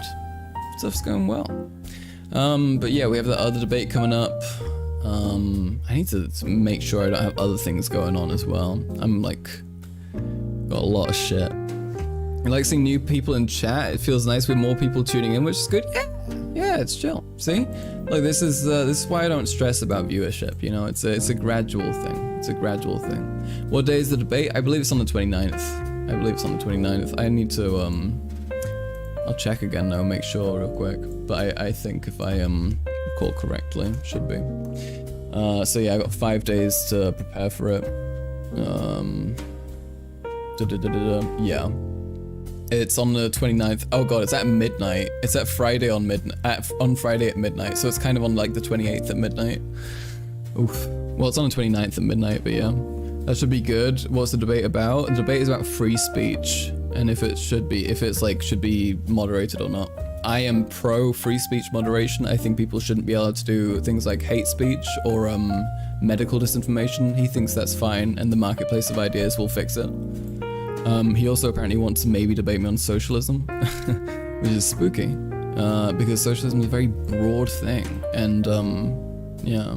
Lonerbox had a good video on that. What's free speech? Okay, maybe I'll ask him, or I'll look at his video, or I'll ask him. I talked to him as well. We talked about maybe preparing another debate, if there's something that we disagree on, but broadly he seems to have similar values to me.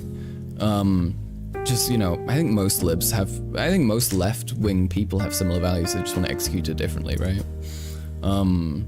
So it makes it kind of hard to argue too much with them. But yeah. Or we said that we could also just like collaborate and talk if there's something that we should talk about, that we could talk about, but I don't know what to talk to him about. Like, I want to do that, right? Because, you know, I think I want to build bridges, you know? I like arguing with people, but I do also want to have, like, friendliness, you know? Build that bridge. Thank you, Logan. I want to. I really want to. But I don't know what to talk about. But we have spoken in DMs, and we're friendly and stuff, and we're all good. You know. And I apologized at the end of my debate for saying mean things and stuff, and he seemed to take that fine. So, you know, are you included, Slazak? Oh god, I don't know what you're talking about with this anymore, but you can be if you want to. I don't usually like stream, but I had fun here. I can understand stream when it's small community. Thank you, Gabby. I'm glad you had fun. I had fun having you. But yeah. Yeah, so I want to try and build that bridge with him. I think the thing is, I'm kind of conflicted on how I want to approach the short, fat otaku debate thingy, because he seems very stupid, but he also seems to not be very stupid in some ways. And so I think if I approached it amicably, I could have perhaps, I don't know. I wanna, obviously I wanna go in winning, right? But I also think that if I don't kind of, I think if I'm like not an asshole, I think that would make me look optically better. I mean, that's generally what I do, I think. I'm like nice and stuff, and I think it's helpful. Both because I like being nice, and also because it's harder to be shitty to someone who's nice, you know? You know, I don't know. I'll have to figure that out. But yeah, it's gonna be interesting. It's gonna be really interesting. I sent SDL a list of the arguments. Oh, okay. Oh, President Sunday asked me what the plan is with fella, with thingy. What's his name? Short fat otaku. Yeah. Okay. I guess I'll tell President Sunday about that too. But yeah, match the tone. Yeah, for sure. Matching tone is super important with debates. What are we talking about? I'm talking about the debate I have coming up in in a couple days, in 4 days-ish. Well, 5 days from now, exactly. No, 4 days from now, fuck. Scary. But it's gonna be about free speech. It's with, hold on, let me show you. This guy. It's a YouTuber, man. Oh, wow. That's not very good. Wait a minute. I whoosh. That's not good either. Here we are. This guy. We're gonna be debating this guy, because he gets angry at me on Twitter. And so I'm gonna debate him. And we're gonna talk about free speech. And it's gonna be fun. It's gonna be fun. It's gonna be cool. But I'm looking forward to it. I'm equally a teensy bit cautiously anxious, you know. But I'm the same about everything, really. You know, I have my mild anxieties before things, but I'm very careful about it. I am really scared. I have 76 Twitter notifications. I don't know what's going on. Why is that the topic? Why is that the topic? Well, I think he brought it up in something. He brought it up in some Twitter argument that we had, and I questioned him on it. And yeah, and what's the angle? Well, the angle for me, the angle that I'm gonna take it at is, I'm sure you destroy him, but he doesn't seem the brightest. He does, I don't know. He seems like a mix between smart and dumb, you know? I don't think he's totally dumb, no. He's not gonna be like a very easy opponent. I don't wanna underestimate him at all, you know? I think that's something they have to be careful with, you know, being aware of how smart people can be, even if they do have shitty opinions, you know? But yeah, my angle that I'm gonna take it at is, there are determinable ways in which in which free speech can be bad. It's visible in the fucking COVID deaths, how bad medical disinformation can be. I'm sure you can name a dozen other examples I can probably find. And that the marketplace of ideas doesn't really work all the time, and it's not like a reliable mechanism, which he seems to argue that it is. I need to get more water, hold on, just a sec. Whoosh.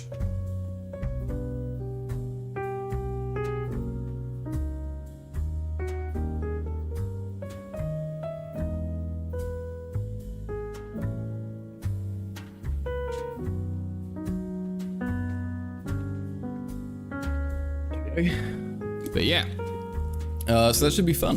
That should be a good time, I think, and I look forward to it. Yeah.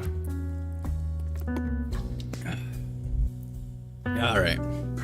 Not to mention Facebook being a major vessel for spreading rhetoric that led to the genocide against Rohingya. Yeah. I mean, fucking Facebook being part of a genocide is like a very, very clear example of that, right? In Myanmar? Yeah.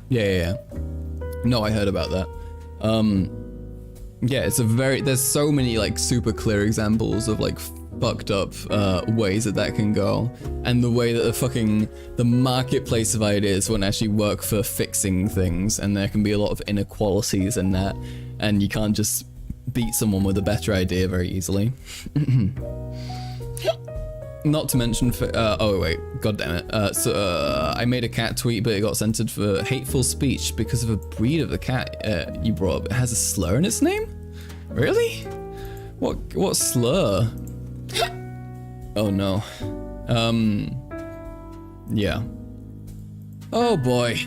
Oh boy. Oh, can I say that? I mean, if it's in the context of the cat breed, right? Well, now I feel weird saying it. I'm not gonna say it now. Oh, God. Alright, folks. Okay. I think, ow, my tummy. Yeah, I think it's time to wrap up.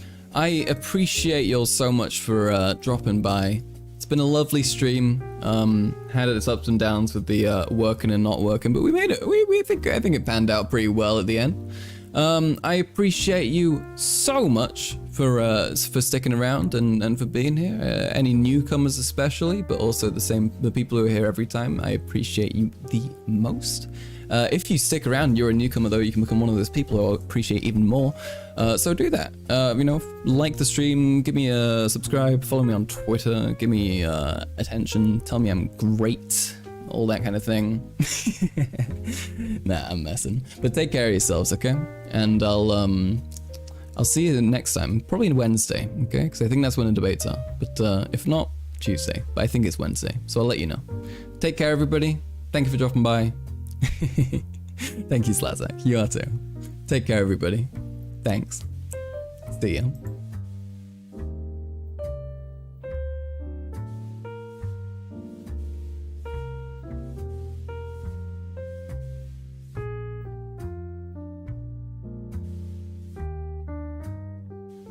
Or perhaps, what is this?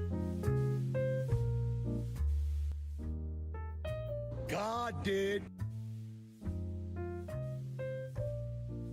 Wet ass P-word. Do not come. I'm gonna come.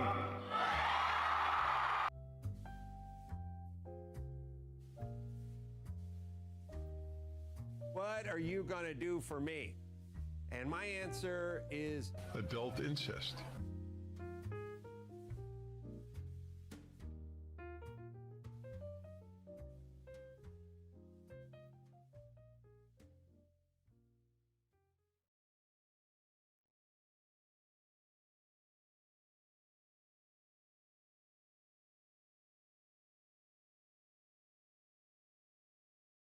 Boobies aren't things that give you milk.